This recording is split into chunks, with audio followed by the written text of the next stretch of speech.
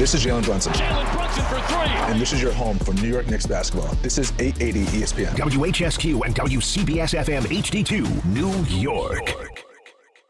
Time. I got to divorce my wife and have my kids bleed out because the Giant game's on. Otherwise, I'm not a real fan. Hahn. What kind of fan are you? Not a good one. And Rosenberg. The Peter haters who call, stupid. The Peter fans who call, very bright. This isn't North Dakota. This is New York. This is Don, Hahn, and Rosenberg. The best threesome I've ever heard. On ESPN New York and streaming live on YouTube. Oh, yeah. You bet your ace is what you do. Sure. Right out of you. And you know what they say, Thursday. Donna, about a show when you say bet your ace pre-301, what that says about the kind of program that's on the way? That means that all the chips are on the table. It's all out there. Full frontal yet again. So you're saying Jim Fossil, instead of saying I'm putting all my chips in the middle of the table, he should have bet, I bet my ace on this one. Can you imagine how much impact that would have had? They went to the Super Bowl, maybe they would have won it. Now, Donald is in New Jersey at the Rock getting ready for some Devil action. And by the way, I have a hockey convo to have with you both in a moment. Interesting. In a moment. Yeah. It's important. Okay. And then Alan is going to be with us the whole 4 hours, but he's making sure he gets himself in physically the right form for tomorrow, the big holiday program. Right. Yeah, not feeling great today. But you're doing what the pros do. You're strapping up and playing. Yeah. It just, we're doing the best we can. You're Justin We want to Herbert. be there. We want to be there tomorrow for sure. But you sound good though. Like during the meeting, because you had said that you felt like nasally. I think am. you sound Listen, good. I got the box of tissues right here. You're going to hear me sneeze a few hundred times throughout the show. I'm going to turn the mic off while I can. But no, I woke up with a little something. Well, look at you. You're fighting through. That I don't love. It's Herbert with the broken hand, but he's still there winning games on Monday Night Football. You know what I mean? Yeah. No, I think this is worse. You think? But I'll tell you one thing. It's a lot harder. I got to tell you what I'm going through. This is longer than a football game. It's longer than a football game. That's right. And Herbert, it wasn't his throwing hand. Yeah. This doesn't sound. I'm using. I got to breathe through this today. I got to. Come on. Yeah. This is. You guys saw me yesterday. I got a Charlie horse during the show. When the hell you get a Charlie horse? That's true. I did. I was dehydrated yesterday, fellas. Oh, that's what it was. I didn't know this, and I found that's cool, what man. it is. You're dehydrating. You're getting sick. I'm on the train. I almost missed my stop yesterday because you were that out of it. I was sleeping. When do I sleep on a train? Yeah, almost missed the stop. So we're talking about a tragedy yesterday. Well, listen, you're fighting through though. You're a great man. You could have been in an iron lung, but you're here with us. Yeah. I had a buddy who used to always fall asleep on the subway, and he'd wake up with change on his lap. Excuse me? Really? That means your friend didn't look good. No, well. That means he looked like Repug Don.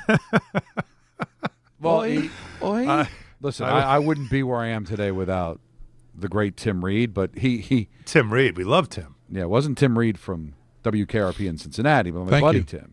Oh, okay. Who got me into this business, but depending on the day, he could look a tad homeless. And if he's sleeping on the subway, well, then that's just going to add to the whole theory. See, that's why you he needed money. A tad homeless. That is a movie. I'll watch that. Name of my 14th book. I would watch that movie. A tad homeless. By the way, that's how I've recently felt. By the way, the main character's name is Tad. Yeah, Tad Homeless. That's his name. Listen, he'll be the first to admit this. He wore clothes for comfort, not style. Who doesn't? And it was like a 2-year period where he was just growing his hair out and said, I'm eventually going to go to my barber. We're going to figure out what exactly we're going to do with this. You can't do that over 2 years. Well, listen, we're all going to pull it together so tomorrow we can be with you. Now, what you're going to have to make a decision on, Alan, is something I've been through before.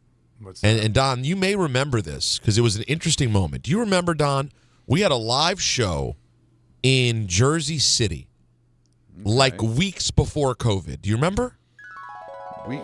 Weeks before COVID. In Jersey it was maybe City? It might have been a Buffalo Wild Wings. It was in Jersey City or Hoboken, one of the two. I confused them, let's be honest. And I don't know how. Well, okay.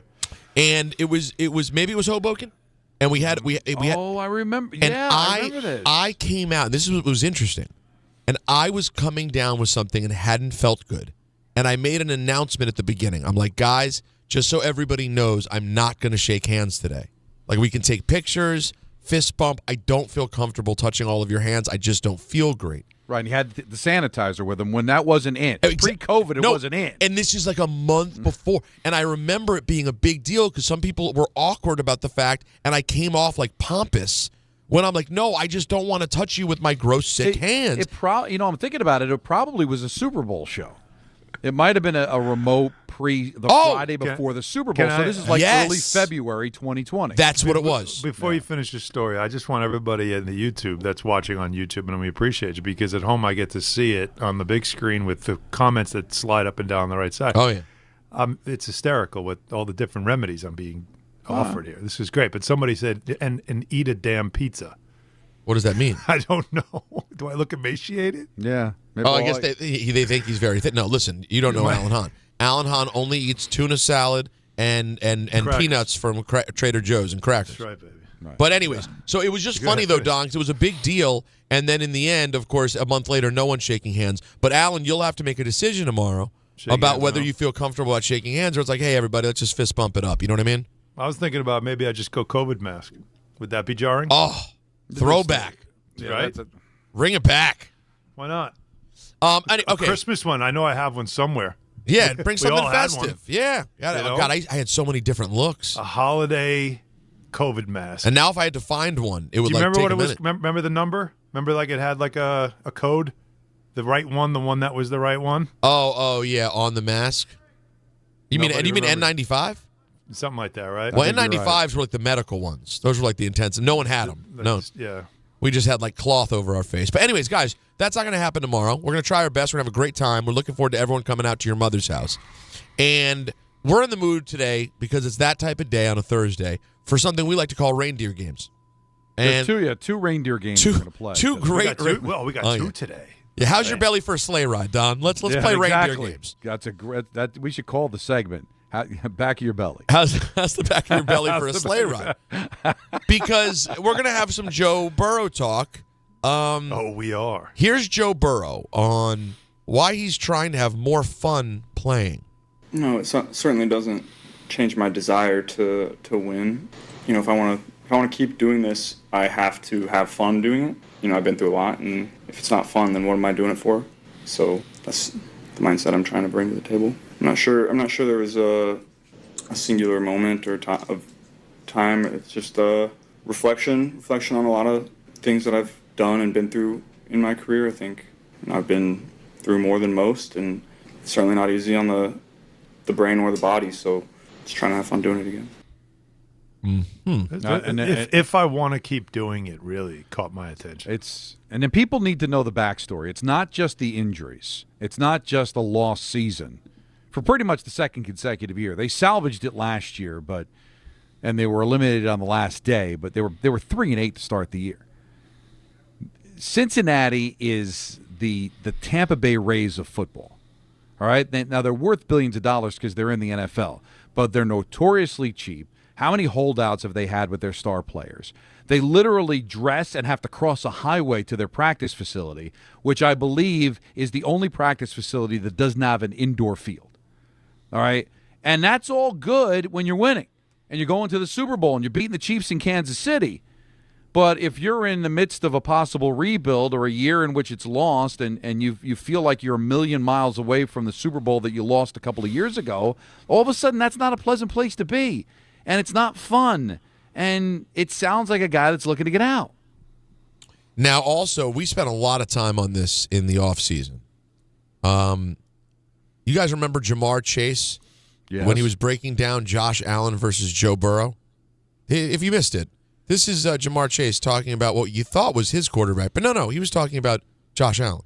Honestly, I feel like he has it all. The timing, the accuracy, the placement, the speed, the awareness.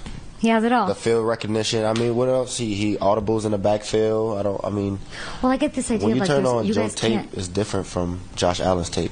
Completely different. You know what I'm saying? Mm-hmm. So I don't know. People game plan against Josh Allen, not against Joe Burrow. They play against his game weapons. You know what I'm saying? So that's the difference. No, he's talking about himself. Obviously, right. They worry about me and T. They don't worry about Joe. Now remember, this was a time for T to get paid.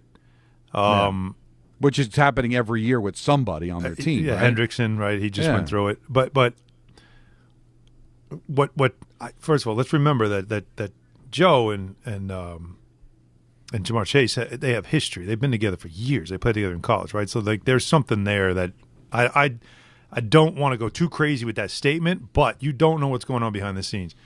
Listening to Burrow yesterday sounded like somebody. It was his birthday, by the way. It sounded like somebody that was kind of having that deep thought about my life kind of thing. He's 29, so you hit 29, anybody that might remember it, you realize, like, damn, I'm going to be out of my 20s next year. Like that, you do come to this moment of, it's like, I'm getting older. Yeah, you can play kid into your 20s. Once there's a 3 in front. Then that 3 changes your whole perspective on life. So I don't know if he went into it and had like this kind of moment of what am I doing and why do I want to be here? Let's not forget, too, that Carson Palmer, who once was there in his place, famously hinted to him, get out. Yeah. Get out of there while you can. Before I think it might have been before he signed the contract extension. And so there's enough reason for him to wonder about his future in Cincinnati. But I didn't like that he also made it sound like he was wondering about his future in football and then the connection that everybody made to Andrew Luck and how at the same age Andrew Luck walked away from the sport because it was beaten out of him. The love for it was that's why he has to do it. Because if you do it any other way, you seem like a selfish anti-team guy. But if you make it seem like you've just lost love of the game and you might have to walk away, when people really know what you mean is you still mean there. You're just not trying to throw the organization under the bus. But it's not a bad thing to float out there, Peter, if Cincinnati wants to be stubborn and say, no, you're not going anywhere. Oh, well, I'm not going anywhere. You know, I'm just going to retire. And it's not that unprecedented. You mentioned Andrew Luck. You mentioned Barry Sanders. And what do those players have in common? You know, playing for, especially Barry, where it's like, it's not working out here. You know, and Luck was getting beat up, and they weren't playing in any Super Bowls either. Again, Cincinnati's fine when you're winning. And I also think the timing of it, guys, came after what was a really tough loss against Buffalo, in which they were, still mathematically alive. They still are now, but certainly that took a hit with the loss. He plays his ass off. They lose the game.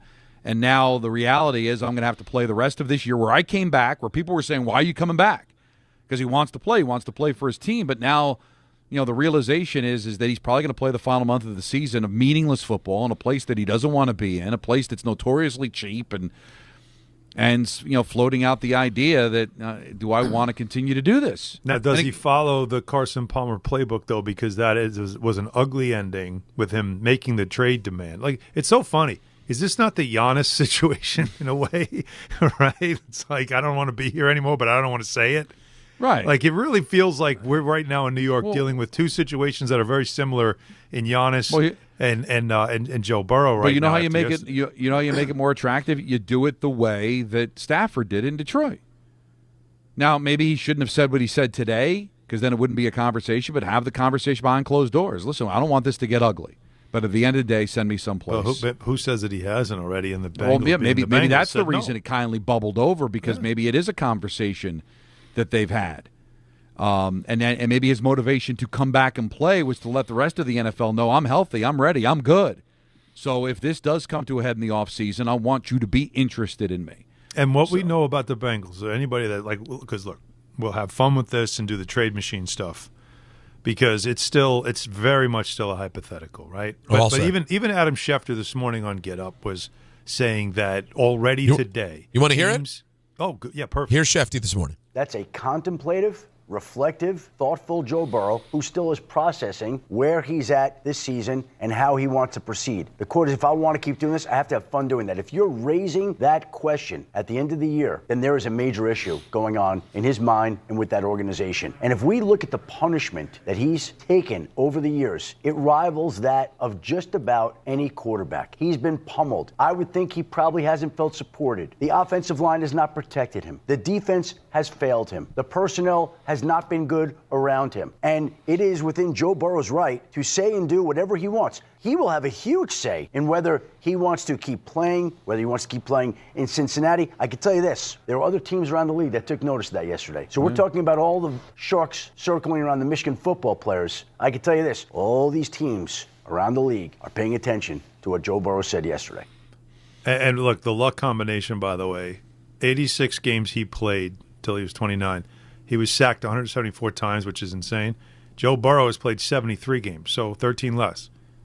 Sacked 203 times. Yeah, it's crazy. Good Lord. So that's the that's a there. troubling number. But what Shefty's saying is exactly why Darren Muji, who is probably more locked and loaded than any other GM if you consider how many draft picks that he now has collected, that he's among those who must be, if he wasn't already kind of feeling, hey, let's be in position, right? You got to feel like now he knows who's got more than us to offer, because we know the Bengals don't want to take your big, like, you know, they're not taking Kyler Murray. They're not taking a big contract back. They're a cheap organization. When Palmer left, they had Andy Dalton in a rookie deal. Right. That's what they'll want. So Fernando Mendoza, come on down. They were not going to go for what Indianapolis did with the Jets. They didn't want Sauce Gardner. They didn't want guys they're going to have to pay. They want picks. Yep. And if you think Muji's the guy, and we'll see, but good organizations, good general managers see what happened yesterday ahead of time. And so I think there's something going on in Cincinnati. I think there's a possibility he's going to be made available. If he is, I want to be in a position to trade for him. If he doesn't want to come here, I can't do anything about that. But what I could do is put myself in a position that if Cincinnati wants to deal, they have to deal with us, because nobody has what we have to give up. And we need a quarterback more than anybody. And that's why it's also now important, going back to the conversation we had a month ago, Alan, these games for the Jets are important. Yeah. Because if you want to convince Burrow to come here, you want to be able to convince him that they've got the coaching staff and they've got the skills that you could take advantage of, not lose out for the draft pick and go, why would I want to go to New York where they lost their last 5 games to close out the season, look like an embarrassment. I'm trying to leave an embarrassment, not join another one, where if you play hard, you win a few games, and they believe in Glenn and they believe in Muji, that you become an attractive place to say, hey, that's a step up from Cincinnati. I want to go there. I'll approve a deal. And if that happens, guys, then this reindeer game that Peter was talking about becomes a reality. Because if Burrow becomes available and he doesn't mind playing for the Jets, no one is going to be able to match what the Jets can give. No one. No one's got the kind of draft capital the Jets do. No. And Cincinnati doesn't want established players that are being paid. So you tell me another team that could put together all these picks for Burrow. Let's go ahead, Alan. All I was going to say was the only thing to say is that going from the Bengals to the Jets is like going from hell to more hell. And why would Joe Burrow want that? I think that's disrespectful to hell. Well, but you're talking like the old Jets. If it's the new Jets, if Muji and Glenn are the guys, but how there's not going to be enough tangible proof of that in the next 4 weeks. I don't know. Aaron Rodgers thought it was okay to come here. Aaron Rodgers did not have a lot of options. He didn't mind. I understand. And if Burrow's only other option might be retirement, because Cincinnati's be like, I'm not just going to send you to wherever.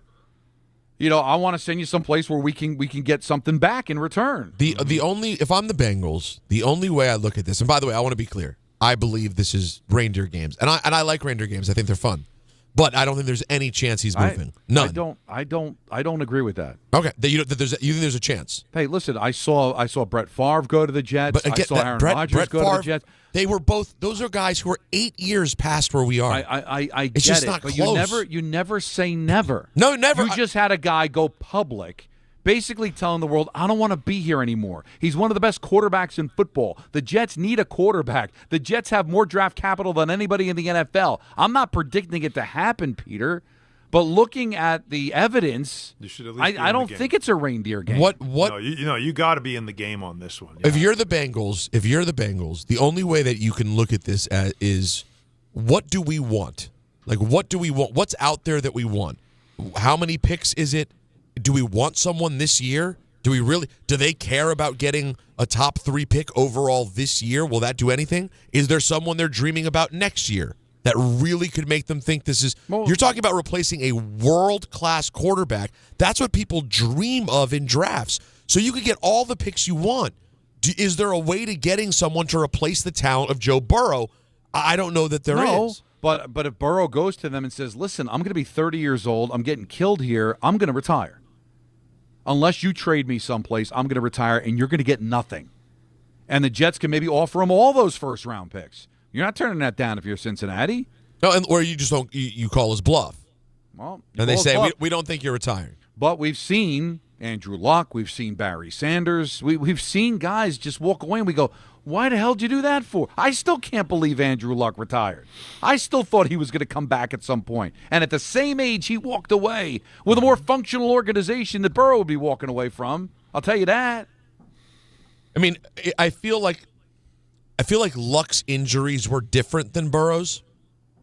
I mean, Burrow's had bad injuries, but wasn't with Luck the some of the issues they couldn't, like, it didn't seem like they could quite get a handle on things. He was always dealing with something.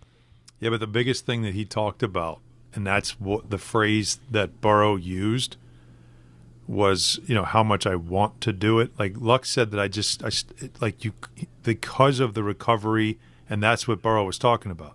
He was using a lot of the same language that Luck was using, love of the game or losing the love of the game. That's the stuff he was talking about. The game was beaten out of Andrew Luck. Yeah, it's not apples to apples. I'll give you that, Peter. I'm just saying that a player walking away early, he's made his money, he's played in the Super Bowl, knows he's probably never going to do that again in the current situation. It's not again, I'm not predicting it. You're definitely on the right side of 50-50. I'll give you that. Mm-hmm. I'm not saying the odds are in its favor, but the more you talk about this, it's not just crazy. Hey, the guys in New York are just pulling a story out of thin air. Burrow didn't have to go public with this. So obviously there's a modus operandi there, why he did what he did. Yep. Cincinnati probably wouldn't mind getting out of his contract. Probably wouldn't mind getting a bunch of picks and starting over.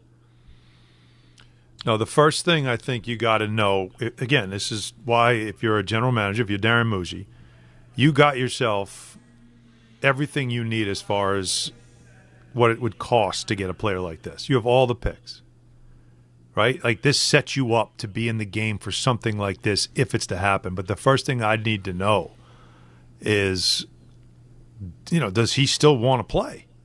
Like I said, the way he sounded was alarming. Right. Because he didn't sound like, I'm tired of this organization, I'm not happy, I want to win. He wasn't using Am words I the only like, one not buying it? I'm not buying it. You really feel like this was just this was him firing the first shot? Yeah, is that I do. What you think? Not only that, I hate hearing an athlete talk this way. I'll tell you that. I hear you. Not only that, guys, if they end up not blowing the lead and winning last Sunday against Buffalo, we're not even having this conversation. Do you think so? That's what all I think. I'm saying. All right, I'll just say it.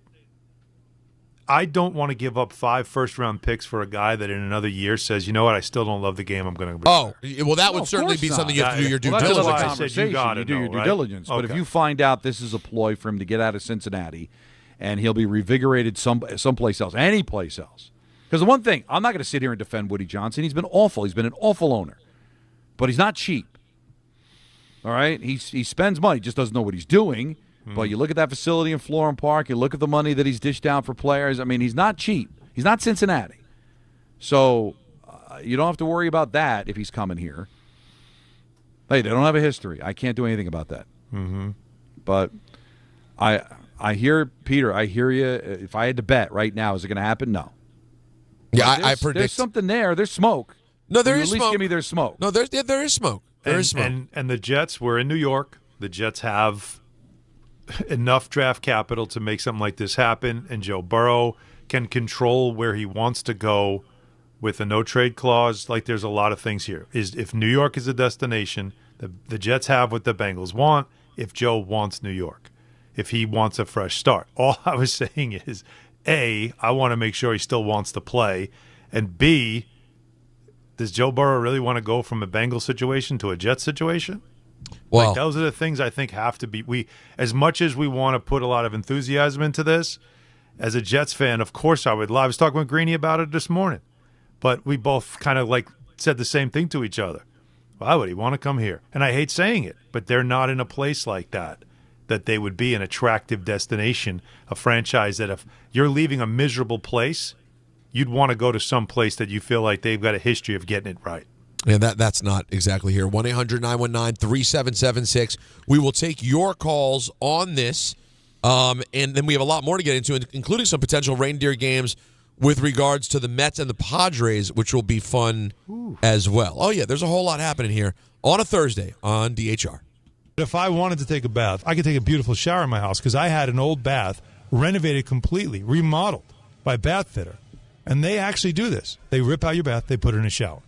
They also, of course, have what everybody has seen before, their unique PermaFit solution. You get a watertight fit, goes right over your old bath, and it is gorgeous. It makes the whole bathroom brand new again. It is a permanent solution, by the way. This is not something that's going to bubble up in a couple of years. They're the leader in bathroom renovation for a reason, so that's why you don't go to any other imitators. This all gets done in one day. That's what you love. It's durable, easy to clean, no demolition, lower cost than a full replacement. And by the way, the most important part of it, the lifetime guarantee. So you can trust the Bath Fitter team just like we did. Start designing your bath today at bathfitter.com because there's only one Bath Fitter. Listen up, New York. It's football season, and you should be out there enjoying every play, every tailgate, every moment. But if you're dealing with neck pain, back pain, joint pain, or sciatica, even getting off the couch can feel like a challenge. That's where Dr. Jay Shaw at Sandwell Pain comes in. He's one of New Jersey's top pain specialists, Ivy League trained, double board certified, and dedicated to getting you back in the game. Here's the difference. No surgery, no scars, no long recovery, no pain medication. Just precise, non-surgical, image-guided procedures that get real results. Dr. Shaw treats everything from neck pain, back pain, migraines, nerve pain, and chronic joint pain. And he builds a custom game plan that's right for you. Same day or next day appointments are available with offices in Woodbridge, Livingston, and Inglewood. And yes, most major insurances are accepted. So don't let pain keep you on the sidelines this season. Go to SandwellPain.com to call, text, or book online. Relief is closer than you think, and it starts today.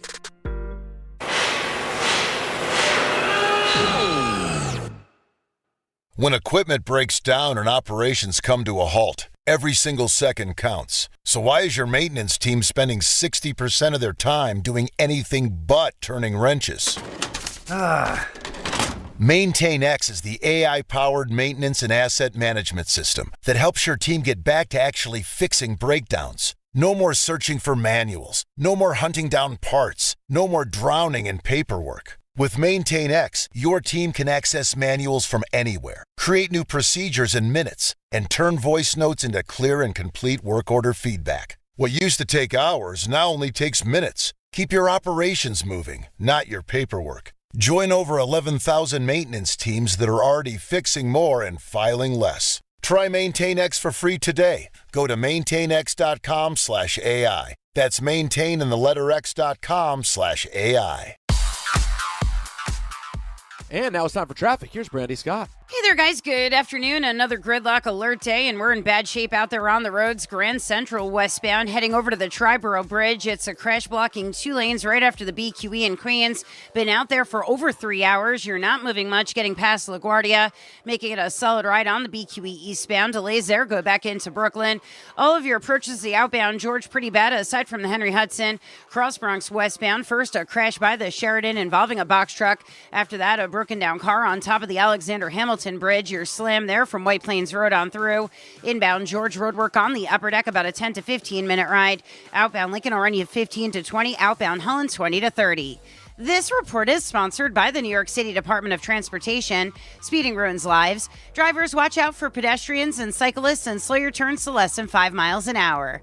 I'm Brandy Scott on 880 ESPN New York. On December 12th, Service Titan invites you to celebrate the Day of the Trades. A day we recognize the men and women we depend on to make our lives possible. A day we shine a spotlight on the men and women that work tirelessly to keep society functioning. A day where we look to honor those individuals we couldn't live without. On 12/12 and every day, all of us at Service Titan say thank you to the tradespeople who power the nation. Search Service Titan Power the Nation to learn more. Clinton Yates here, and the holidays are upon us, full of gatherings, toasts, and plenty of cheer. And if you're like me, you want every moment to shine. That's why I head to Total Wine & More, where you'll find it all at the lowest prices, from rich whiskeys and smooth tequilas to festive liqueurs and elegant champagnes. And if you're not sure what to grab, their guides will help you find bottles that impress. You'll always find what you love and love what you find, only at Total Wine & More. Spirits not sold in Virginia and North Carolina. Drink responsibly. B21.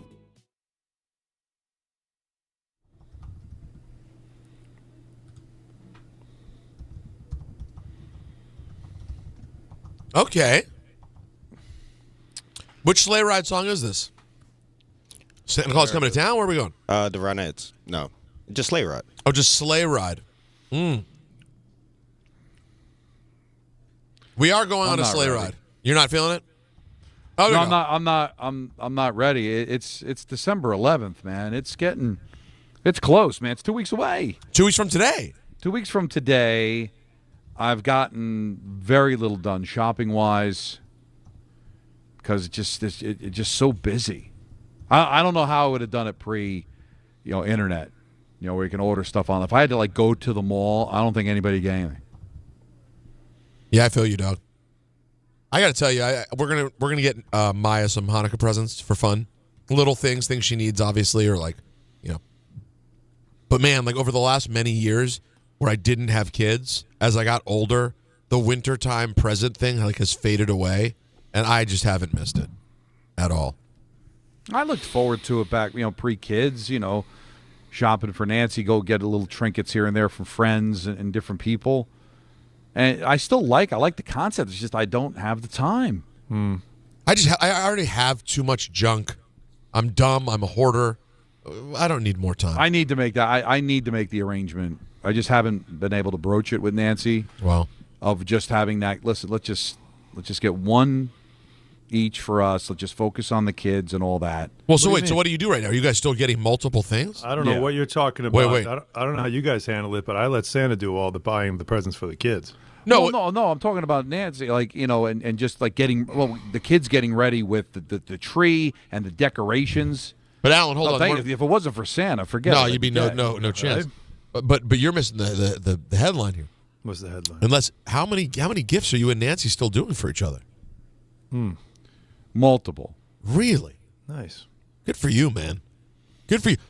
Me and Natalie only been together 5 years, and twice this last week she's asked me, so are we doing gifts for Hanukkah and Christmas? Are we doing that? And I was like, yeah, sure. Yeah, if you want to. I wish it was just about the kids and just enjoying the gifts. So why don't you do it? Why don't you just say, hey, we have enough stuff. You know what you should do, Don? Based on what you've said on the air, so I don't think I'm speaking out of school.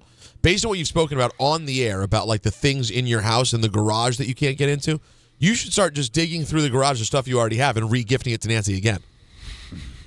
Bring it right back. I guarantee you there's a gift you've given her that's sitting right there untouched. Box it right up. I think she would know. What a gag it would be, though, if she didn't. Wouldn't it be unreal? Alan, how many gifts are you guys exchanging? Just the two of you. I don't mean the kids. Although Santa's done with some of your kids. They're adults. Yeah. He's moved on. Well, no, not at all. It was because Santa continues to go for all the adults? I thought it's the little boys and girls that Santa's worried about. It is as long as you're living in the house. Really? I didn't know. The elf shows up every Thanksgiving night. Okay. And keeps an eye on everybody and keeps his tabs, and then he leaves and he tells Santa everything that's going on. I understand, but in the world in which there are 40-year-old college graduates living at home, correct? Even Santa's like, I'm missing this house. Enough is enough. Although I guess I'm just saying in the world, right? Emma has her own apartment now. So that's the thing. That's my point. Yeah, Santa's not. He's not dropping off stuff at your house if she has her own apartment. No, it's a lot. Marco and Jalen are still living with us at 40, and it's not basically to physically take care of two people near dead.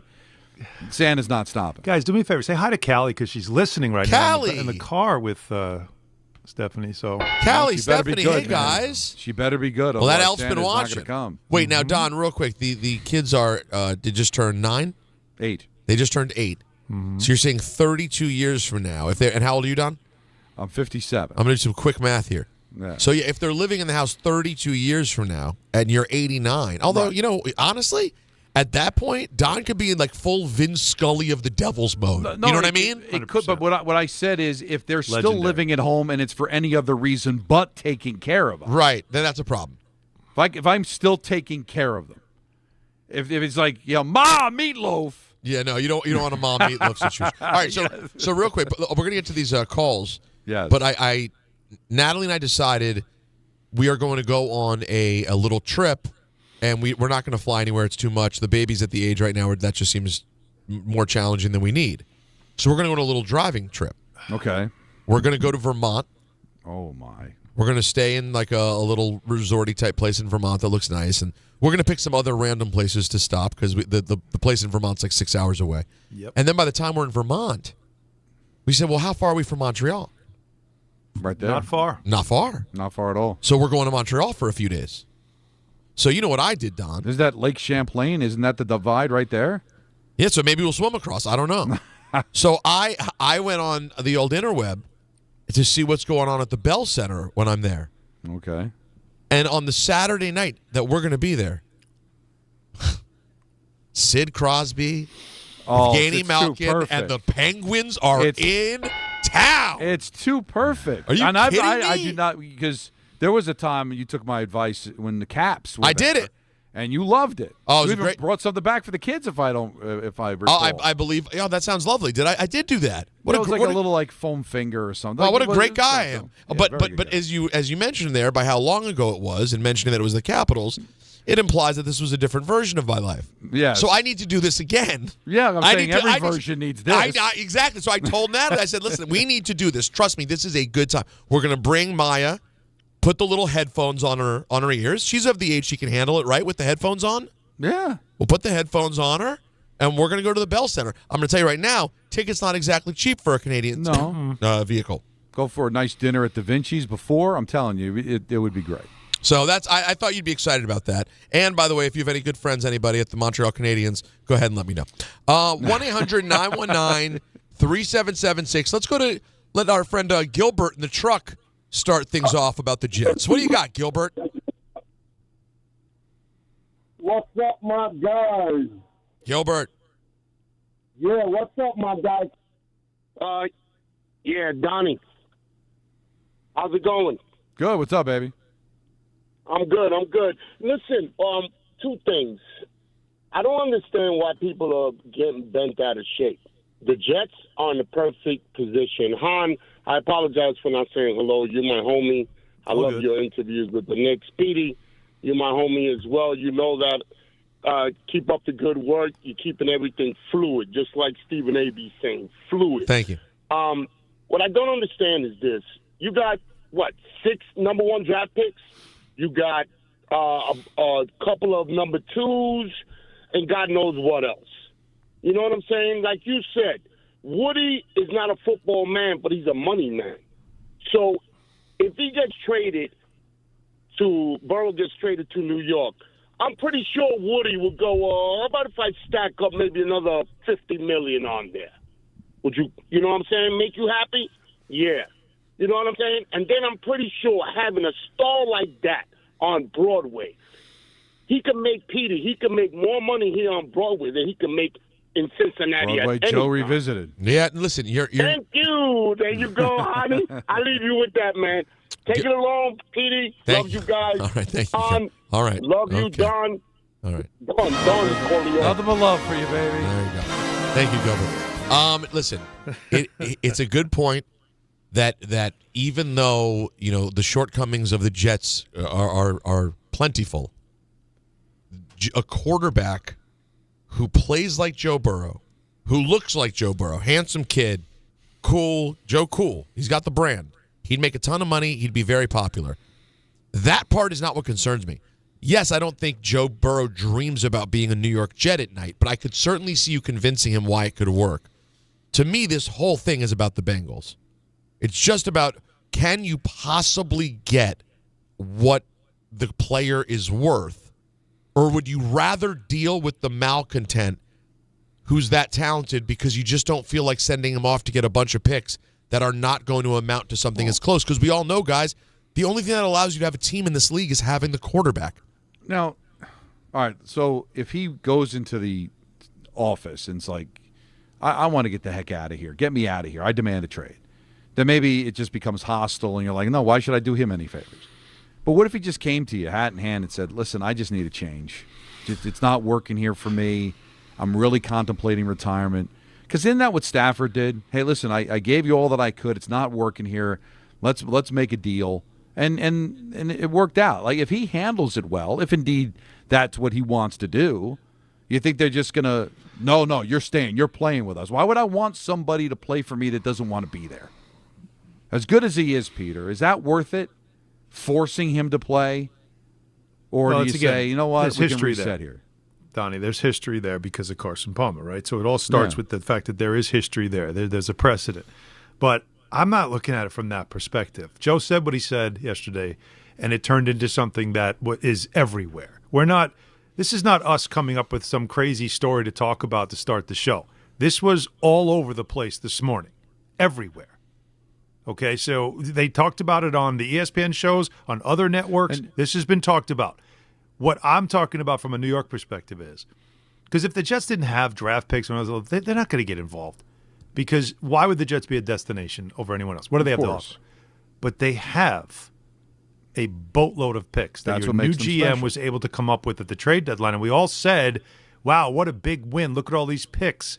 Then you and what did I tell you at the time? Those picks aren't worth anything until you use them. Right. And who did we use as an example, Alan? As a possible get? I said Joe Burrow. Right. Because now, the whole league knows he's not happy there to begin with. But I'm saying is, at that time, when you threw that name out, that was a reindeer game. And now all of a sudden that reindeer game, just drops something very interesting that makes it like less of a reindeer game. Right? Right. And what I'm saying is, from a New York perspective, there's almost like you must, if you're Darren Muji, do all the work you can, which I imagine he already is. You have to do everything you can to find out, is this guy going to be available? There's back channel ways to find out. There's agents to talk to. There's ways to know and start the conversation and then make the Bengals know, listen, this is burning a hole in my pocket. I got all these picks and they're burning a hole. I'm Les Snead. F them picks. I need a quarterback. That's where you are right now, and that's what we're saying. What we're saying is that organization doesn't get a lot of things right, but you got to be in on everything. You got to be the one team that is all in if this is going to be a thing, but you can't do it after he says, I want to be traded. You got to be already ahead of the game, and that's to me what we're doing. You apply the pressure now on the Jets to make sure that you guys do whatever it takes, because if he ends up traded somewhere else, that's devastating for the Jets. Devastating. Let's go to Ira. Who better to talk to? Ira on Staten Island. What's up, Ira? Hey, gentlemen. How are you? Happy holidays, you guys. You guys have been in this business too long. You know the way it is. Where there's smoke, there's fire. And, that previous caller, Joe Cool in New York, it makes all the sense in the world. The only problem that I have with this, and I would welcome with open arms, is that everything that they've done, supposedly building a foundation, and it seems like there's some cracks right now, and hopefully they're going to get them fixed. It's just now they're going to pivot and bring in a guy like Burrow. I mean, Rodgers is what he is. He's shot. But is Burrow's ego going to be too much for Aaron Glenn to handle also? That's the question that I have to be concerned about. And for Woody Johnson, okay, I've spoken to so many season ticket holders, and at the stadium, people I know, 90% of the people, okay, 25, 35, 40-year season ticket holders, they're giving up their tickets. So if Burrow is a realistic thing, whether Moogie or Glenn, even if they don't want to go in that direction, Woody's going to have to step in and force it because he's not going to sell tickets. No, Ira's right, though. Ira's right. The business is struggling right now. And Woody Johnson, nobody's more sensitive to criticism and losing money and losing the business, losing fans than Woody Johnson. He pays attention to all this stuff. Don't pretend like he doesn't. Why do you think they paired up the former coach with a talk radio guy? Why do you think they do this stuff? Because they're aware of all of it. And if this is now something that's out there, and I promise you the tabloids are going to have all this stuff tomorrow too. 100%. Tabloid's going to have all this. There's a reason for it. He's going to pay attention to all of it, and he's going to make sure that his guys are on this story. They have to be. But the one thing I disagree with Ira, he's saying pivot. You've been saying it all along, Alan. Getting those picks was all about not necessarily getting a quarterback in the draft. It was if a quarterback shake loose, I want to be able to jump him. I'm not saying this was the sole plan, but I believe Muji just said, I think Burrow's unhappy in Cincinnati. Or others. We probably have no chance of getting him, but all I know is that if he shakes loose in Cincinnati, I don't want to be. It's because I don't have enough to get him. Otherwise, what are we doing, right? Right. Otherwise, what are we doing, there's no Don? pivot, Ira. There's no, I'll collect a bunch of draft picks so we can, trade up for Mendoza or hope that, next year Arch Manning comes out. No, I think the plan was let's get some picks because we might trade for a vet. Trade up for Mendoza. Can you imagine? Stop it. As Field Yates has that.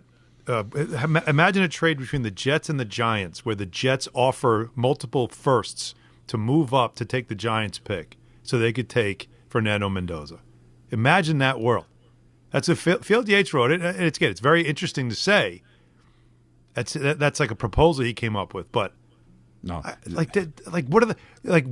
what we're saying about Joe Burrow, the chances of that happening are single digits. The chances of a Jets-Giants trade-up situation are even lower than that. Dude, if you want typical Jets, that's typical Jets. Yes. You trade up for Mendoza, he becomes Ryan Leaf. True. And you single-handedly rebuilt the Giants with all those picks that play in your stadium. That's typical Jets. 1-800-919-3776. More on this next. We'll get to the Mets next hour as well. Don, Hahn, and Rosenberg. The holidays are here, and Amazon Pickup is your MVP of package pickup. Need that perfect gift like a brand new jersey for the big game? With Amazon Pickup, you can grab your order from secure Amazon lockers or counters near you on your schedule at no extra cost. It's fast, it's easy, and it keeps your holiday surprises tucked safely away. So whether you're running from work or heading to the holiday party, Amazon Pickup makes holiday shopping worry-free. Find your nearest Amazon Pickup location at amazon.com/pickupmvp. That's amazon.com/pickupmvp.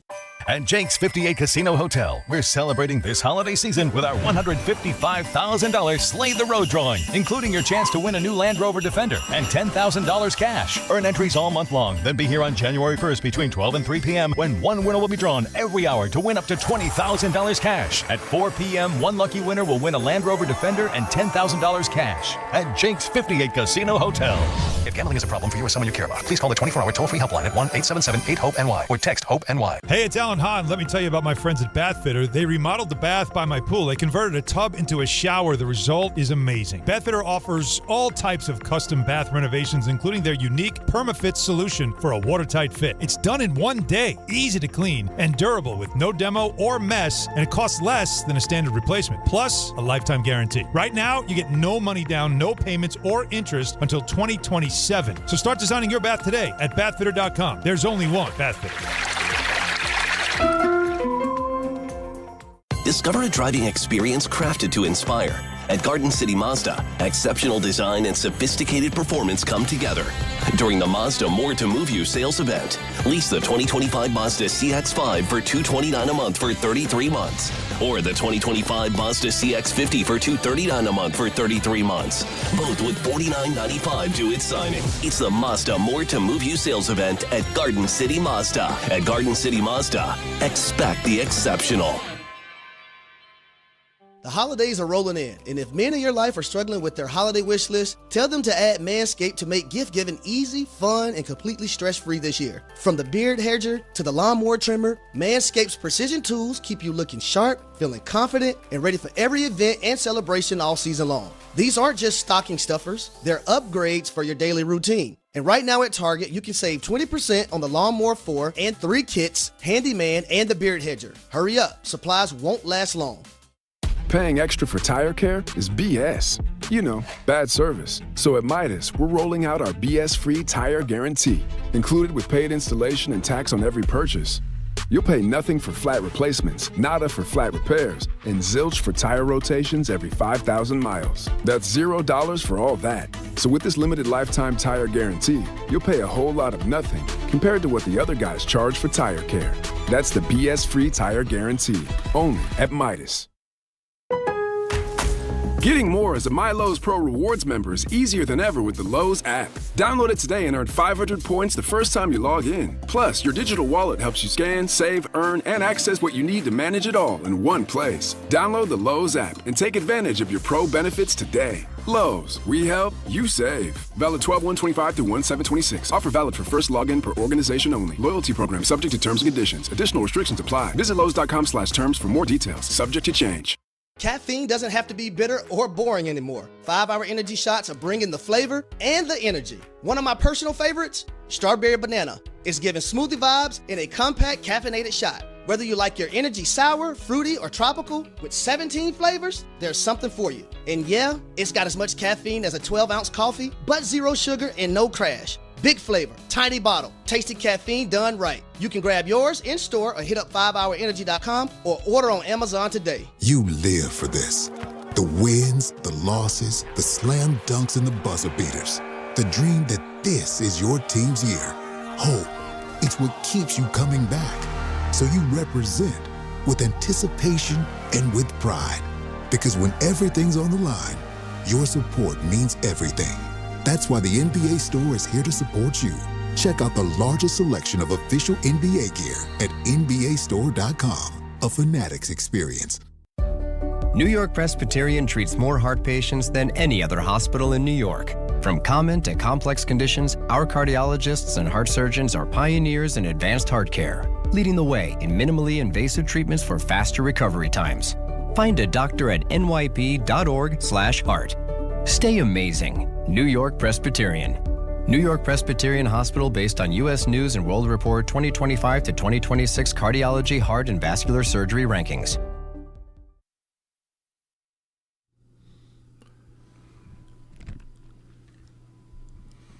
I gotta say, I when I'm home, I get to see the chat going on YouTube.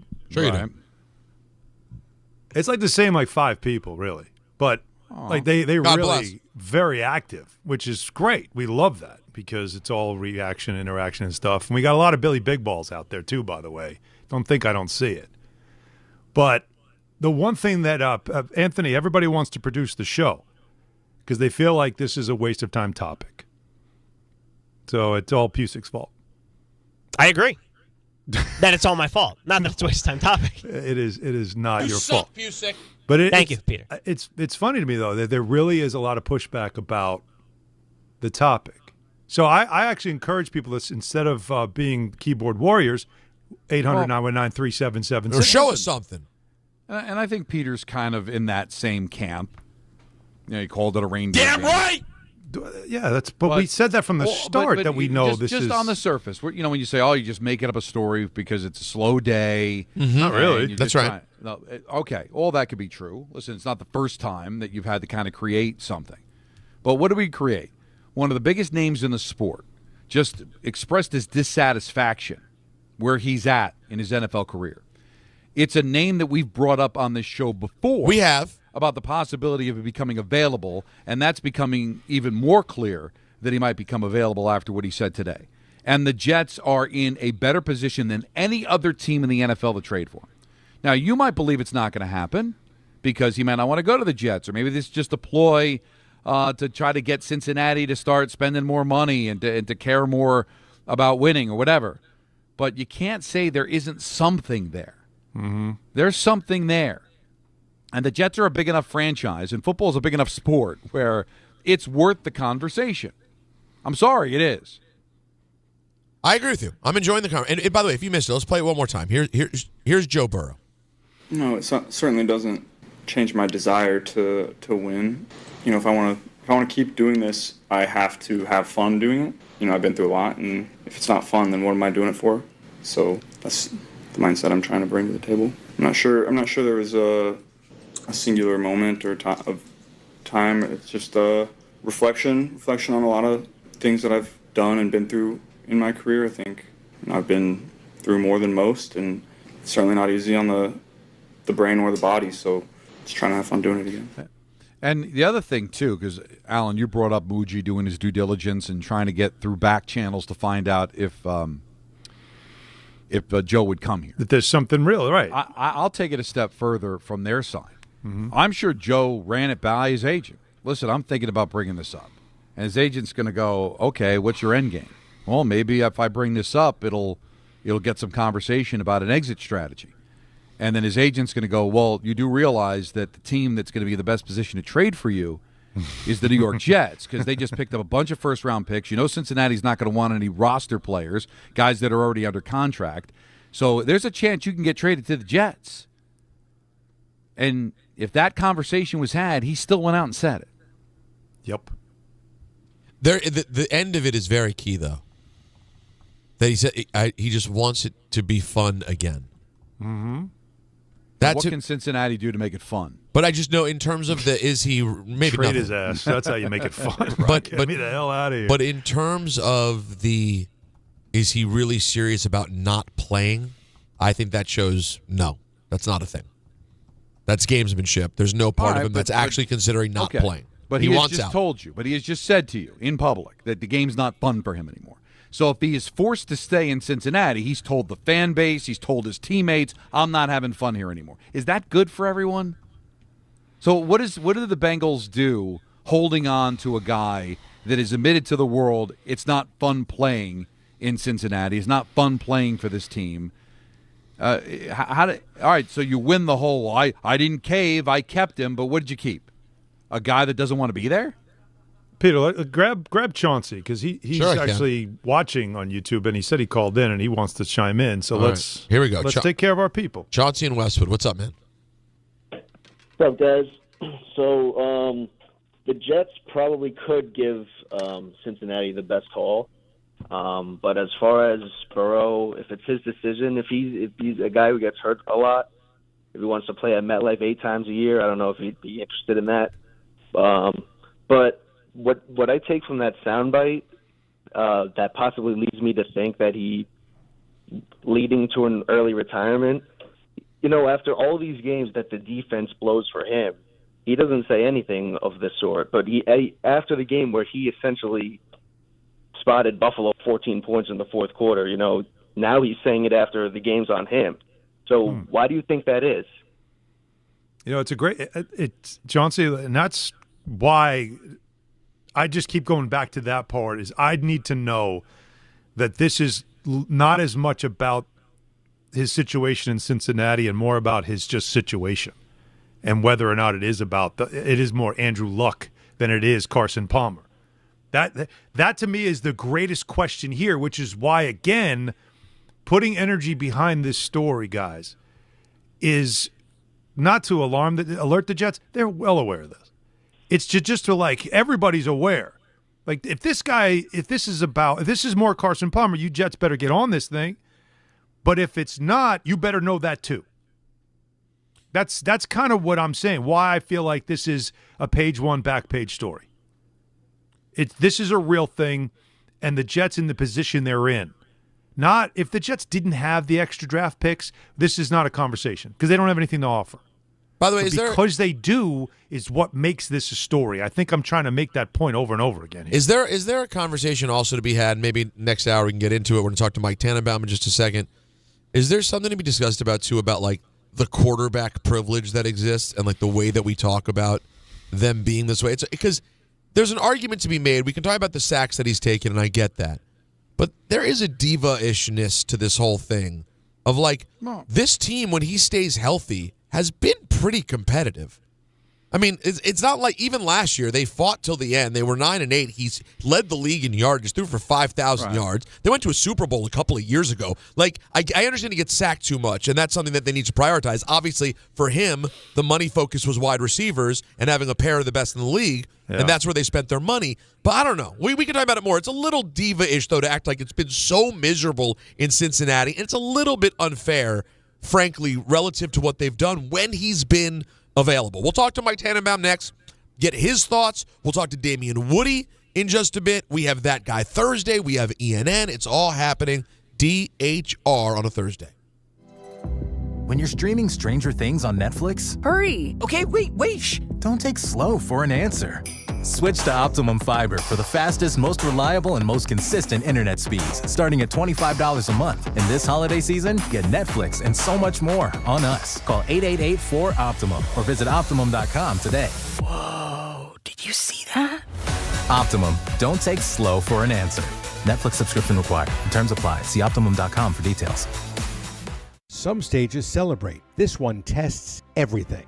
Every drive, every approach, every putt. Pressure builds. Resilience matters. And history waits for the bold.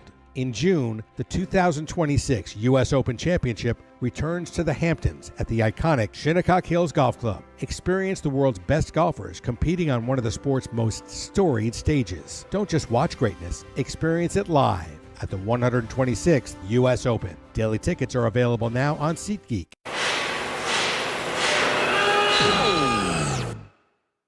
When equipment breaks down and operations come to a halt, every single second counts. So why is your maintenance team spending 60% of their time doing anything but turning wrenches?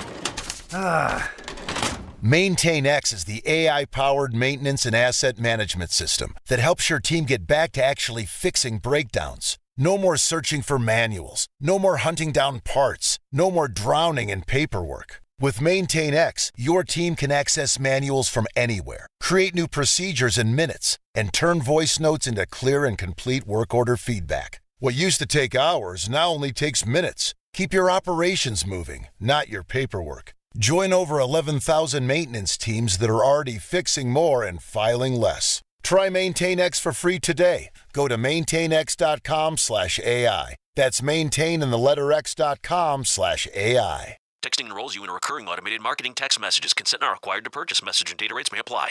The team's looking good this season. I think so. Man, I miss playing football. Ever since I turned 40, I just can't find that fire I used to have. Think it could be lower testosterone? What do you mean? I was feeling the same way. After 40, the body has less testosterone, and men lose their edge. That's why I take Nugenix Total T2. That's the testosterone booster, right? Yes, but Total T2 is their brand new formula that skyrockets nitric oxide levels in as little as 3 hours. Since I started taking it, I've been lifting like when we played for Coach Carter. My energy is way up, and it even spiced up things between me and the missus. Are they still giving out complimentary bottles? Yep, just send a text. Text AREA to 42424 for your complimentary bottle of Nugenix Total T2, the next generation testosterone booster. Text now and we'll include a bottle of Nugenix Thermo X, our newest, most powerful fat burner ever, absolutely free. Text AREA to 42424. That's AREA to 42424. These statements have not been evaluated by the FDA. This product is not intended to diagnose, treat, cure, or prevent any disease.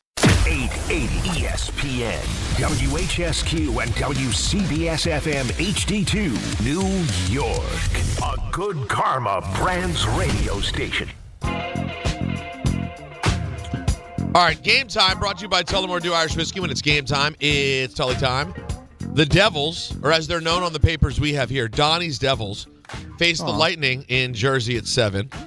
Islanders and the Ducks at 7, like you dream about. Tullamore Dew, the original triple distilled, triple blended, and triple cast matured Irish whiskey.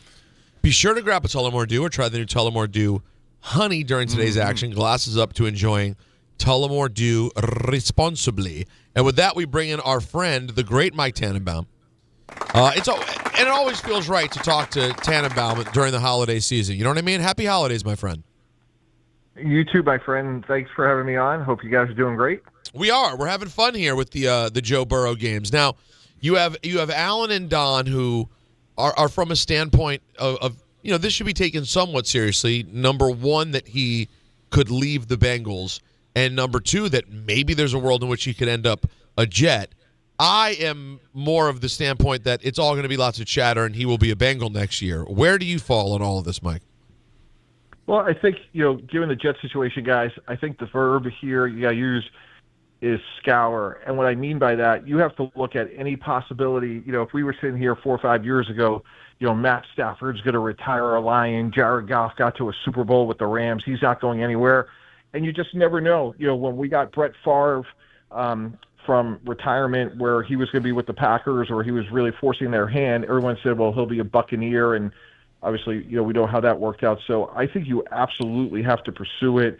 Joe Burrow, to me, is a absolute no-brainer, Hall of Famer, and I would do everything I could to try to get him. And if you know the landscape of picks, and Cincinnati doesn't have an appetite, I wouldn't think, to add salary, bring in guys that are established. Does anybody else come close to being able to offer what the Jets can offer if Burrow is on the open market? Yeah, I think it would have to be someone that had like a good young quarterback that maybe they liked but didn't love. I'm making this up, like Jaden Daniels, although they love him. Like it would have to be something where, hey, you're going to have to give us a good young player, quarterback, and multiple picks. So, like, I'm again making this up, but if Atlanta felt like, hey, we could win with Kirk Cousins, if Penix was healthy, that certainly could have been something like that. But I just can't imagine that unless they felt like they had a path to Fernando Mendoza, that Cincinnati is going to make this trade with any team without a clear path to his replacement. Mike, this is basically like the not only information gathering, right? But if you're you know what, I won't even put words in your mouth. You're in Darren Muji's seat. What are you doing right now? I think again you got to consider everything out. Draft Mendoza. Obviously, does Dante Moore come out? What's our view of Ty Simpson? Then, hey, who's going to be available? Is Kirk Cousins going to be available? What does Malik Collins look like on a one-year deal? I think you just got to look at absolutely everything. Clearly, last few weeks have been better despite last week, and they have such firepower between next year again 2 1s, 2 2s, the year after 3 1s. I think within reason, if it's to me, it has to be either the Giants or Tennessee having the first pick for you to go up and pay the bill for Mendoza, because outside that, if it's the Saints, certainly, the Browns, there are going to be other teams up there that could be looking for a quarterback. All right. Now, you obviously don't want to get caught for tampering because you're talking about a quarterback that's under contract in Cincinnati. So how does a general manager go about legally to find out if Burrow were to become available that he'd have interest in playing for the Jets?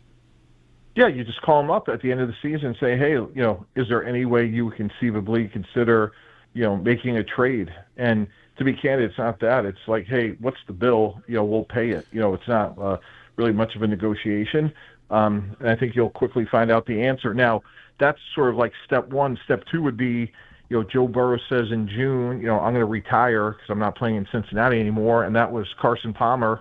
And as you may remember, that took a year to get resolved. And, maybe you're talking to them again in March of 2027 because, a team's going to have to be convinced that you're really never playing again. And that usually takes a year. So there's, to me, 2 windows. One is in March.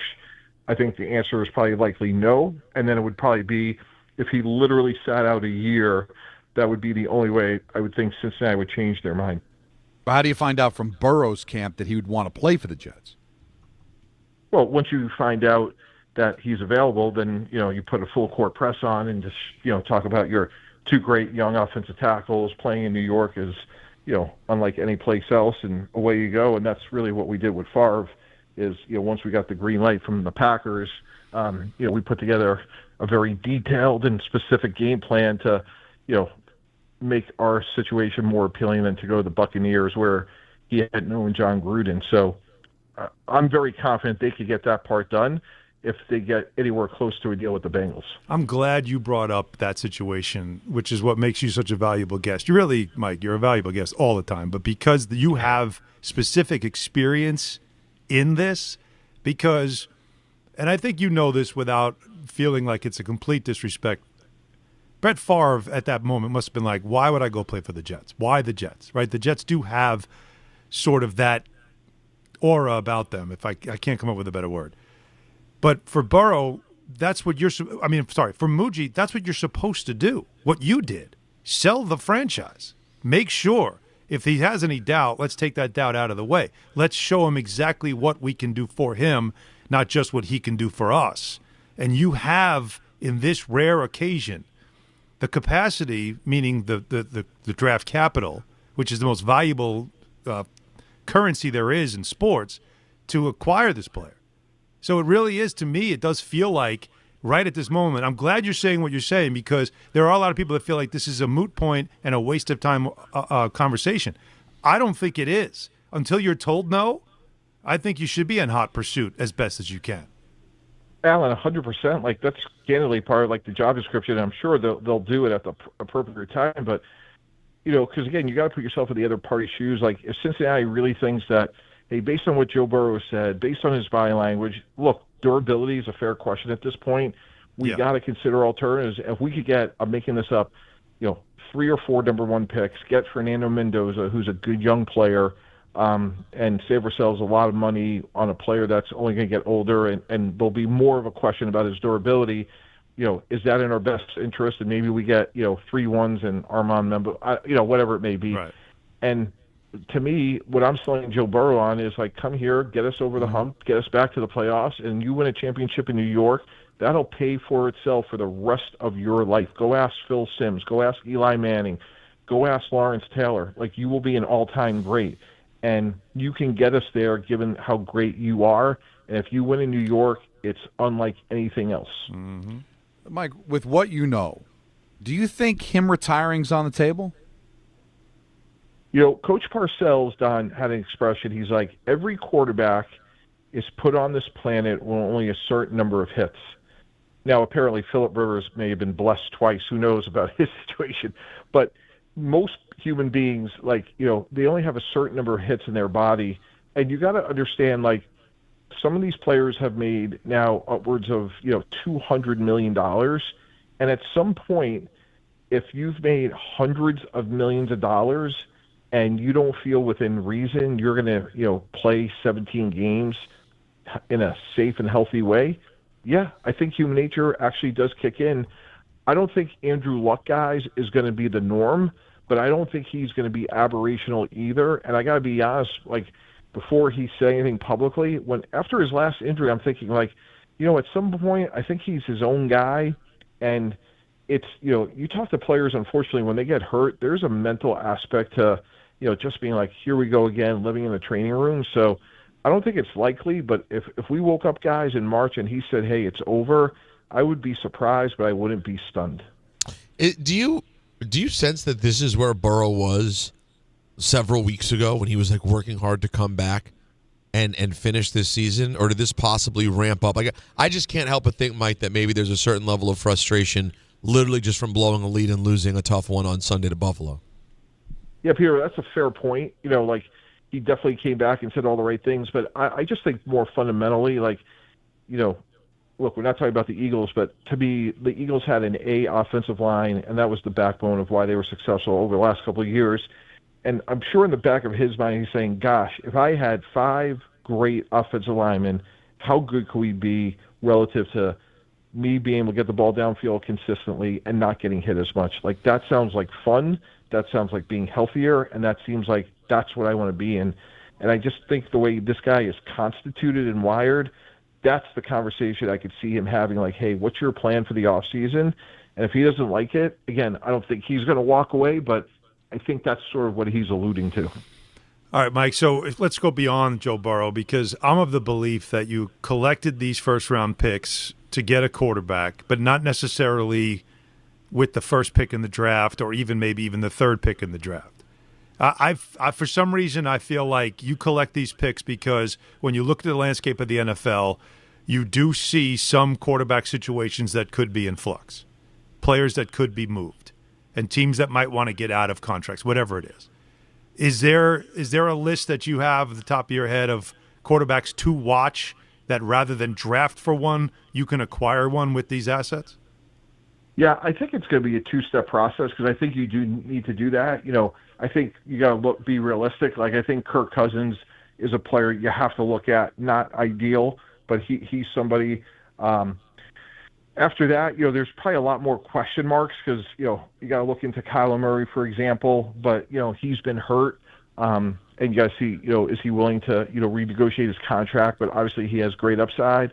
I think you really need to do both. I think you need to acquire a veteran that you have a chance to win with and draft somebody. And until you have a quarterback, and candidly, maybe even, keep 3 because you're looking at what happened with the Colts, for all the things that you could question about the Giants, Wilson, Jameis Winston, and Jackson Dart, I thought made sense. So if I'm the Jets, I'm looking at all avenues and probably, pursuing more than one.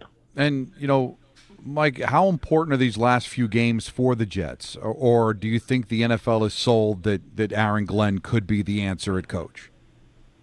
Well, look, I think if we look back in 2 or 3 years, guys, I really don't think if the Jets win 3 games, 6 games, 4 games, I don't think that really matters. I think what matters is, are the New York Jets on December 12th, could they beat the Jets on September 1st? And I don't think there's any question. The answer is yes. Now, has it been straight? No. Has it been bumpy? Yes. But that's what happens with a first-time head coach. So I think the trajectory is the right one. No one will be harder on the performance of this team this year than Aaron Glenn, knowing Aaron the way I do.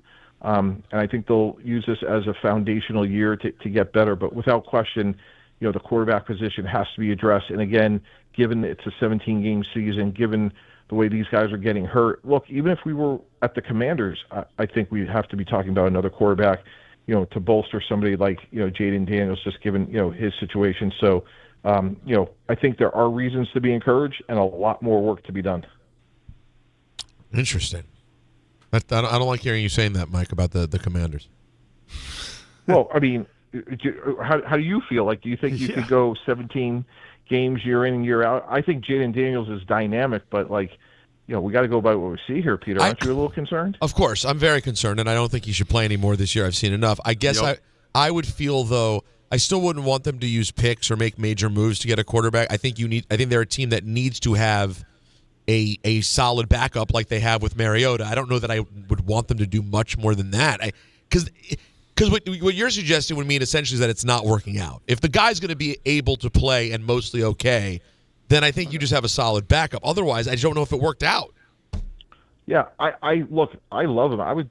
There's no question he should be the guy. All my point is, if you could add another good young player, again, maybe you have 3 of them, much the way the Giants did. I think that's really important in this day and age, just given the way he's built. If we were running the Commanders, I think we would be kidding ourselves to sit here saying, hey, Daniels is great. He'll play 17 games a year for the next 5 years. So that's why, at some point, Mariota is going to have to graduate, and let's develop the guy behind him.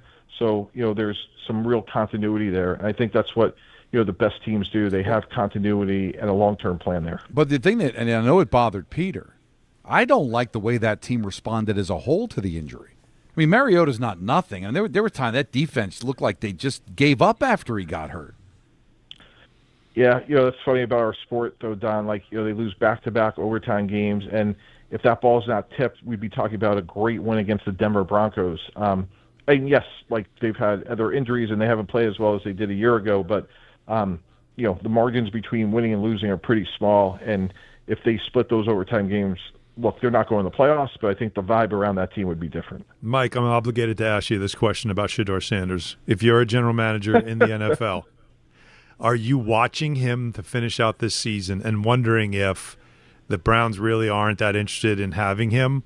Would you consider a 6th round or 7th round, something, and bring him into your organization because there's something there and you want to see more? Yeah, I mean, I screamed it from the rooftops from, ESPN. I think he has ability. I really do. And if they draft, Dante Moore with the 3rd pick and he's available for a 6th-round pick, how can you not take a look at him? The hard part about this conversation, guys, is Dylan Gabriel had a great career in college, but there's not one thing you would say we're going to build around him in the NFL. He's short and slow by NFL standards. Shedeur is built the right way relative to his size and arm strength. So he has things you can't coach. And whether or not you could get him quicker, more polished, there's something to work with there. To me, unlike Dylan Gabriel, whose ceiling, if everything works out great, is maybe like a 3-game starter, because, again, his balls are going to get batted and things like that. So, again, if I'm the Browns, I don't know what I have in Deshaun Watson. I don't know what I have in Dylan Gabriel. At least with Shedeur, he's young and he's talented, and I want to add to that group. So I would be surprised, based on his improvement, why they'd move on from him. Mike, help me out. You could do a 30 for 30 on why he fell to the 5th round. But at least I can come up with theories. The one thing I think is way more interesting is why Cleveland took him. Yeah, well, when you talk to them, I think they felt like at the part of the draft where we're going to be, and again, these are just all data points, 40% chance or less that he makes the team, the player makes the team. If it works out, you're talking about a core special teams player. And here's a guy that was unbelievably productive at the quarterback position, a position we don't necessarily have, and we're in the 5th round. So the upside, if we hit, is compelling. And if we're wrong, we've, in all likelihood, Don missed out on a backup linebacker. So there's really no downside to it. So I think that was their analysis. But listen, you've grown as a personality being on television. But even when I worked with you and you filled in, back in the day for Terry Bradway, you could have feigned some excitement when you drafted him. It looked like a hostage video when they drafted him. Like, could they at least have smiled? Like, it really just feels like it was so forced. You got to have some performance in you, don't you? Don, are you calling me a full-fledged thespian? Is that what you're doing right now? Yes. You're a raging thespian. Quite a moment. I think you're a guy that kind of, when the camera's on you is what I'm saying. Tell me that did not look like a hostage video when they selected him in the draft. Yeah, look, I could just tell you this. Like, I've been known to, partake in some, calories over a 3-day draft. And, like, at some point you just get so worn down and you're tired and, who knows if they had just been eaten. Like you're just there and it's just like, yes, it's a fair point, but I have been there, and by that point in the draft, you are so worn down that smiling for the cameras is not exactly, at the top of the hit list. It just looks so hot. The whole they're going to do it. They're definitely doing a 30 for 30 on this. I mean, consider who he is. I've never seen that. I've never ever seen I think that. this should be a 30-third team production. That's what I think. Oh, how about that? Now you're talking. There you go. All right. Mike, thank you so much for the time, Good buddy. job there, Alan. Anytime you want to call me a thespian, I'm available. So yes. I appreciate it, guys. He has such unique insights because he comes from a place where he thinks still like as a general manager. And listen, he did not squelch it, guys. No squelch. There could again. I'm not raising the odds on it. You can't say it's 0. That's all. Well, here's the thing. He didn't tell us that he would bet that it's going to happen, but he implied that if he was going to, he'd probably do it at FanDuel. But the problem is, I'm here to talk about Amazon. Well, if you wanted to deliver Joe Burrow, right? So, guys, the package that the Jets would have to send could be sent. That's the thing. And the thing is, if you were going to pick up Joe Burrow, where would you pick him up? Well, I'll tell you what. During the holiday rush, the easiest way to do it, if you were to order Joe Burrow, would be at a secure Amazon pickup location. All right, that's what works so well for you because you can pick the spot right there. It's a great way to keep your gifts a secret, too. Like, Don's still trying to figure out what's going on between him and Nancy. Well, when Don's running around between the Prudential Center and home and travel and all that, Amazon lockers and counters are located near him. So no matter where he's at, Amazon Pickup gives you the flexibility to grab gifts and packages on your schedule. Whether a quick lunchtime break, during my commute, while the baby's sleeping, whatever it is, I have a chance. Simple. You order online and at checkout. You just choose the pickup location that's most convenient. You get an email confirmation when it's ready with instructions to pick it up. It's quick, secure. It's always at no extra cost. Check it out for yourself. Go to Amazon.com/pickupmvp to learn more. That's Amazon.com/pickupmvp. But he is very good, that Mike T. Yeah, he's outstanding. I still didn't love what he said about the Commanders, but I hear what he's saying. Well, was he wrong? I don't think, guys, that you would, like, at this point, do I have fear that maybe it's not 100% because of what this year was? For sure. I can't be ignorant. I have to be real about it. I still feel very confident in it. I'm not going to the dark place that some people are. I get it. But, like, I still wouldn't go wasting a ton to get another quarterback. I want to have someone there who you can count on playing a few games. But, man, if it's going to look like this every year, guys, it didn't work out. It can't be that. But if there is a quarterback that falls the way Shador did, and you're sitting there in the 3rd or 4th round, say, yeah, listen, I like this kid. I'm going to draft him. That's a great point. Yes, absolutely. That in that sense, absolutely. You get to a place like that, and you have a quarterback who you like. And by the way, doesn't the same hold true for the Bengals? Like, have the Bengals, they've never had that guy who's there to really jump in for 5 games. That's the other thing that I got from Mike was that, he didn't shut down the retirement. I mean, that quote from Parcells is pretty interesting. You only have so many hits in you. Yep. And maybe this isn't performative. Maybe he is really thinking about it. I thought Mike T in this spot was phenomenal. Like, that's a good call by you, Donnie. It was such a great spot because of what he said, the insight he provided, and what he'd be doing right now. It just lets you know what Darren Muji should be doing right now, which to me was the genesis of this conversation, not the hypothetical of could they do it. It's what should they be doing right now just in case. Right. And that's why you want a Tannenbaum during the holidays.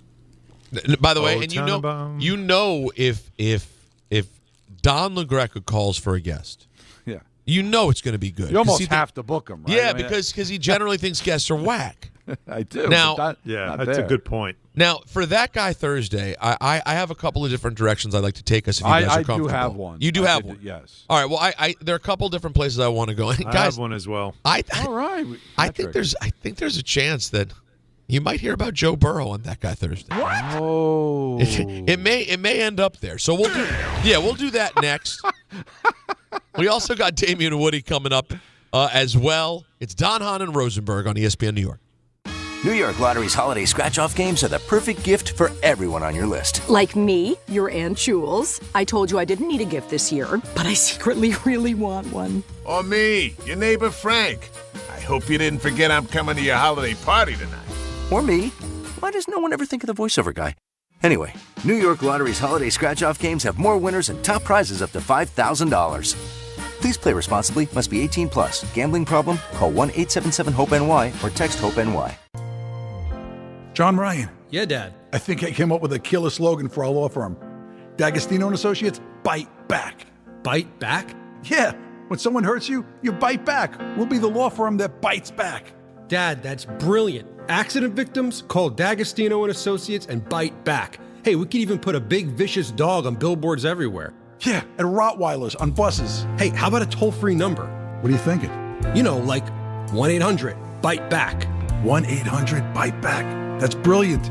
But what if people hear fight back? Easy. I'll spell it out for them, like 1-800-BITE. Back. 1-800-BITE-BACK. That's 1-800-248-3222. Love it. Hey, Dad. Yeah. All this talk about biting back got me hungry. Me too. Want to grab lunch? Sure. Hey, how about a jingle? You mean like D'Agostino, law, bite back?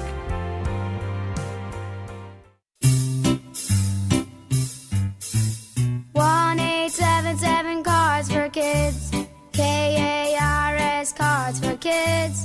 1-877 Cards for Kids. Donate your card today. 1-877 Cars for Kids. KARS Cars for Kids.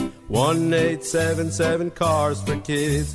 Donate your car today. Ready to get rid of that old car? Donate it to Cars for Kids. Call 1-877-CARS-FOR-KIDS to reach a friendly live agent. Donation's super easy, and your car can be picked up as soon as tomorrow. Call us now, 1-877-CARS-FOR-KIDS. That's Cars with a K to donate your car today. 1-877 Cars for Kids. Donate your car today. Hurry! It's your last chance to donate for 2025. Last chance! Donate now for a 2025 tax deduction. Health surprises can change your life in an instant. You've seen it happen to others, but it doesn't have to be your story. At Princeton Longevity Center, we customize actionable and proactive health plans to maximize your lifespan and take control of your health. Our Cancer Check program combines cutting-edge technology with top medical expertise to keep you ahead of potential risks. With advanced full-body imaging, genetic testing, and multi-cancer detection blood tests, we look for even the earliest signs of problems. Results are analyzed by expert physicians who craft a personalized plan to safeguard your future. You're not just a patient, you're a partner in your health journey, backed by a team committed to helping you live longer, healthier, and more vibrantly. Our programs have saved hundreds of lives and empowered countless others to take control of their health. Be proactive with your health for the ultimate peace of mind. Call 888-8000-PLC or visit PrincetonLongevityCenter.com. Now let's take a look at the traffic with Brandy Scott. Thanks so much, guys. It's a gridlock alert day, and you're feeling it heading over to the outbound, George. All of your approaches are packed. Not even the Henry Hudson going to help you out. Cross Bronx westbound, the worst of it at a standstill there from the Bruckner on through. Messy ride on the Deegan northbound side right after the Cross Bronx. A broken down SUV in the right lane. Delays there. Go back across the Triborough into Queens and up onto the Bruckner. Southbound Deegan working on a crash right after the Mosholu. You're backed up onto 87 in Yonkers. Inbound Georgia about 10 to 15 for the upper deck. Outbound Lincoln, your best ride at 20 to 30. Outbound Holland going to run you 30 to 40. Slow go on the Staten Island Expressway westbound heading over to the West Shore from the Verrazano on through. This report is sponsored by Mothers Against Drunk Driving. For victims of drunk and drug driving, your grief is unique, but you're not alone. You always have a place at MAD. Visit MAD.org. I'm Brandy Scott on 880 ESPN New York. The NBA is happening Christmas Day. 5 games, 1 unforgettable lineup. That's what Christmas is all about. Buckets for breakfast, breakaways for dessert. It's the holiday tradition. Christmas is our day. With star power from across the globe. The stars, they are going to be out. The best gift, you don't even have to unwrap it. We want to say Merry Christmas and Happy New Year! NBA Christmas Day begins at noon Eastern on ABC and ESPN. Getting more as a MyLowe's Pro Rewards member is easier than ever with the Lowe's app. Download it today and earn 500 points the first time you log in. Plus, your digital wallet helps you scan, save, earn, and access what you need to manage it all in one place. Download the Lowe's app and take advantage of your Pro benefits today. Lowe's, we help, you save. Valid 12/1/25 through 1/7/26. Offer valid for first login per organization only. Loyalty program subject to terms and conditions. Additional restrictions apply. Visit Lowe's.com/terms for more details. Subject to change. We all have that one friend. I'm talking about the yo-yos who set themselves on fire and bathe in pork and beans. Or know that one person. I'm here with my family. Who can't help but be. He's not cool. His voice is weird. He's kind of a dork. His brother's a tool. His girlfriend's annoying. That guy. I didn't know it was Banner night. We won't be out for that. It's time for That Guy Thursday. Hey guys, anyone want to play some ball? With Don, Hahn, and Rosenberg. He's just being that guy. Now, before we go any further, guys, I'm not going to be that guy. I got to remind you about the holiday party tomorrow. We'll do it. We haven't seen you in a long time, and we want to meet some new friends because, this show's now all coming up on a 1-year anniversary. Yay! So we want to see our people. Coming up. I think it just passed, technically. But I'm talking about the hard. Well, January 6th was when we had the hard open. The soft open was during the holiday. But I'm talking about, though, when we stormed the airwaves on January 6th. Right. I peeked and I liked what I saw. Why did I know you were going to do So that was the day that we stormed the airwaves once and for all. Gotcha. And so we celebrate it tomorrow with the people. So Long Island, come out and see us at your mother's house. It's going to be a great time. You could bring toys to be collected for the Garden of Dreams. Unwrapped toy donations, please. It all kicks off at 1 with the K Show, followed by us. But I'm sure we'll all be jumping on together, having a good old time. Some special guests going to pop by. If you want more info, if you want VIP access, which will get you directly on Don's lap, check out the ESPN New York app. It's all brought to you by Amazon Pickup, Security Dodge, Spiked Aid, made for big city social stamina. Cool, man. Now, I teased it. I'll make it brief, guys. Could we just admit we're having a lot of fun talking about Joe Burrow, but just the entire statement from him is a little bit of that guy? Just a few weeks ago, this guy was hyped to get back. He was doing everything he could to get back on the field to be with his team. They win on Thanksgiving night, feel pretty good. They blow a big lead in the fourth quarter against Buffalo to now put themselves basically completely behind the 8 ball where they won't make the playoffs. And now, days later, he's not having any fun whatsoever. We didn't get that statement from him after a win against Pittsburgh. We didn't even get it from him leading up to coming back. But he comes back. Obviously, the team's in a tough spot. I mean, we can judge the team how we want, guys. They've been down their best player the whole year. Almost the whole year. So to me, while there may be some, legitimacy to not being thrilled about being a Bengal, and we can argue about ownership and whether they've done all the right things for him and whether Jamar Chase gets on his nerves, but when you overall look at what Joe Burrow has been able to do when healthy, it hasn't been the worst career ever to where he needs to get up and be like, I don't know, I just want to have fun playing football again. Like, can we just agree there's a little bit of that guy? And if he were a receiver right now or any other position, I feel like we'd be killing him. But there's a little bit of pretty quarterback privilege of like, no, I just want to pick where I get to go. But, like, nobody else is allowed to do that. You look like a nozzle. Or was just answering a question honestly? Yeah, I'm not feeling that. I think he. But I'm not mad birthday, at it. I'm with Alan, but I'm not mad at it. Yeah, I'm not mad at you for saying it. You can feel that way, and I could see why you'd want to feel that way. But in all honesty, I don't see it that way at all. So you think he felt this way a week ago, and he felt this way when he was out and working his way towards coming back? I think we've seen this in him for a while. I do. Like, come on. And so is the primary Why issue... did I bring him up, Peter? Why did I bring him up the day after the trade deadline when the Jets suddenly had a pocket full of first-round picks? Why was that the name I brought up? Well, because, of course, it's the one that maybe could sneak out because we know there's a chance he's not content in Cincinnati. Of all the LeBrons and Giannis's in the NFL, Joe Burrow is very LeBron and Giannis. But also the timing of it, it's his birthday, his 29th birthday. Coming off a really difficult loss that pretty much signaled the end of the season. He wasn't going to do it after the win because they were still very much alive. But now, all right, they're pretty much dead. It's his birthday. Again, was he asked the question, how you feeling? And he just answered it honestly. But I hear Peter. Can I it's also still another athlete? One in which he threw a really bad interception in the fourth quarter. But whatever. He did. Can I just I'll just give you the stat one more time. Go ahead. In case you didn't hear it the first time around. At the same age as Andrew Luck played 86 games, 29 years old, both of them. Played 86 games, was sacked 174 times, which is a lot. Joe Burrow has played 13 fewer games and has been sacked 203 times. At some point, you just stare back at your franchise and go, can we just build an offensive line, please? Do I have to get my ass kicked every game and still be a hero? I got to put the cape on, but I can't have superpowers. Can I? This is going to be tough, Don. What I'm going to say here is going to be tough. Okay. Could we join 2025 and be a quarterback who learns how to step up and maybe take off every once in a while? Oh, now you want me to change my game? I just want you to be. Funny. My game's not good I want you to be able to evade a sack every once in a while. Sometimes you do have to be able to do that. Well, that's not. I've never been that. That's not who I am. Hey, that guy is not a bad guy. No, it's just that guy. Yeah, it's not bad. I don't agree with Peter, but I'm not mad at it. Okay, that's fair. All right, what do you guys have? Defend it. What do you guys have, Don?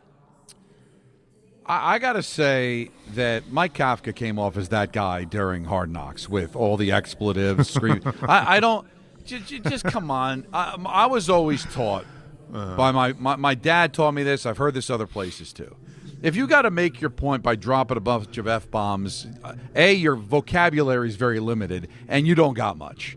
If you want to give an animated conversation about going out there and playing and the game still have meaning and all that, can you articulate it in a better way instead of dropping F-bombs every other word? You don't come across as a tough guy. You come across as an ignorant ape that just can't articulate a sentence. That's the way it came across to me. Everybody thinks, I'll just drop a bunch of F-bombs. I'm a tough guy. This is how much I want to win. I want to win so much that I can't think of another word but F this and F that. How about you, with a chance to win a job with one of the flagship franchises of the NFL, you can articulate a complete sentence without sounding like a 13-year-old at a high school gymnasium.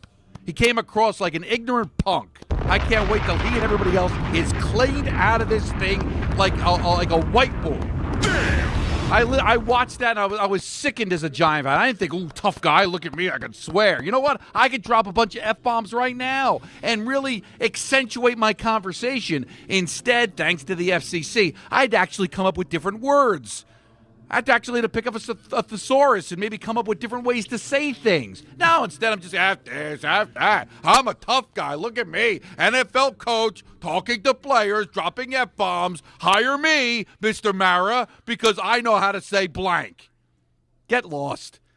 Hit the highway. And by the way, Anthony's cursing you now, Don. I think it's great. No, I'm glad everybody's jumping on board now. Yes. He wants the credit that he's been right. It took a month But everybody kind of figured it out. It's aging great, it's though. The same thing with the Mets. Why can't we wait and see? Oh, boy. Well, we waited.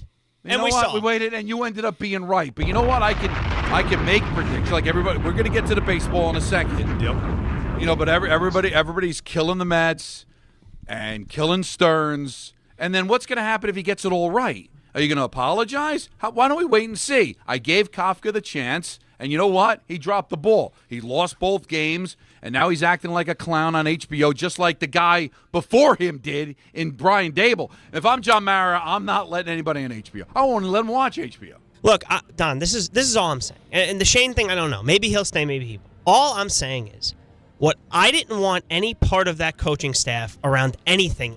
You could look at any of the coaching rooms. On the 5 minutes that the Giants deservedly get on this Hard Knock show, nobody's paying attention. I was willing to give him a chance. So bad. And that chance, I saw enough. I'm good. Did you see when he It's all said, set. look at each other? Look at the guy. No one looked. Yeah, it's like they all stared blankly. Why don't you look up a cab? It's unreal. But I'm so glad you said that, Don. If I were him, I'd be embarrassed that really this is what they use. They use this because it looked very college rah-rah. That like I'm trying to rally the troops and let me talk at their level and let them know I'm passionate and I love them. And first of all, how could you possibly look at that roster and say I love this team? Come on, man. Like you love coaching right now, but don't start selling me that garbage. So it was a bad look for him. That's going to follow him around now because what player's taking that serious? A professional athlete? Again, if I'm in college, you're 18, you're 22, it's a different story. You get all fired up. Cam Skadubu probably was the one guy that was going, yeah, like somewhere in the back of the room, right? I mean, if that's the but way no one you else think is you buying need that. to relate to players, you don't have much respect for your players. I'm being honest. Cringe, as the kids would say. That was cringe. very cringe. That was that guy. Yeah. What do you got? All right, Alan, what are you bringing to the table here? Yeah, I'll be quick. Mine is more of a personal situation. That guy is whoever it was that had a pickup truck and decided to park in 2 spots at the train station yesterday because it was a packed train station. There were no other parking spots available, and I had to catch my train. And so this is not – I'm not talking about like a little bit on the line. Literally parked on the line – over it to take up 2 spots in a truck that wasn't even that big. You can't do this. I had nowhere to park. So I had to park in what wasn't a parking spot, but a available place to put my car so I can catch the train and get to work. The train I take every day, the parking lot that I pay for annually to park in. And so what do you think the result was when I came home and walked to my car that was not parked in a parking spot? I got a ticket. I got a ticket. And so I sent an email to the town in response to the ticket saying I'm pleading not guilty because there were no spots available, but not to my fault and not to your fault, but to the fault of someone who decided to take up 2 spots that didn't need to. I hope that guy got a ticket too. But he should also then cover for mine because he took up a spot that I should have had. And the response I got was that I would have to now show up in person to make my case. You know what? Be that guy and show up. I might do it. So that's what I was going to ask everybody is it worth it? Now, first of all, the fine is $100, which is... Really? Yeah. And if I don't pay it by a certain date, it goes to $200. Parking meter in the city's not $100. It's crazy. So it's $200 if you don't respond, and then if you don't respond in another 30 days, it's $300. So I responded immediately. So the response I got was, our offer is that you could pay this for $100 and it goes away. And I'm like, whoa. Did you not listen to the explanation that I made? And then the response was, yes, we read it, and you can show up in person and make your case. Oh, no, you have to. There's 2 dates, one in January, one in February. I'm thinking about doing it. Going in and saying, hey, this wasn't on me. This was on I would understand that guy. if you had to take off to do it. We've had a bad streak of traffic court on this station this week. What else? Did you guys not hear about this? DNR? Bart Bart did traffic court live on the air, and he was waiting in the lobby for 2 hours, didn't know that his camera was on, was tapping his forehead, and the judge kicked him out for an obscene gesture. So now he has to appear back in court again, and he's fined basically for contempt. I would have him sitting in a cell for a day. At least a day. First of all, he gets to do it on Zoom. I got to show up in person. But I'm thinking about doing it. I know it's $100. Like, I know it's not. It's not the money. It's the principle. It's the There's principle. principalities. I could have parked. The guy took up 2 spots. How dare he? Why you got to be that guy? Who does this? He better have gotten a ticket, by the way. By the way, who does that? Who feels comfortable doing that and walks away just from parking right over it? People that don't care about other people's feelings and so thoughts. This is wrong. Now I'm mad. You know what Stephanie said? Did you take a picture? I was like, no. Why would I do that? Now I wish I did. Yeah, because they would have a license. The whole damn thing. But anyway, that guy was that guy, and now it's going to cost me, if not money, time. And that is that guy Thursday. We all brought it. It was diverse. And by the way, I was going to mention Sharon Moore, but we didn't even get time. That's some story. Everybody knows he's that guy. Well, yeah, I mean, but we don't have enough details. But I was just going to say the overall level. The internet does. Yeah, the internet does. So we got plenty of details, but not enough to really. But by the way, but where are they all coming from? I don't know. That's the thing. None of them are coming from any place. So like the only part I can go with is that guy of it is to have this amazing story where he ended up getting to be the head coach of this sort of program. Whatever it is that happened, just the basic part we know is that guy enough. Remember, he was the interim coach at Michigan. Yes. He tried when Harbaugh was suspended, remember? Yes. And then it worked. They won. And he gets the chance. It's really an amazing story, sort of a blue-collar football story, rise to the top at Michigan, and then to get there and have a family and all this stuff, and then on the day you end up – I just know this. Getting fired and ending up in cuffs on the same day, guys, it's never good. It rarely ends well. No. Well, there was a lot of, I think, a confrontation, threatening. There's a lot to that. There's a lot. But again, all of it's such speculation. No one. All we hear is that it's an assault accusation, an alleged assault. We don't know anything else, and we know that he was fired for an inappropriate relationship. That's all that we know. But, everything else is speculation. Right, but it's pretty salacious, the speculation. Oh yeah. Well, very. But again, I want to know where anyone got it from. That's not just someone talking. If I may, please. It's still undefeated. The internet? No. Well, yeah, but there's the reason. Yeah, it's undefeated. Oh, you mean it'll ruin you every time? You're never going to beat it ever. Can't do it. Well, unless you decide that you don't. Unless you decide you just should beat it instead. Then. Well, then yeah, exactly.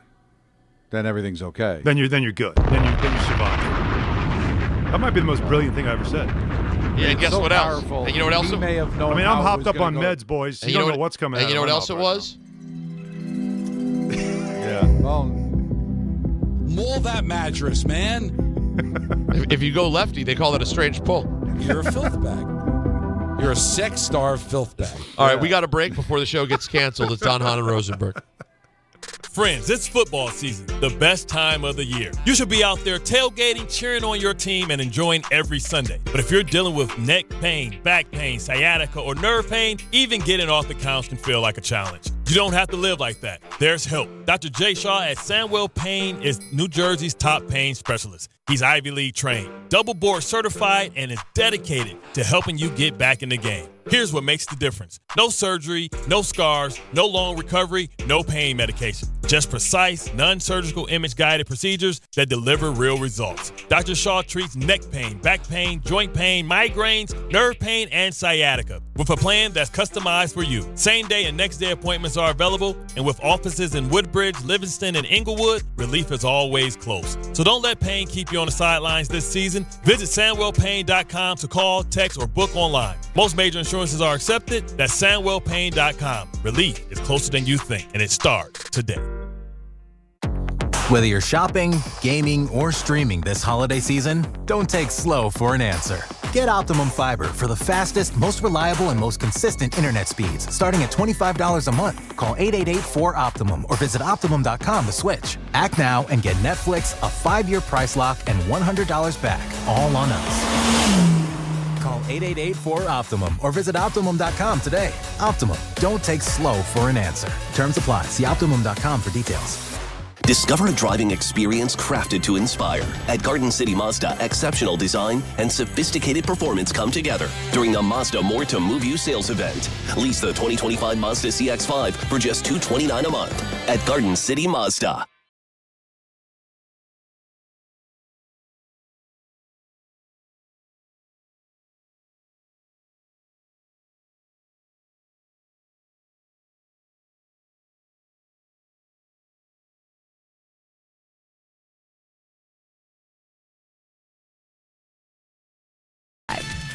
Gambling problem? Call 1-800-GAMBLER. 21 plus only. Must be physically located in New Jersey. T&Cs apply.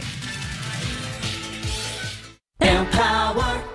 Jen has ordered a decadent seafood tower, king crab legs, lobster tails, and a waterfall of caviar. Pricey? You bet. But Jen worked with Empower on her savings and investment strategy and planned for splurges like these. She got good at money, so she can be a little bad. Ooh, champagne. Empower. Invest well, live a little. Start today at empower.com. Past performance is not indicative of future returns. Investing involves risk. You may lose money. Advisory services are provided for a fee by Empower Advisory Group, LLC, EAG, a registered investment advisor with the Securities and Exchange Commission. OMG, those shrimps are really jumbo. Too much on your list this season? Get 50% off your first 6 months of payroll at gusto.com/radio. Gusto saves you 2 days every month on payroll, taxes, and compliance. So you can go from making payroll to making gingerbread houses, checking your books to decking the halls, spreadsheets to snow angels. Switch before the end of the year and there's no need to transfer payroll history.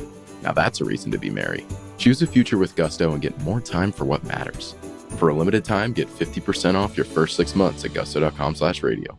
The post-crib assembly press conference, brought to you by Progressive. Michael, you had some trouble putting the crib together today. What went wrong? You know, those instructions can be tough, and, well, you saw the outcome. Were you upset when your wife pulled you and called in the backup? No, I mean, the baby needs a crib to sleep in, so whatever it takes. You've got a changing table to put together next. It's got a lot of drawers. What's your comment? You know what? We're done here.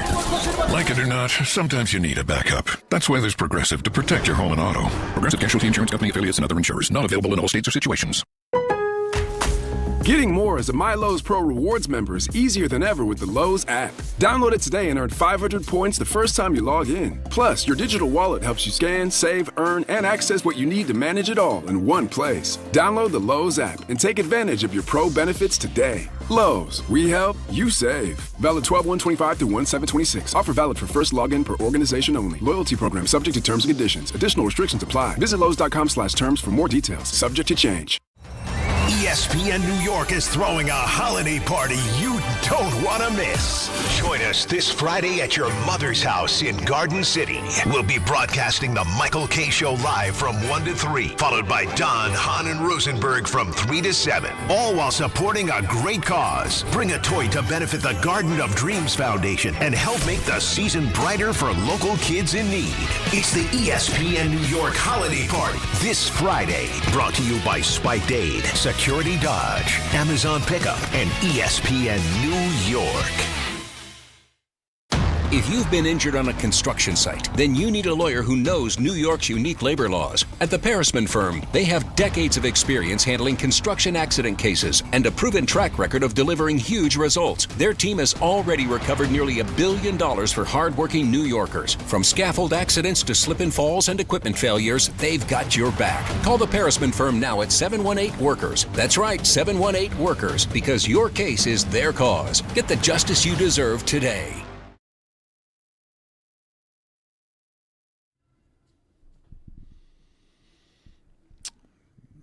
Why Fleetwood Mac, I wondered aloud.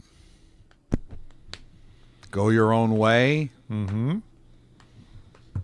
Don, Hahn, and Rosenberg, ESPN New York. Hi, guys. How you doing? Hello. What up? I was just talking off the air to our super producer, Anthony Puchik. Puchik? Yeah. That's how it's pronounced, I'm pretty sure. Pretty sure? I'm not 100%, but what would his hockey nickname be then? Poochie? Poochie. Yeah. Poochie. Yeah. There you go. But we were talking, and I was giving him credit for just how incredibly well his Giants take has happened to have aged. Yeah. And Don, I don't know if Alan's going to agree, but I think you'll in your heart agree. His take on the Giants being a disaster this season, it's the equivalent of my lifetime take of college football being the worst. It ages every year. It ages better.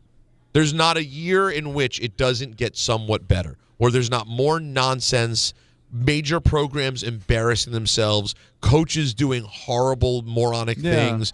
It's just the bowl games being yo-yo, the conference is changing.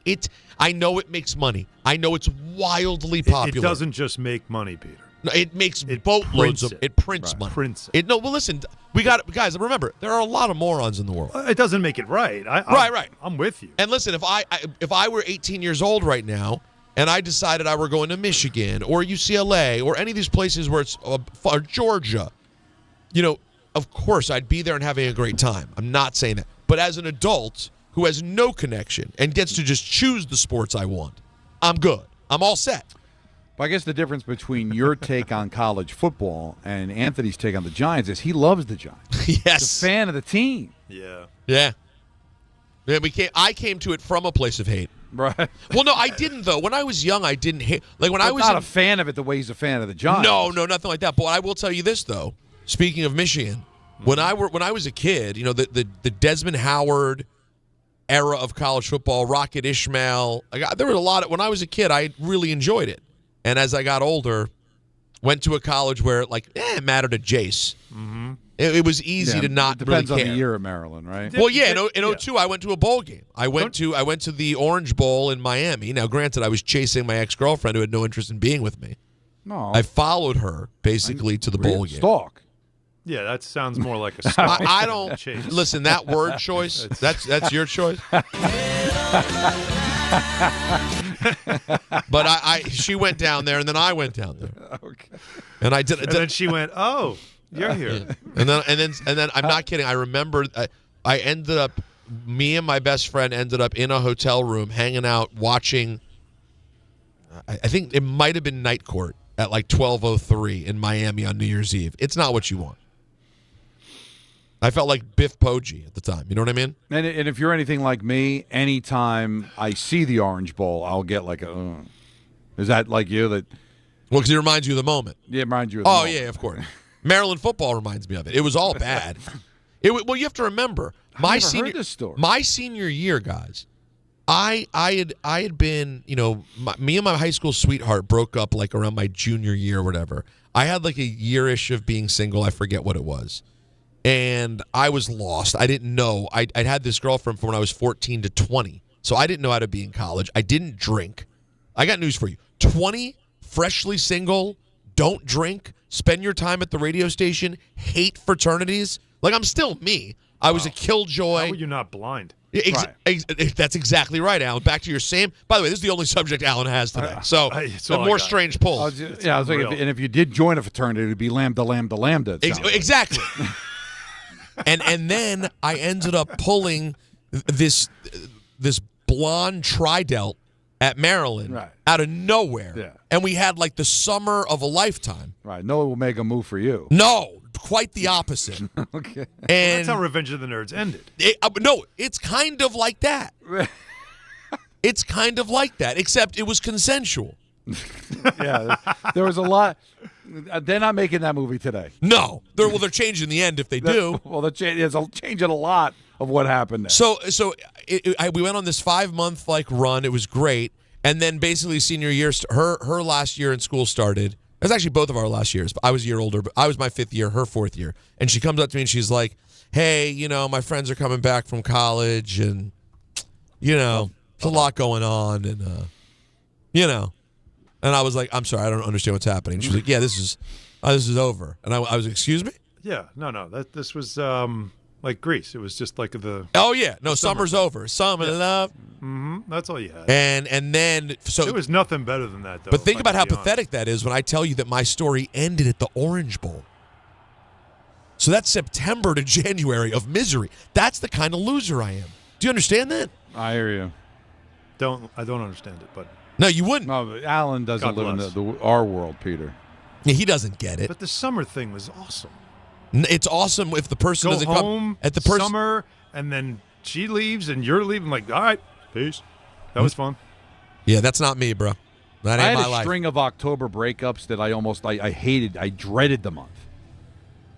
I wanted to hold on to come October. Never dreamed you'd leave in summer. Such a great song. Yeah. Anyways, so I hate the Orange Bowl. That's the point. We do have we played a nice reindeer game for a couple of hours. We've got another one queued up. Do you want to? So I'm going to let you when we come back, Don. You want to set up the new reindeer game? Yes, please. All right, we're going to jump on the back of Don's belly for a sleigh ride.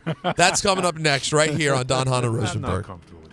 Brees Hall, the I-back, at the 5-yard line. Handoff, Brees Hall finds a crease, runs left. He's into the end zone for a Jet touchdown. Jets fans, come out to MetLife Stadium for a Week 17 divisional matchup. See the New York Jets host the New England Patriots Sunday, December 28th at 1 p.m. Presented by Ticketmaster. Lock in your seats now at nyjets.com/tickets. Once again, that's nyjets.com/tickets.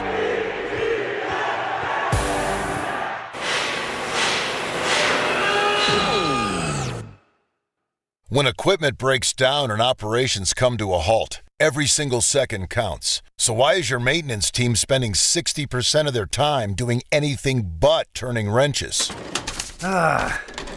MaintainX is the AI-powered maintenance and asset management system that helps your team get back to actually fixing breakdowns. No more searching for manuals. No more hunting down parts. No more drowning in paperwork. With MaintainX, your team can access manuals from anywhere, create new procedures in minutes, and turn voice notes into clear and complete work order feedback. What used to take hours now only takes minutes. Keep your operations moving, not your paperwork. Join over 11,000 maintenance teams that are already fixing more and filing less. Try MaintainX for free today. Go to maintainx.com/AI. That's maintain and the letter x.com/AI. And now it's time for traffic. Here's Brandy Scott. Thanks so much, guys. We're going to start off in Jersey. Devils are home tonight at the Rock in Newark. If you're getting a jump start, not so great on 21 southbound. Crash right after Lafayette Street. You're jammed heading over to the Prudential Center from 280 and East Orange on down. Inbound George, just about 5 to 10 for the upper deck. All of your approaches to the outbound side are awful. Cross Bronx westbound, going to run you over an hour from the Bruckner on through. Deegan northbound, still have this broken down SUV in the right lane right after the Cross Bronx. Jam there heading over to the outbound. George, delays go back across the Triborough and up onto the Bruckner. Outbound Lincoln, your best ride at 20 to 30. Outbound Helena, run you 30 to 40. This report is sponsored by the Positive Coaching Alliance. Questions about youth or high school sports? Well, the PCA can help. It's a national nonprofit developing better athletes and better people through youth and high school sports. More info at positivecoach.org. I'm Brandy Scott on 880 ESPN New York. New York Presbyterian treats more heart patients than any other hospital in New York. From common to complex conditions, our cardiologists and heart surgeons are pioneers in advanced heart care, leading the way in minimally invasive treatments for faster recovery times. Find a doctor at nyp.org/heart. Stay amazing. New York Presbyterian. New York Presbyterian Hospital based on U.S. News and World Report 2025 to 2026 Cardiology, Heart, and Vascular Surgery rankings. Your ambition just met its match with Robinhood. Trade stocks and ETFs, options, futures, and crypto all on one platform. Get started today at Robinhood.com/yourmoney. Your money, your move. All investments involve risk, including loss of principal. Options, futures, and crypto trading carry significant risk and may not suit all investors. Securities offered through Robinhood Financial LLC, member SIPC. Futures trading is offered by Robinhood Derivatives LLC, not FDIC or SIPC protected. Crypto offered through Robinhood Crypto LLC, NMLS ID 1702840, not FDIC or SIPC protected. Portfolio management offered by Robinhood Strategies, an SEC registered advisor. This college football moment is brought to you by ServPro. College football teams have moments they recovered from and made it like it never even happened. Like on September 24, 2016, when Tulsa found themselves down 31-0 to Fresno State. With 10 minutes left in the second quarter, Tulsa fought back to tie the game at 41. And then won 48-41 in double overtime. ServPro. Like it never even happened. Hey, this is Mika Zibanejad. Hey, this is Adam Fox. Catch every Rangers game right here on 880 ESPN. WHSQ and WCBS-FM HD2, New York.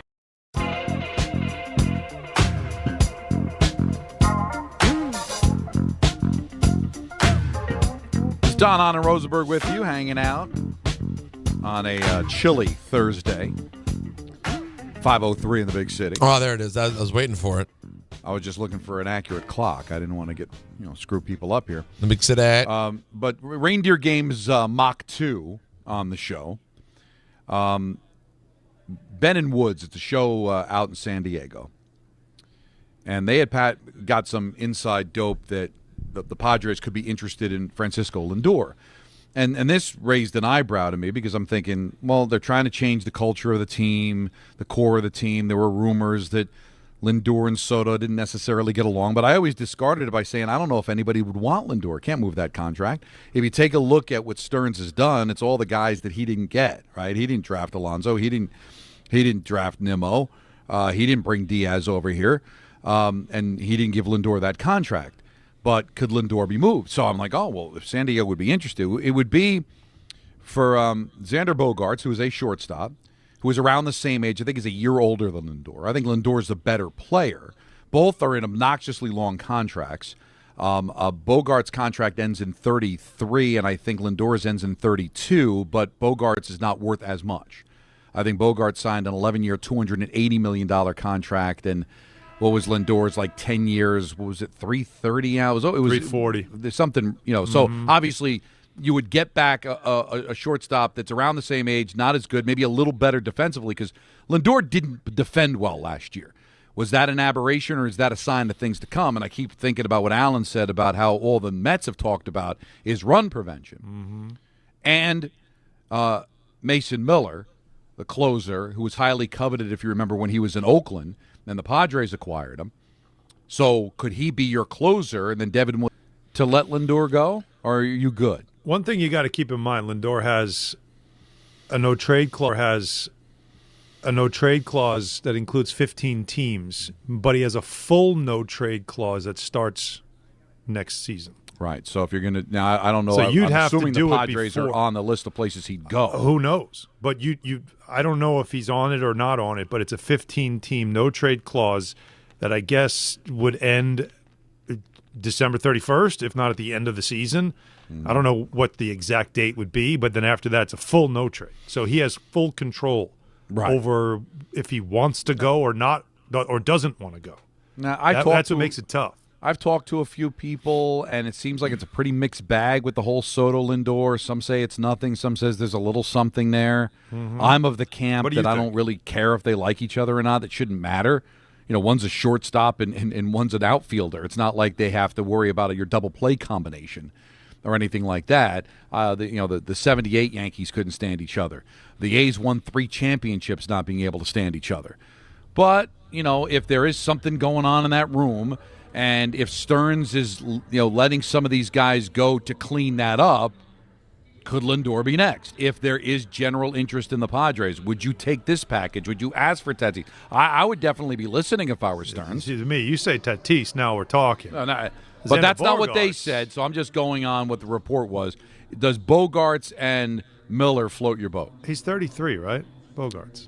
And Lindor's 32. So they wrote Bogaerts a little bit older. He's not the hitter that Lindor is.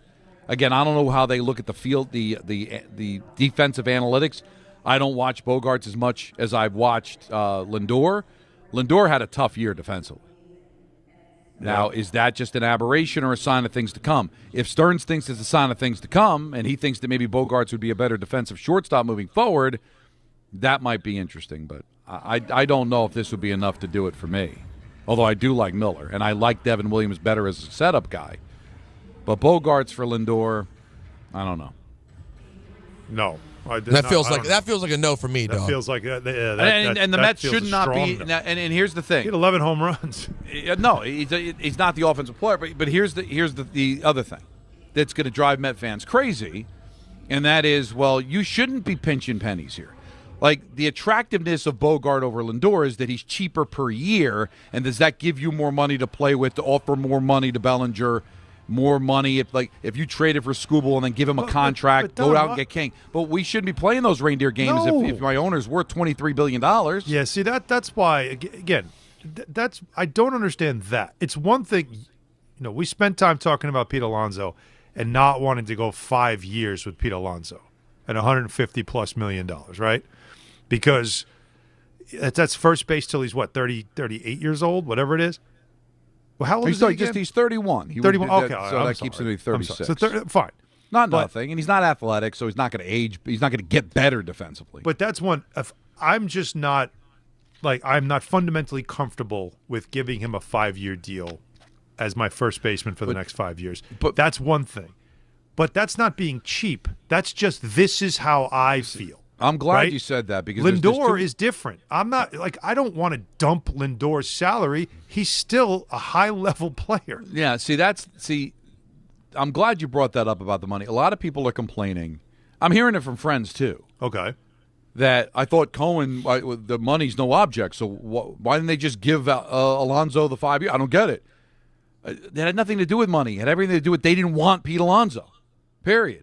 Now, I think they wanted Diaz to a point, but I don't think anybody was crying that Diaz is gone either. Lindor's different to me.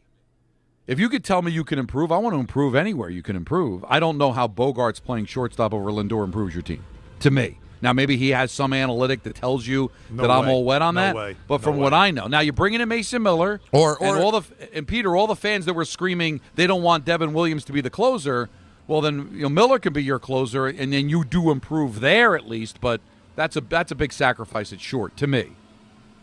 I mean, unless there's something else with Lindor that's not just about his play. But see, that's a good question, too. Is there something going on in that room? And all these players have been strategically removed, A, because they haven't won with them, and B, that they may be the source of the problem. Or is it most likely the ones that just aren't Stern's guys he doesn't have an affinity for? Wants to build the team completely in his likeness. He's not interested in it. Then that's ego. But that's the thing. That does happen. But remember, this didn't surface in New York. This surfaced in San Diego, where they're also going through a recycling of their roster kind of right? Yeah, they haven't won anything either. So they might be looking at the Mets and seeing the exodus of the old core, right? Nimmo gone, Alonso gone, Diaz gone. And now who could be next? And maybe they're trying to pick from the carcass the way we do, right? Like what we just did with Joe Burrow, right? Right. So I don't want – and again, this is not about another radio show and all that stuff. I don't want to give too much credence to it. It's still worth talking about because it's interesting. But it's not something that I look at and think they've got to dump a salary because they don't want to pay it. No. That's not the problem with the Mets. The Mets are cleaning out players that they don't feel like are, at least for Stearns, is part of what they want to be going forward because they want to fill it with better players. And Stearns said a couple of weeks ago that this team's going to look different. And when we get to opening day, like it's not going to be an easy process. There's going to be some moves we make you're not going to like. But when you get to opening day, you're going to like the roster. It's going to be better than the roster we ended the season with. That's what he said. So we got to see if he can do it. And now we go back, we circle back. And the reason I'm bringing this up is because they said they had heard the Padres would be interested in Lindor, which I raised an eyebrow at because I didn't think anybody would be interested in that contract. But obviously if they were able to shed Bogaerts' contract, maybe they would see it being worth it. But the whole thing between Soto and Lindor, that they did not get along. There was a report, yeah. Well, then that would add fuel to that report, right? That all of a sudden Lindor gets shipped out because Soto's not going anywhere, right? Soto's locked in for the next 14 years. So can you imagine if you're dismantling this team because you signed Juan Soto and Juan Soto doesn't really like some of the guys that wouldn't that be the most bizarre thing? It would be bizarre. Now, I'm not suggesting that Soto said anything like you got to trade this guy. But does that motivate you as a general manager that two of your star players don't get along with each other? You get a phone call from San Diego interested in Lindor, who's the more expendable of the two. You get something that you like back. Could the rift be enough for you to say, all right, I'll do it. I can make that work. But I don't do it. Yeah. No. All I know is that the conversation about the Mets should not be about finances. It should not be about a willingness to spend. I honestly think that they have a target of play. They have players that they want, and they're going to go after them. And I think the players they want, not the players they've checked in about. There is a semantics to all this. The players they want, they won't be outbid for. They proved it last year with Juan Soto. They wanted him. Yeah. I think it's the same thing. That's why what worries me as a Yankees fan, if they really want Bellinger, they're going to get him because I don't think Bellinger will, and that's why I said last week, Bellinger will take less if he really wants to stay with the Yankees. But not way less. No, not way less. Not what Scott Boras is. But if he stays with the Yankees and the Mets wanted him, he'll end up taking less to stay with the Yankees because there's no way the Mets are going to let themselves be outbid if they really want Bellinger. That's the domino I'm watching, because that should be really interesting. Yeah, and I know there's a lot of Met. I'm telling you, I'm getting texts from Met fans that I haven't heard from in forever, who are like, I can't believe this is happening. I thought Cohen was different. Stearns is ruining this team. Can we just wait, Peter? Can we just wait to see what he does? I'll be right there leading the charge with all of these people on opening day if I don't recognize half the guys on the roster. If they talk Mark Teixeira coming out of retirement to be the first baseman, then I'd say, you know what? There's an issue here. If Keith Hernandez doesn't re-sign with SNY so we could start at first base on opening day, as cute and adorable as that would be, I'll lead the charge wanting this guy fired. But can I at least see what it looks like? I'm not being that guy Thursday. I'm just talking about, something that I observed. I saw another sports personality in this town, saw a video pop up on my algorithm with the picture of their face going off all angry. And it's goes off on Mets for losing Diaz and Alonso. And I'm like, I don't understand how you could be a knowledgeable Met fan and go off about it. I can understand having some emotion about it. I can truly understand being disappointed. I cannot understand, quote, going off. There it is, 5:15 on the dot. That's the 5:15 train. You can set your watch to it. The 5:15 to Newark. But how could you be, Alan, how could you be a smart Met fan and not be being performative if you're going off about this? Here's why I was really proud of Don. Because Don had the opportunity to do the live in the moment, right? And be mad about another forever Met being gone. And I know there were a lot of fans that tuned into the show yesterday hoping to hear Don flip out and give us Ed Kranepool 2.0. But there's also there is a reason for because I have, as you know, family full of Met fans, friends that are Mets fans, and I've talked to them too, and we were going back and forth with the text of how furious they were. But it's Pete Alonso. You love him. How do you not keep him? Now you don't have a first baseman. What's wrong with them? All the things that would be a frustration in the moment. And you could have gotten away with that and flipped out, and you'd have every right to. And then a week later, if you end up signing, Tucker and whatever it is, it gets Scooble, then you could say, well, all right, now I understand. Now I'm happy, but I was mad last week. You had to show me something to get me back. You could have done that. But come on, if you're adulting, you know this is a process, and you want to see the process play out. And if they don't have a better roster in April than they did in October, then you sure as hell are going to go off. Not that I ever have to defend myself for this, but the one thing that I do hear from people is that my rants are performative and they're fake. If that were the case, then yesterday would have been a perfect opportunity. I was getting requests for people who were expecting it for me to explode. And I didn't, because I didn't feel a reason to. Can I wait and see what this looks like? I admitted to you, it was disappointing to see Pete Alonso go. Yeah.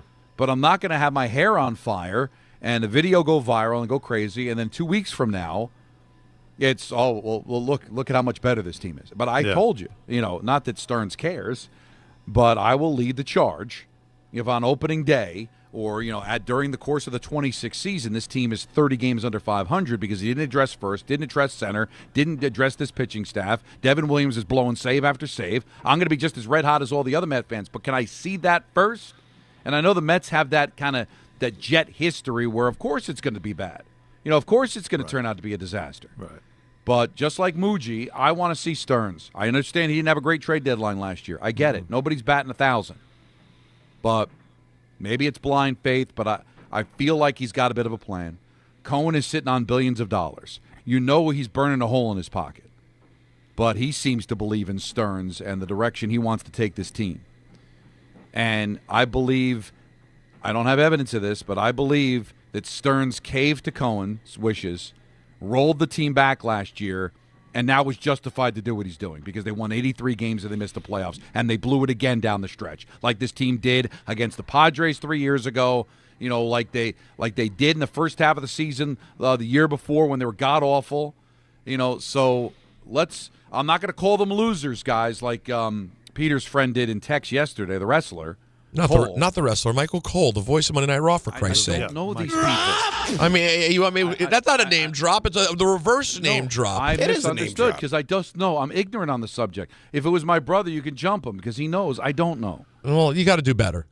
Okay. You know what? You're not wrong. All right. Thank you. But I don't want to call them losers like Cole from Raw did.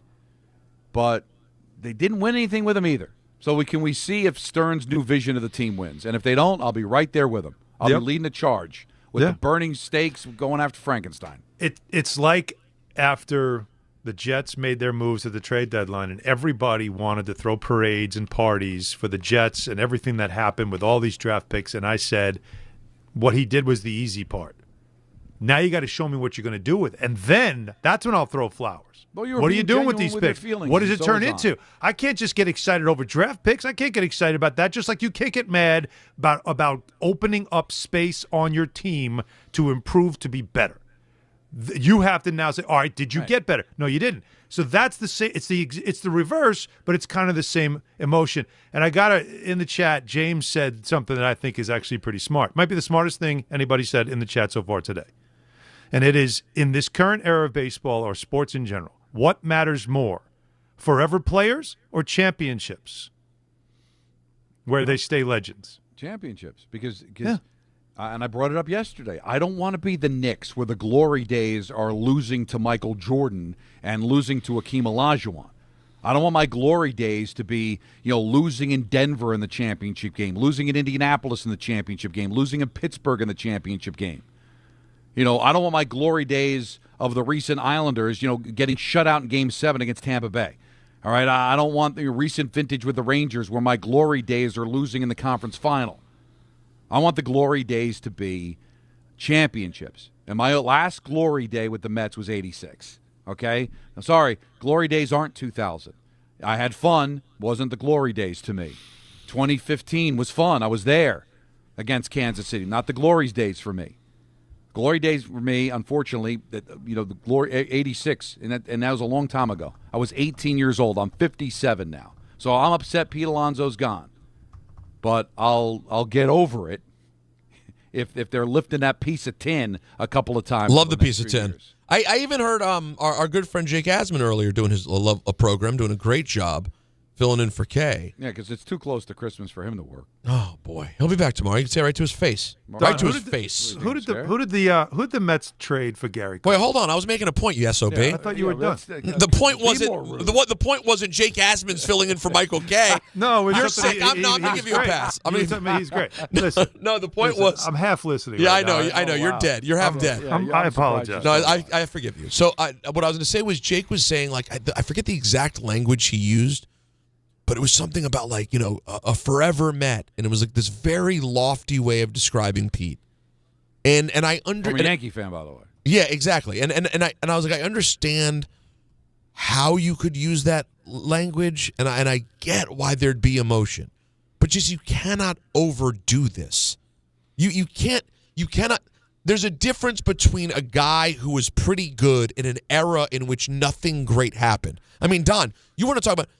I understand being sadder, and I know this sounds crazy because he wasn't nearly the ball player that Alonso is. I would almost understand being more upset about losing Daniel Murphy. At least you can associate him with getting to a World Series. Don, this team didn't get to a World Series. He was a really nice player. It would have been cool to see him hit 500 as a Met. But can you really, really weep because you're moving on? Well, and part of the reason the whole Ed Kranepool thing happened is because most of the players I was talking about were post-86, and because it's been a long time. If they start winning championships, I'll get over it. Just like the Yankee fans who love Don Mattingly, they found a way to embrace Tino Martinez when they won all those championships, right, Alan? You found a way to let Martinez in your heart. Yeah, but at least because Donnie retired. But answer me this, because you have to remember this because you were young enough to have that kind of emotion as a fan. Who was the key piece that the Mets traded for Gary Carter? Oh, it was Hubie Brooks. Right. Well, that was the big, and that bothered me. I like Hubie Brooks. Everybody loved him. Yeah. The young player, he was talented, he was well-liked, all that stuff. And it's like to give him up was not – certainly, I guarantee you, while this was pre-Sports Talk Radio when that trade went down, but I promise you that there were probably Mets fans who were not thrilled about it. Now, it's Gary Carter, right? So you get over it. But that was the immediacy of knowing what you were getting. You don't know what you're getting yet. So what if you happen to get a player and you're like, oh, my God, we got him? Like, okay. Here's the criticism that I can accept, that I don't trust Stearns is going to do it. Okay, I can't get mad at you. He didn't have a great trade deadline. Yes, he hasn't won a title. He hasn't been here long enough to completely earn the trust. I trust him, but I can understand fans not trusting him. But to just automatically think he's dismantled, like as if he has no plan. His plan may not pan out. You may not like the plan, but do you really think he did all this just on a whim, not knowing what direction he was going to pivot to? Can we at least see the pivot before we criticize it? That's why trades are easier to assess, because a trade gives you the return and right away you can assess it. Moving off players because you don't want to pay them what they're going to get in the market, and you saying that's not really what we want to do. And I'm telling you, last year, we all know this, last year he wanted to move on from Pete. Yeah. But there was the response from fans, there was the push from the owner, and there was no market for Pete. And you said, all right, we'll give him a year. That's all they did. They just said, fine, you earned another year with us, but this is a short-term thing. And they he had were a not great in love year. with him. And he had a great year. He was very good. But again, the Mets won 83 games. I mean, clinging to these players. There you go. Because our glory is 101 wins in 22, and a run to Game 6 of the League Championship Series in 24. I don't know. I'm hoping for better than that, and he better deliver on that. I like it. 1-800-919-3776. The phones are jammed, but it's time for us to finally get to these calls. But hold on, we also have Damien Woody. A lot to do. ENN 6 o'clock. We'll talk to you guys in a bit. Don Hahn and Rosenberg, ESPN New York. 1-877 Cars for Kids. KARS Cars for Kids. 1-877 Cars for Kids. Donate your car today. 1-877 Cars for Kids. Donate your car today. Ready to get rid of that old car? Donate it to Cars for Kids. Call 1-877-CARS-FOR-KIDS to reach a friendly live agent. Donation's super easy, and your car can be picked up as soon as tomorrow. Call us now, 1-877-CARS-FOR-KIDS. That's Cars with a K to donate your car today. 1-877 Cars for Kids. KARS Cars for Kids. KARS Cars for Kids. 1-877 Cars for Kids. Donate your car today. Hurry! It's our last chance to donate for 2025. D'Agostino Law Bite Back.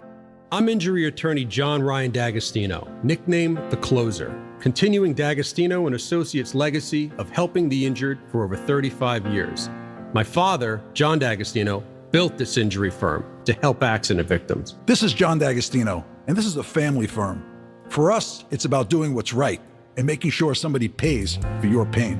Call us first at 1-800-BITE-BACK. That's 1-800-BITE-BACK. They call me The Closer because big or small, in court or out, I'm fighting to get the job done, to win, to get you every dollar you deserve. D'Agostino and Associates has offices throughout New York and New Jersey and will come to you. I've been there and I'll be there for you. Call us first at 1-800-BITE-BACK. 1-800-BITE-BACK. That's 1-800-248-3222. I know that hiring can be challenging. You sort through tons of resumes and you get too many so-so applicants. You're just waiting for someone to match your role perfectly. Well, now, there's a place where you can meet them fast.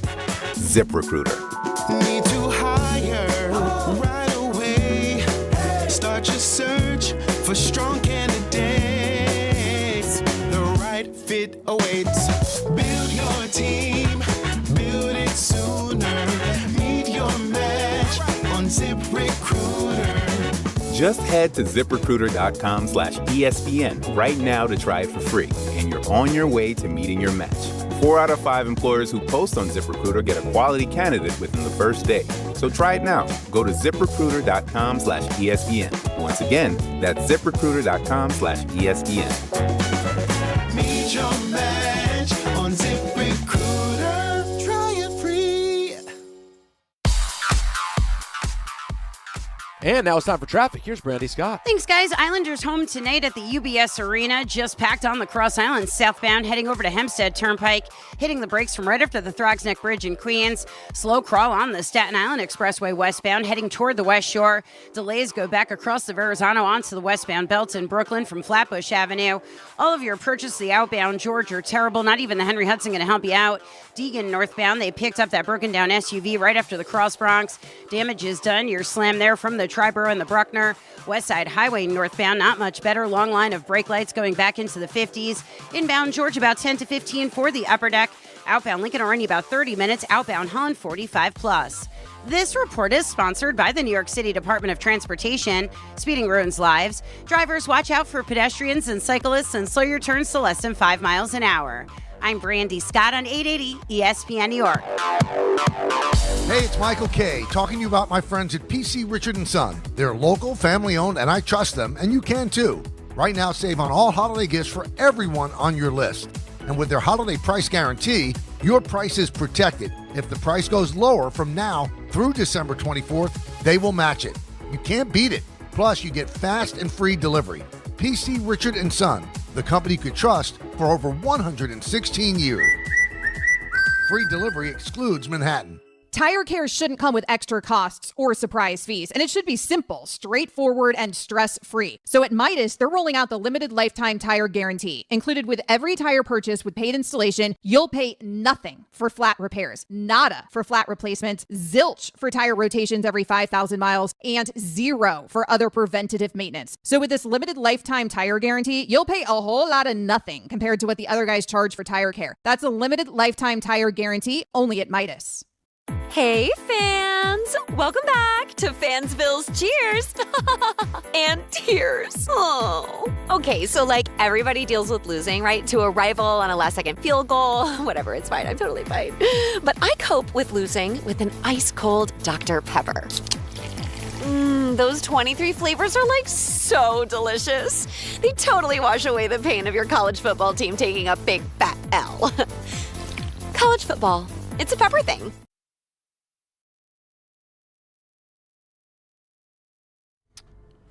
All right, ladies and gentlemen. Time for the Damien Woody Report right here. That's right. Brought to you by Bet365. And one of our favorite times every week is talking to our guy, Damien Woody. And we'll see. Obviously, out of the gate, there's only one thing to ask. And that's right. And that is, how was Napoleon Dynamite? Guys, I have to confess. Oh, no. I have to confess.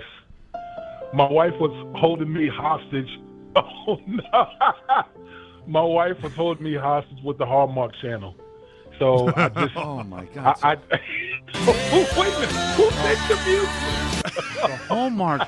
Listen, no, Don, that's a real thing. No, I go excuses through for it him. too, but here's the question. I deal with it all the here's time, the man. This is what I need to know. Channel this time of year kills you. Did she eventually give it back to you?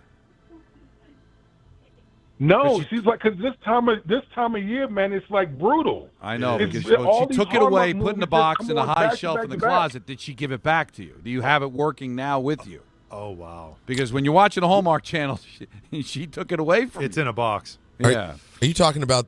Yeah, I'm talking about that. It. Yeah, but honestly, talking about the hardwood. Honestly, though, men, you know that we next Talk About It Tuesday. Though D Wood brought up something that I was going to bring up for Talk About It Tuesday. We need to have this conversation. There's other men in the world now that are experiencing this Christmas movies on the Hallmark Channel. It just like you just stare at it going, what the hell is this? But you can make it work because the female lead's usually a smoke show. So you can kind of fight through there it, is right? that. Right, Damien? And usually somebody from the 80s. That is very true. That is very true. Right? They're usually child Totally stars agree. from the 80s. Yes, that is true. We got to have the conversation one of these days. It's unreal. All right, well, listen, we're all very hurt and very disappointed, but we also understand. And we give up. I think we all collectively give up. No, I'm not. I'm not giving up on it. No, Don, we're not giving up on this. It's just a rough time of year with being so close to Christmas.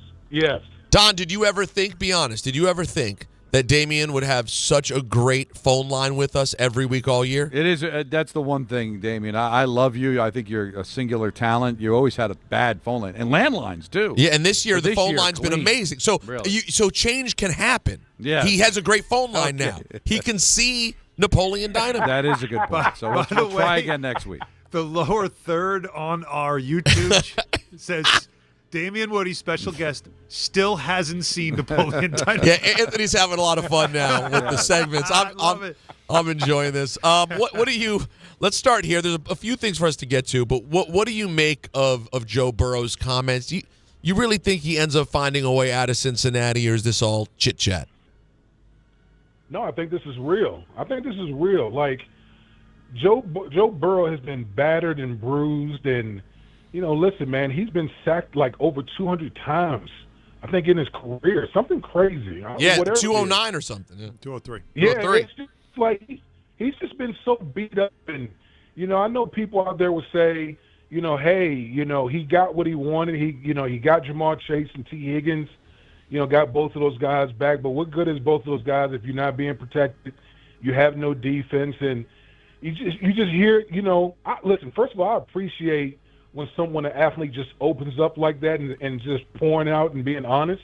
And you just hear a guy that's just, it seems like his level of football is waning when you're getting beat up, battered, and bruised, and you're losing, which would suck because I think Joe Burrow is like a singular talent at the quarterback position. I think he plays a quarterback position the purest of any quarterback in the National Football League.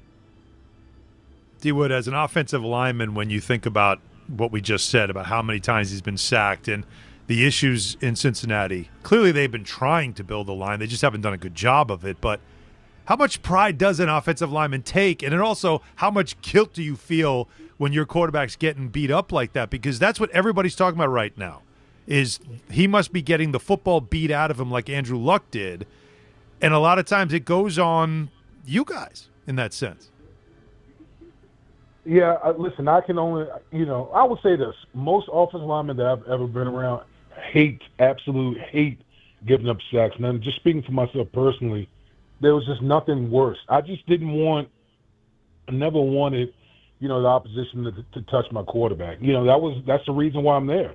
Obviously, all linemen wants to run the football, but you don't ever want anyone to hit your quarterback. And I can't imagine those guys in Cincinnati, if upon hearing those type of stats, would feel good about themselves, knowing your quarterback's been hit more than any other quarterback over the past however many seasons. It's just ridiculous, to hear from your quarterback like, man, I'm just getting the brakes beat out of me and injured seemingly almost every year.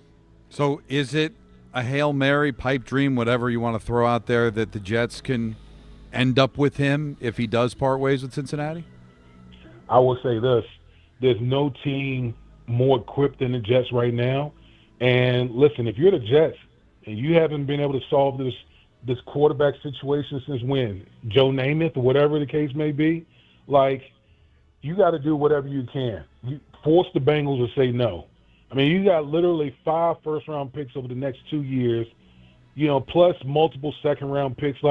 You have all the ammunition in the world to solve the number one problem within your organization. That's the quarterback position. So you just keep offering until they say no, and once that's exhausted, you move on. Listen, we talk a lot because Alan has a bit of a man crush on Shedeur Sanders, so we'd spend a lot of time on Shedeur. And no, it's been a great story, or not great. It's been a fascinating story, I should say, with some great moments, including last week against Tennessee when he put up some big numbers. D, I'm of the mindset that if you start the guy at quarterback, you have to keep him in the game in pivotal moments. I understand that it hadn't worked out on the previous 2-point conversion, but I just do not understand. There's nothing on the line for the team this season, right? They're just trying to develop the guy and see what they have. Can you help me understand how it makes sense to start a guy at quarterback but not be able to have him in big goal line situations?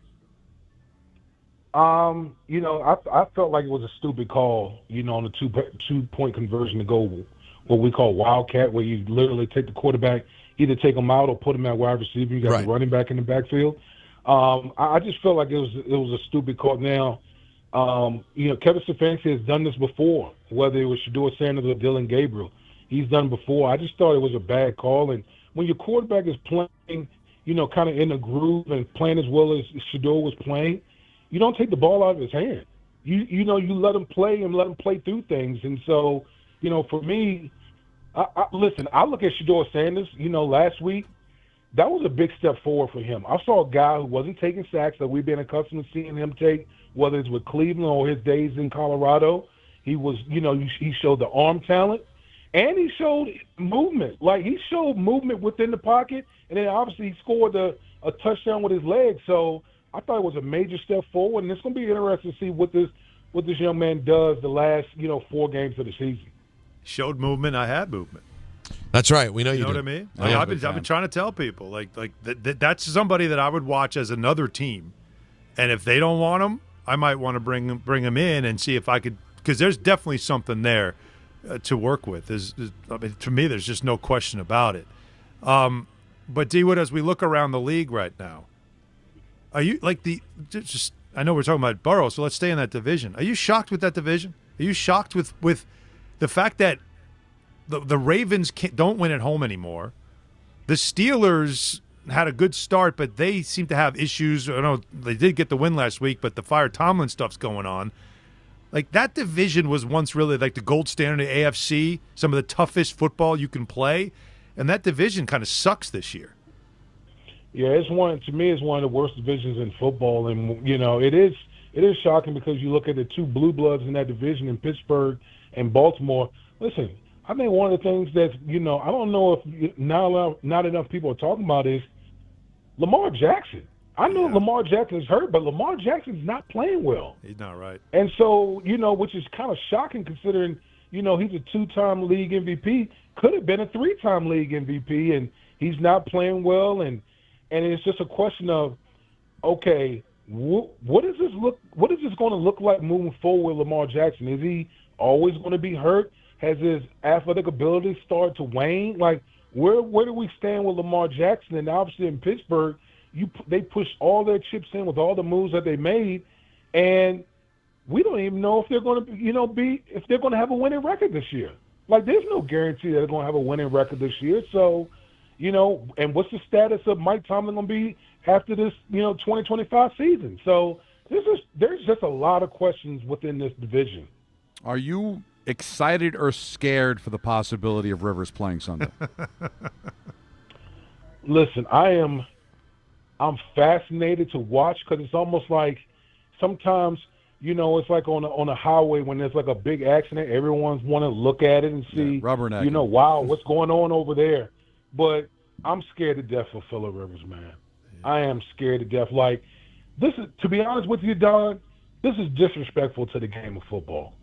To think a guy 44 years old who hadn't played in 5 years can go out here at this juncture in the season and just play football on the highest of levels. Think how arrogant you have to be as a person to think, I can just get up off the couch without playing in 5 years and go out here, and play at the highest level. Not only play at the highest level, but he's playing the Seattle Seahawks.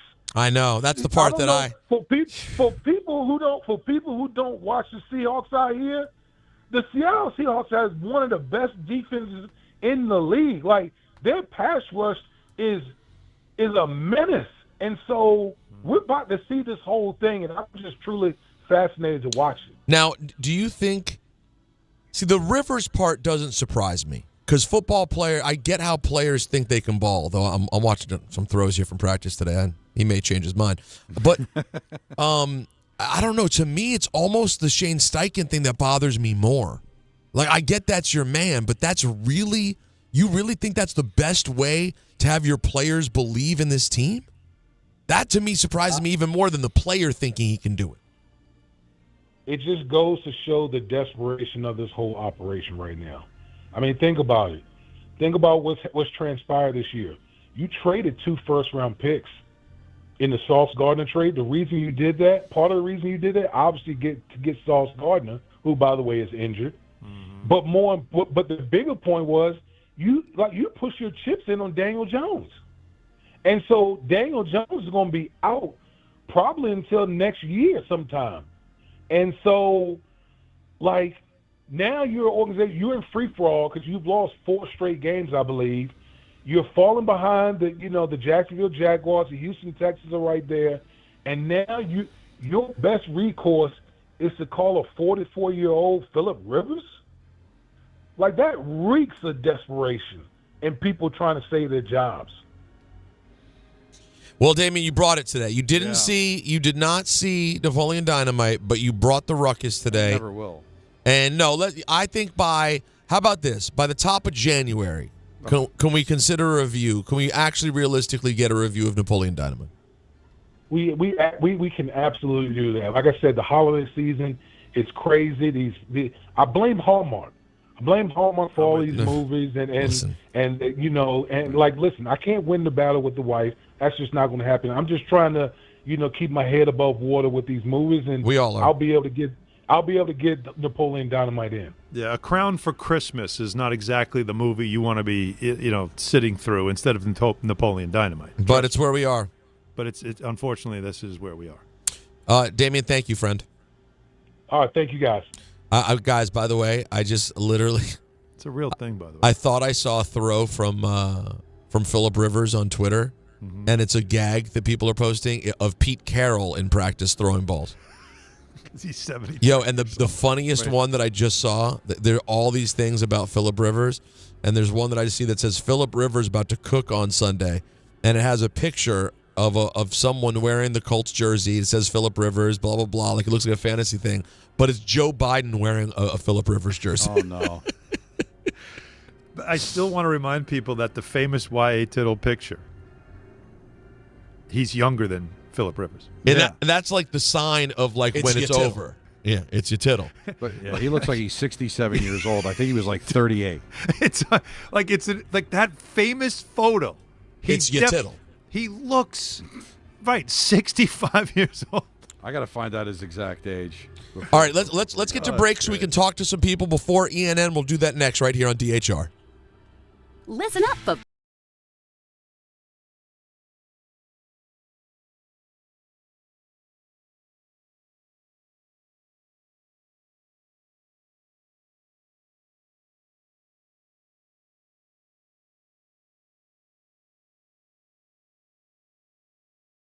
See why it's never ordinary at Bet365. Gambling problem? Call 1-800-GAMBLER. 21 plus only. Must be physically located in New Jersey. T&Cs apply. In-app only.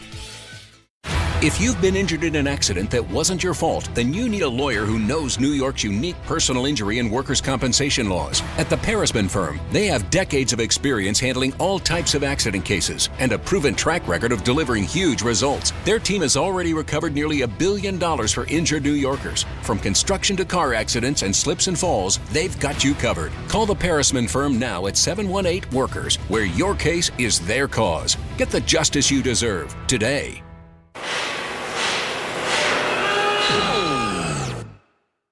When equipment breaks down and operations come to a halt, every single second counts. So why is your maintenance team spending 60% of their time doing anything but turning wrenches?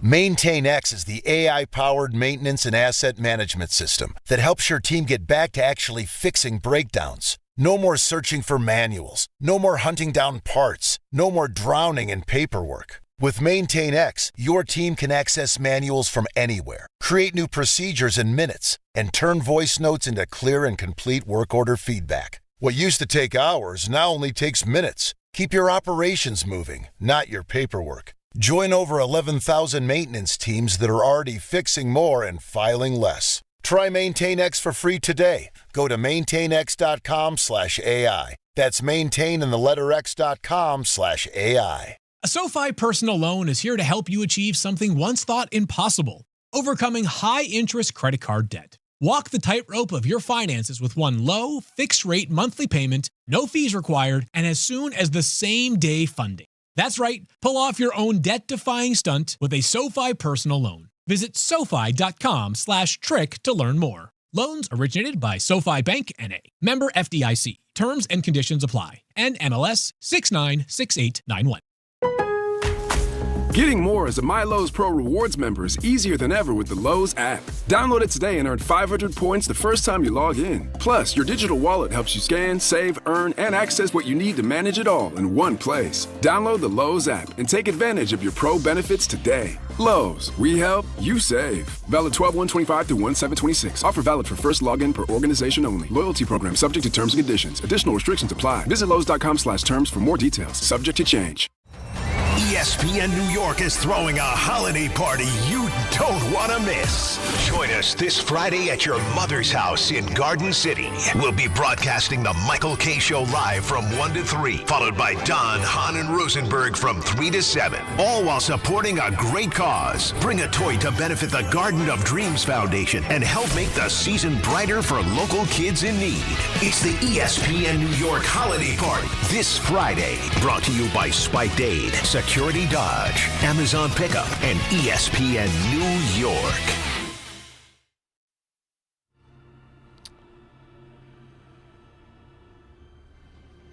Now, I encourage everyone. Oh, wait for it, Don. Wait for it. Oh, yeah. Okay. Now go ahead. Sorry. In the famous photo of Y.A. Tittle in Pittsburgh. You Tittle. He's 38 years old. But so everybody can feel like they can participate, and Peter, you as well, and Alan, go to Wikipedia and check out Y.A. Tittle. And if you go to Y.A. Tittle on his Wikipedia page, his picture is a football card of when he was a 49er. So let's just assume, for sake of argument, it's his last year as a Niner, and it was taken in the summer going into the season at training camp. That picture that you're looking at is of a 33-year-old man. Absolutely wild. No chance. It had to be the bacon and cigarettes and scotch. It's a different era. It like just those three things that dominated men's lives from the 40s up until the 70s.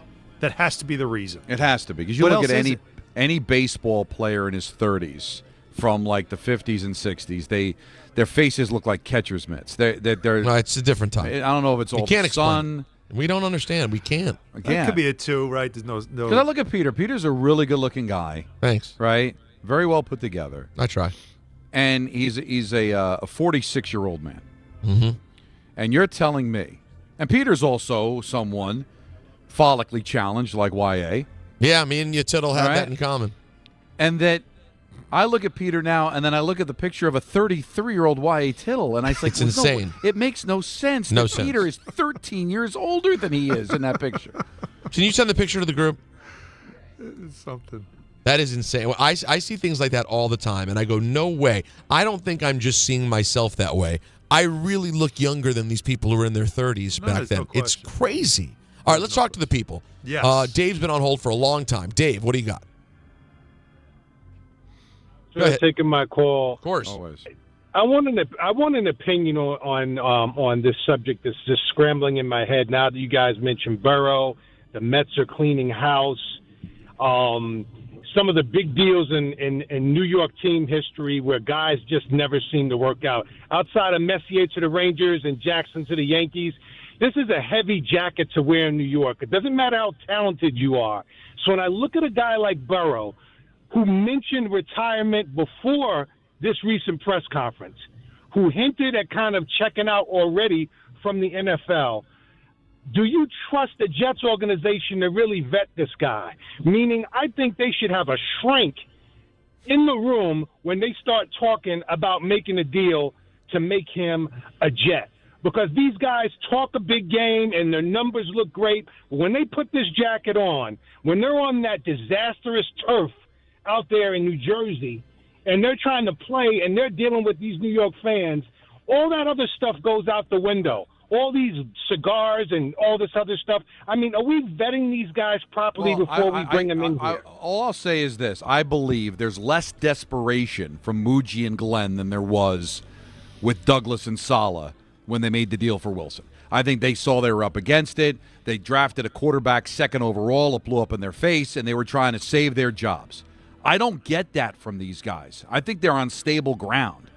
Glenn's in the first year of a 5-year contract.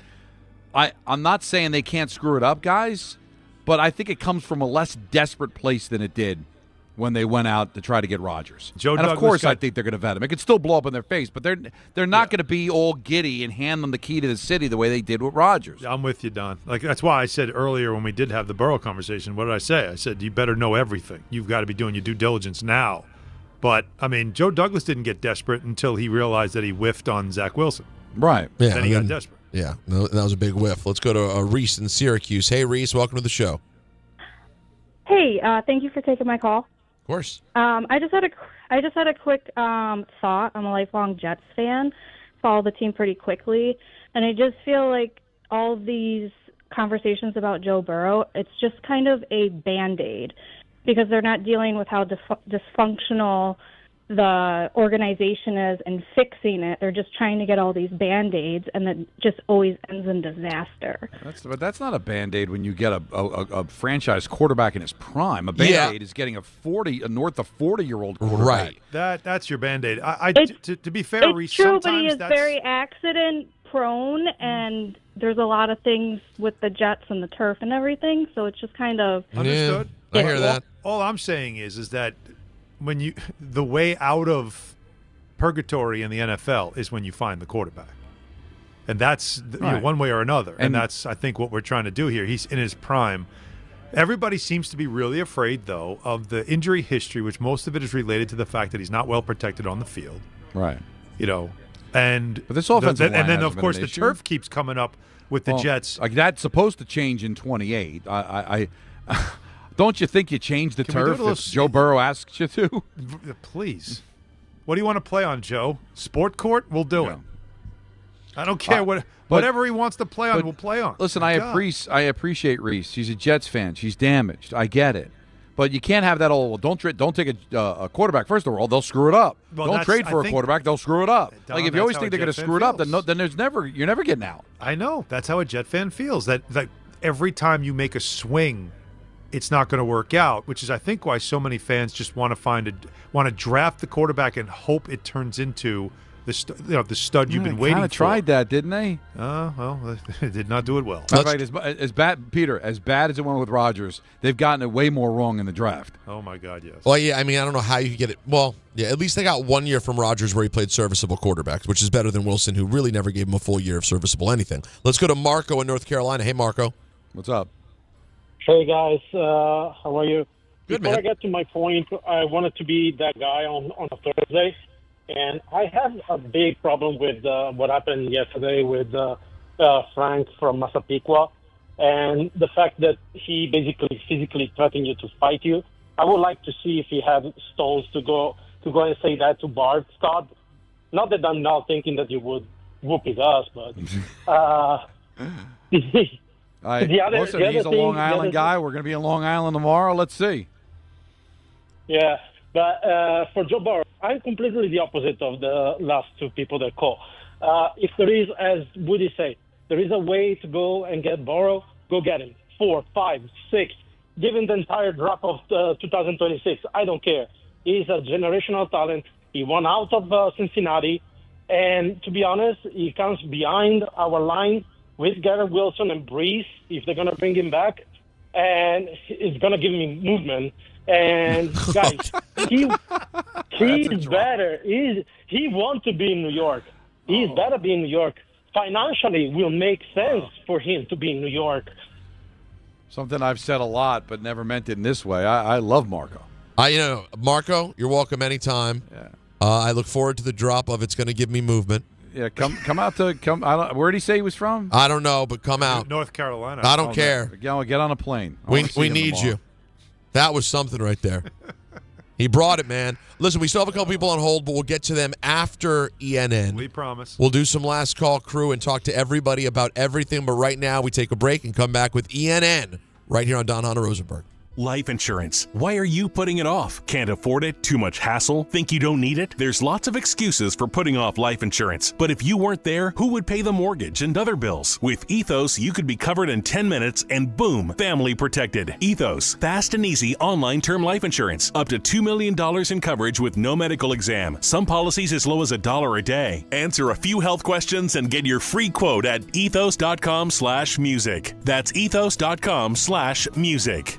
Progressive presents Employee of the Month. Small Business Edition. Today's recipient from Terry's Tiny Homes, Terry! Sure, as the only employee of her company, Terry was probably the front runner, but saving money getting personalized discounts with a commercial auto quote from Progressive, well, that gave Terry the edge. Over Terry. Terry, Terry. Keep awkwardly Terry, chanting your own name, Terry. You deserve it. Woo! Be your own Terry. See if you could save in as little as 8 minutes at ProgressiveCommercial.com. Progressive Casualty Insurance Company and Affiliates. Discounts not available in all states or situations. And now it's time for traffic. Here's Brandy Scott. Thanks a million, guys. I hope you have an awesome rest of the night. Get home safe and quick. We're going to start off in Jersey. Devils are home tonight at the Rock in Newark. Can't catch a break on 21 southbound. A new crash over by Market Street. Packed ride heading over to the Prudential Center from before 280. We've got an issue on 287 southbound right after the state line in Mahwah. Big accident with a car facing the wrong way. 2 lanes are down. Jammed there and backed up onto the thruway in Rockland County. Inbound George about 15 to 24. The upper deck, lower level in pretty good shape. All of your purchase, the outbound side are terrible. Cross Bronx westbound at a standstill from the Bruckner on through. Outbound Lincoln already about 30 to 40. Outbound Hull now close to an hour.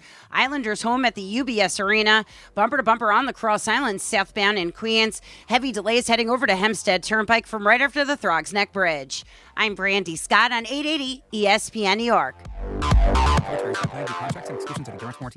If your car is out of warranty, one major repair bill could wipe you out. Just ask Ludacris. Car breakdowns can wreck your wallet. Without Endurance, a worn-out timing belt could cost you $1,700. A busted transmission, that's $4,000 easy. An engine meltdown, $7,000. But if you've got Endurance, you could never pay out of pocket for a car repair again. With Endurance, your car's most expensive parts are covered. Plus, you pick the mechanic you trust to do the work. With Endurance, your rate stays the same no matter how many claims you file. If your car is under 20 years old, Endurance has you covered with unlimited miles.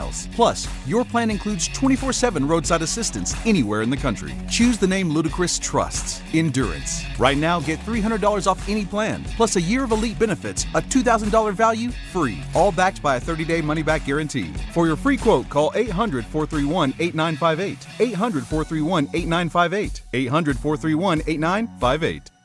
880 ESPN, WHSQ, and WCBS-FM HD2, New York.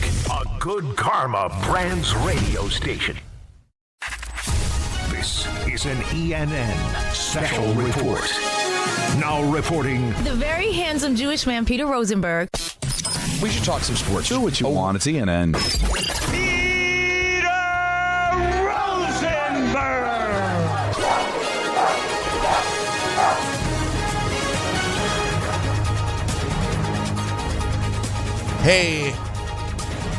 Hey now.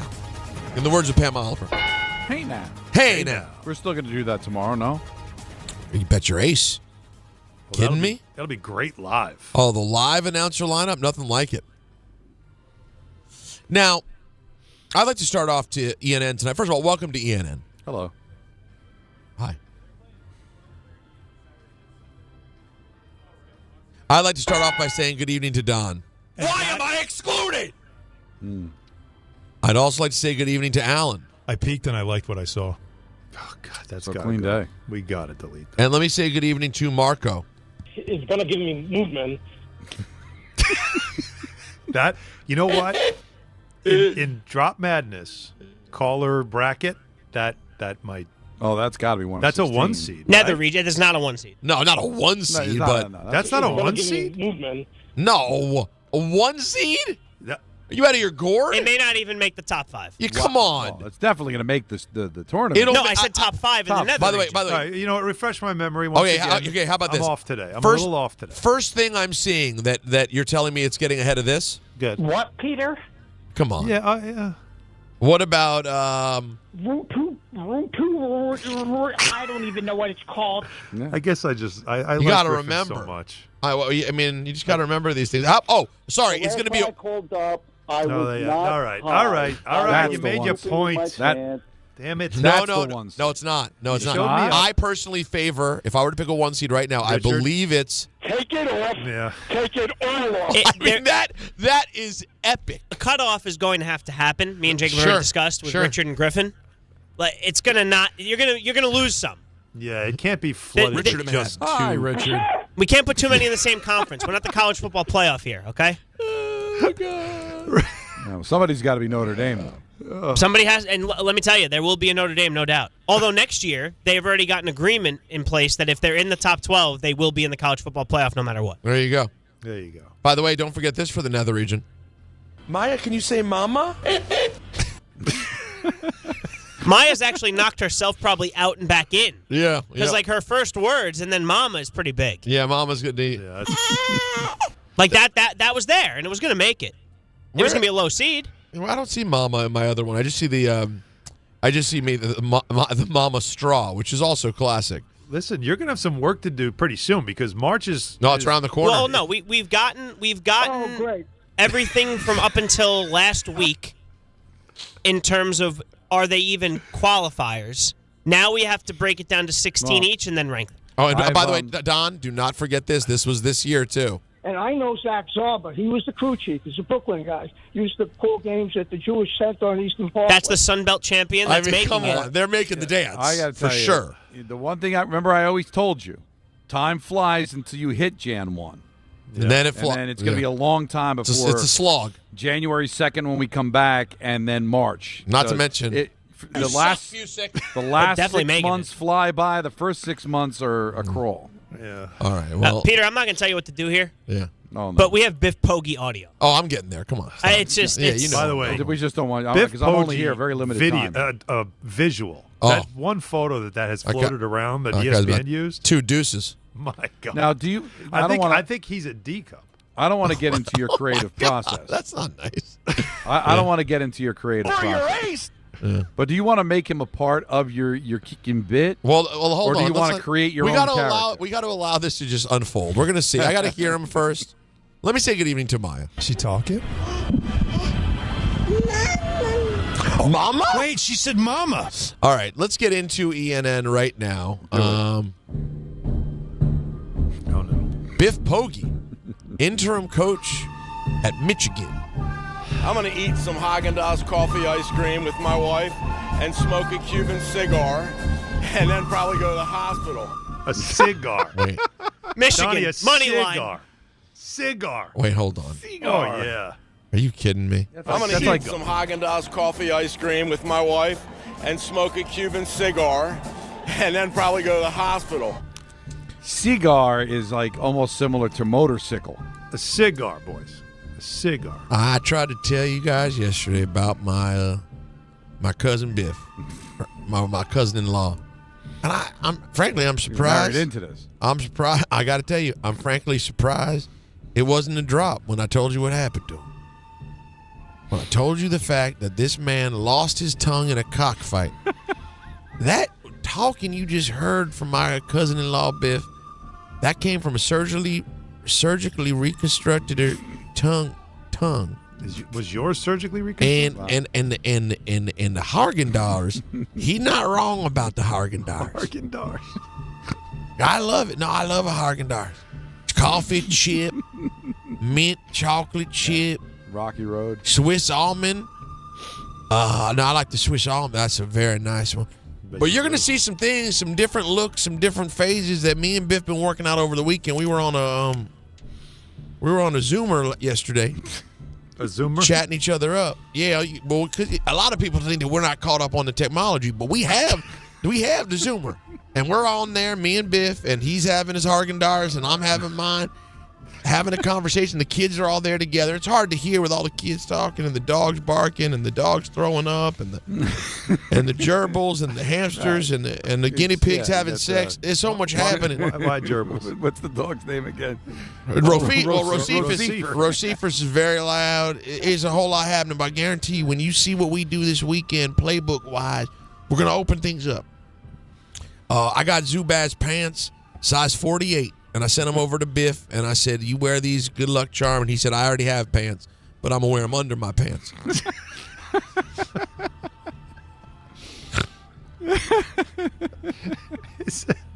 Size 48. Size 48 Zubars. that was low-key funny. Okay. Jamar Chase was asked about Joe Burrow. Uh-oh. And he said, I don't care. Jamar, we don't care. Do you think Joe Burrow loves football? I thought this was an AI. I'm not. Did this really happen though? That's real. Yes. Well, it depends on what you saw. I don't really know nothing about it at the end of the day. You know what I'm saying? That's something. You might have seen something that we're not. I mean, but like I've seen a little bit from the TV walking outside from practice, and then like I turned my eyes, but I don't know nothing about it. At the end of the day, I see him the same every day. To me, he loves football.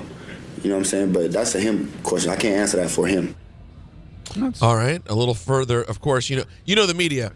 Even if they hear concern there, didn't he? Even if they hear that you didn't watch and you don't know what he said, follow up here. More thoughts on the Joe Burrow situation. Honestly, nothing's wrong with a little emotion at the end of the day, especially coming back from an injury. The man loves the game. I think he loves the game. From what I've learned from him also at the end of the day, you know what I'm saying? So I can't really say what he feels at the end of the day, but from what I see, man, he seems the same every day. Comes to work ready to play, comes to practice, the same guy. He helps me every day.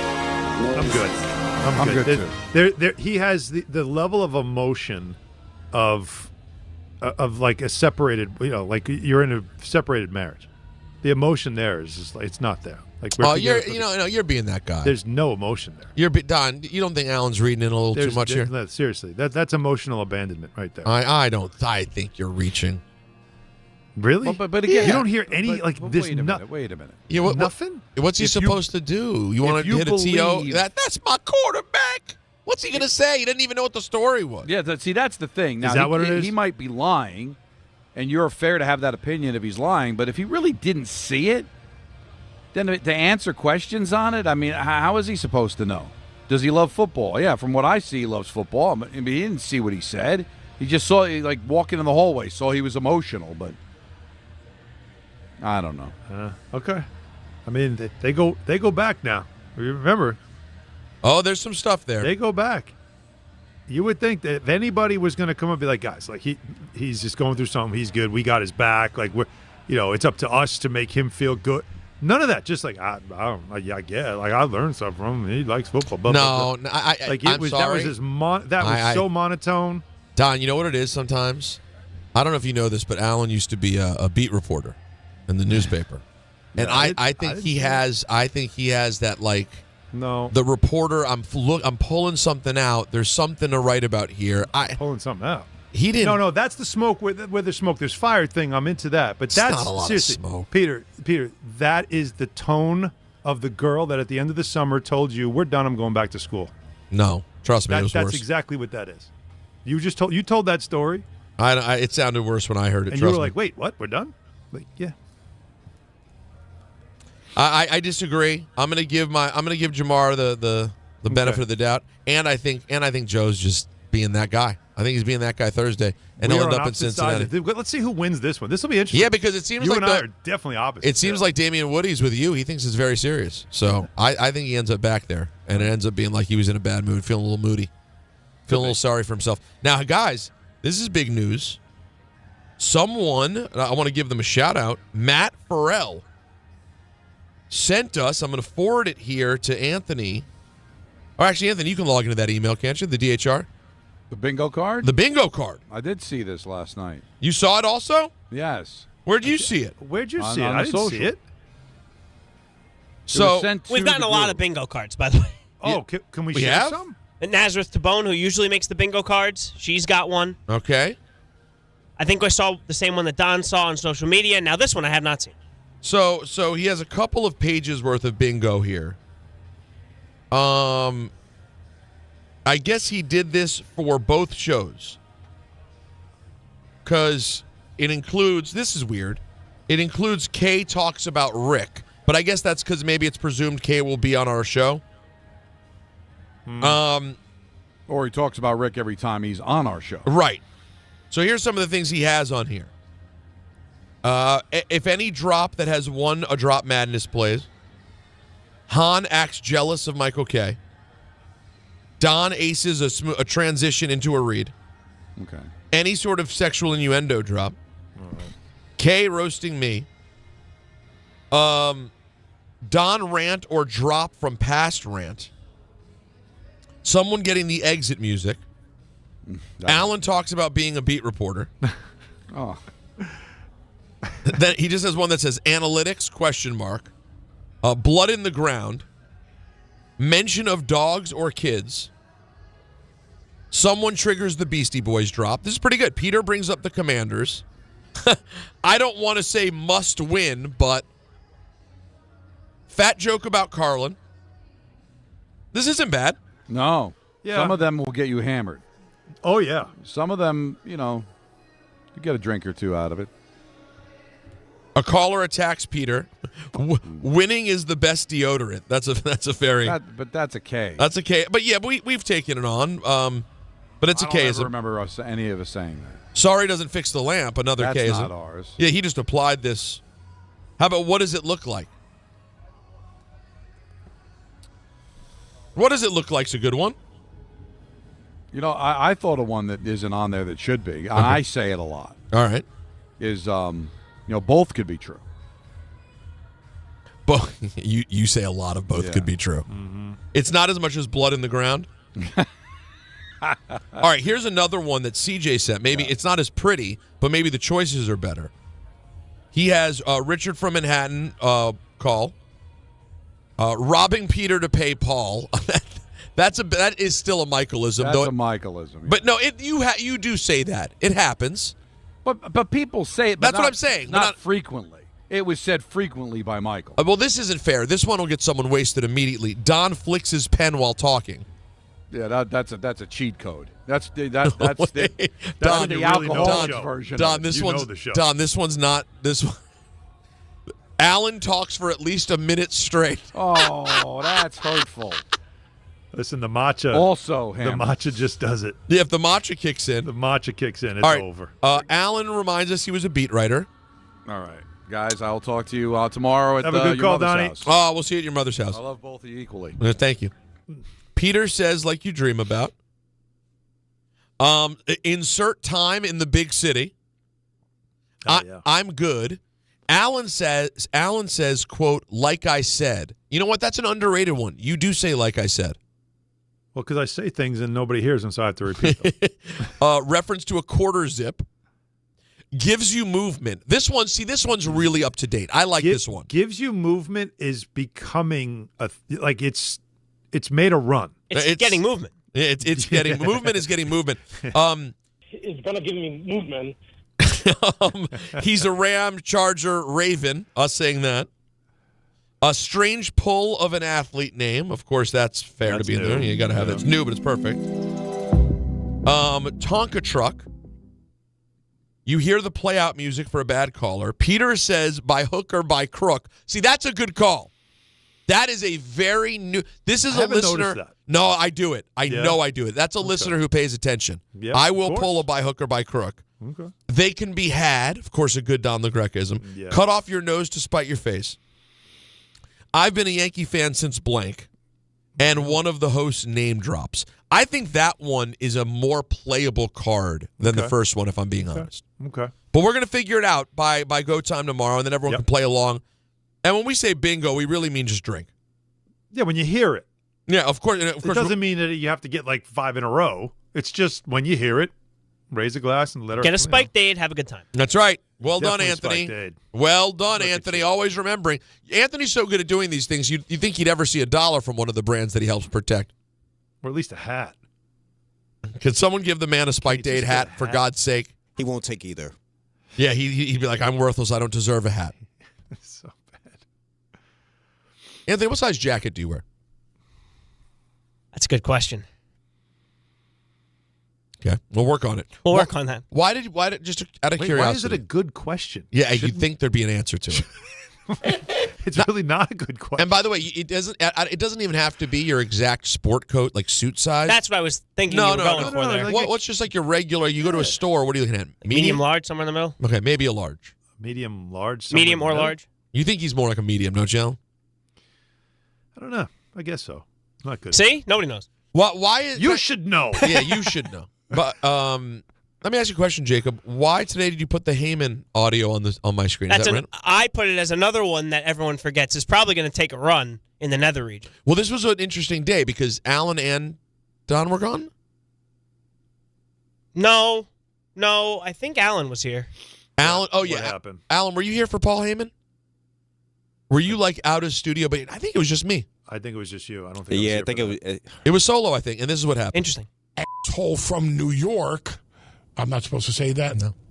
It's okay. We got it. It's all good. But yeah, but we're live radio. I can't say asshole. No, Ty don't was say it again. here. We're going to run out of dump time. Ty, yes. But that's a bad word. That's one of the words. Asshole's a bad word. Stop. Forgot about that. That's actually phenomenal. Yeah, just Chris cursing 3 times on live radio. And he Thank knew you. exactly what he was doing, which made it even funnier. For your ace. All right, let's get to some E&N stories, shall we?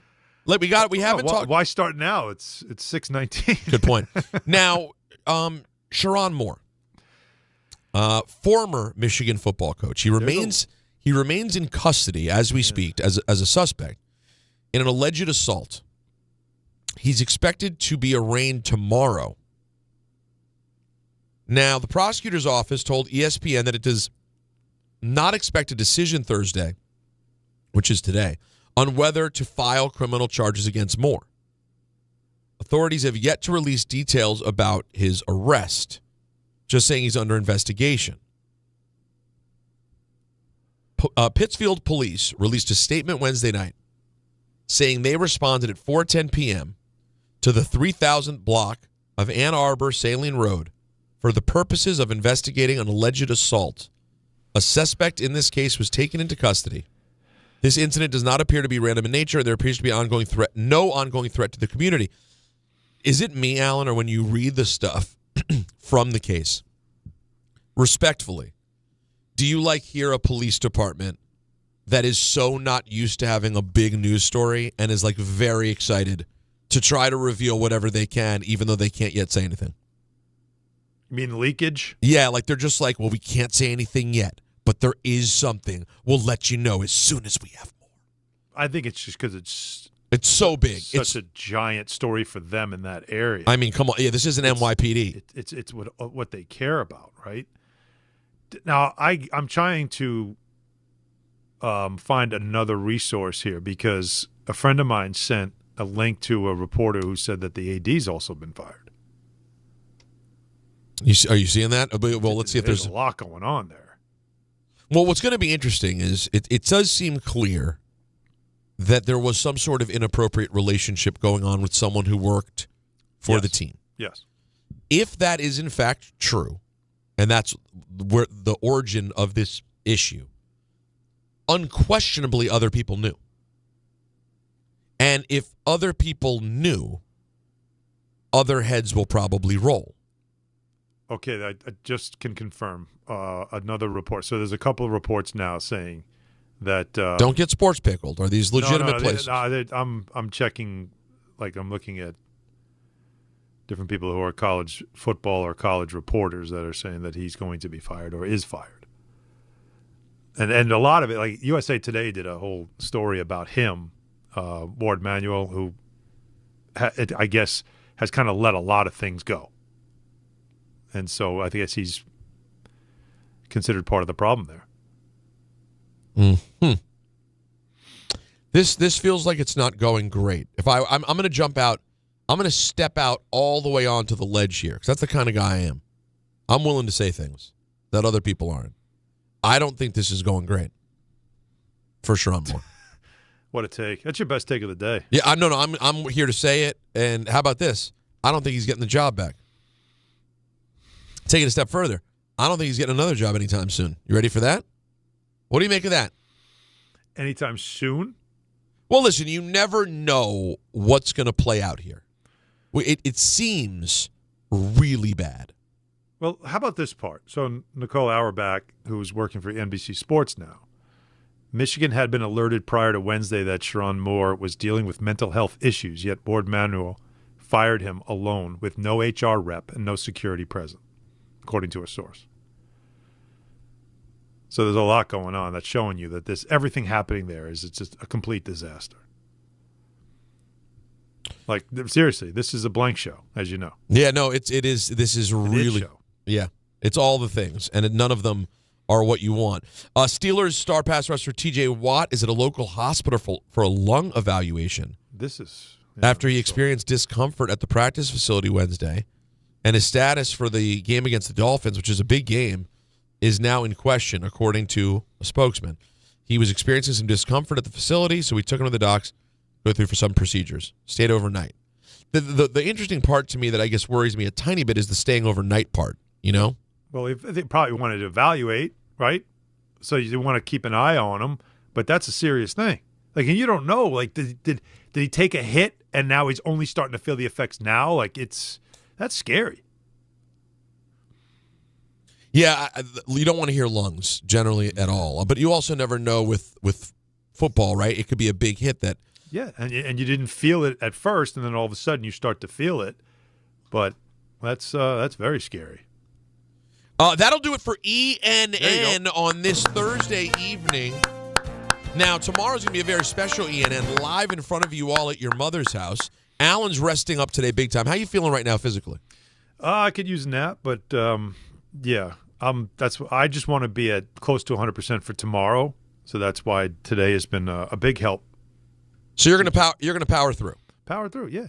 All right, we're gonna take calls now on every single subject. Last call crew 1-800-919-3776. You call right now on any subject. You talk to myself and Alan Hahn, and we'll take it up till 7:00 right here on Don Hahn and Rosenberg. Hey, it's Michael Kay talking to you about my friends at PC Richard & Son. They're local, family-owned, and I trust them, and you can too. Right now, save on all holiday gifts for everyone on your list. And with their holiday price guarantee, your price is protected. If the price goes lower from now through December 24th, they will match it. You can't beat it. Plus, you get fast and free delivery. PC Richard & Son, the company you could trust for over 116 years.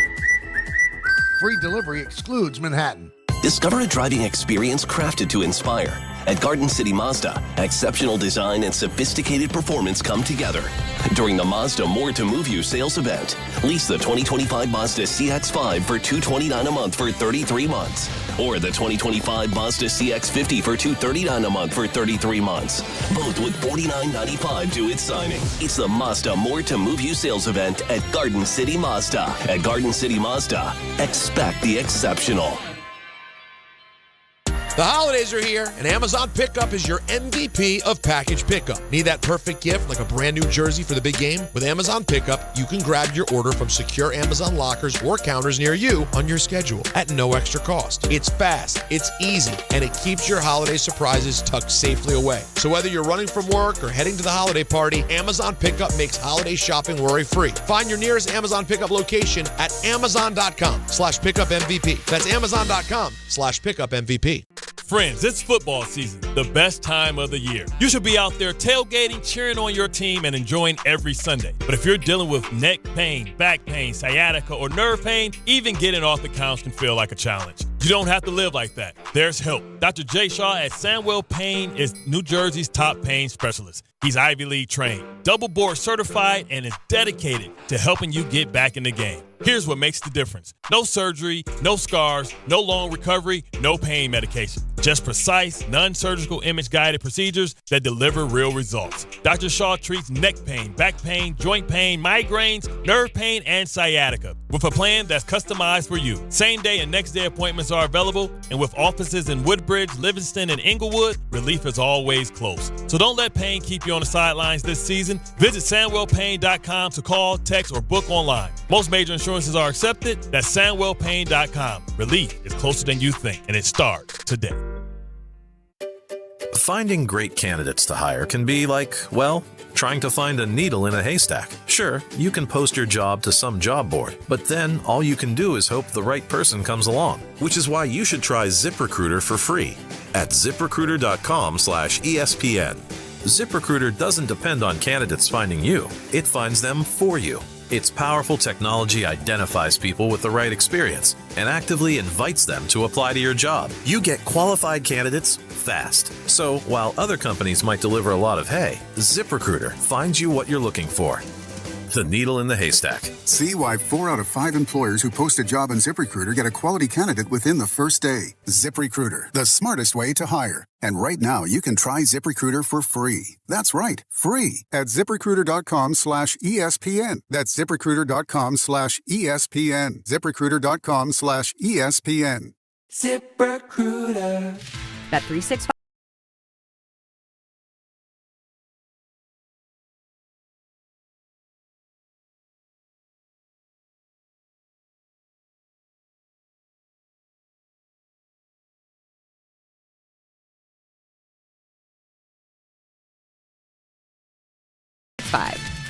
Gambling problem? Call 1-800-GAMBLER. 21 plus only. Must be physically located in New Jersey. T&Cs apply.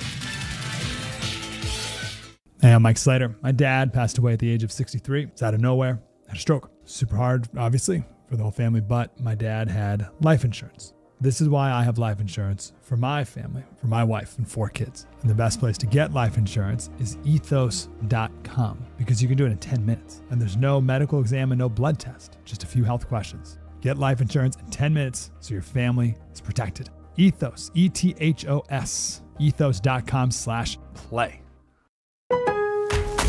Getting more as a MyLowe's Pro Rewards member is easier than ever with the Lowe's app. Download it today and earn 500 points the first time you log in. Plus, your digital wallet helps you scan, save, earn, and access what you need to manage it all in one place. Download the Lowe's app and take advantage of your Pro benefits today. Lowe's, we help, you save. Valid 12/1/25 through 1/7/26. Offer valid for first login per organization only. Loyalty program subject to terms and conditions. Additional restrictions apply. Visit Lowe's.com/terms for more details. Subject to change.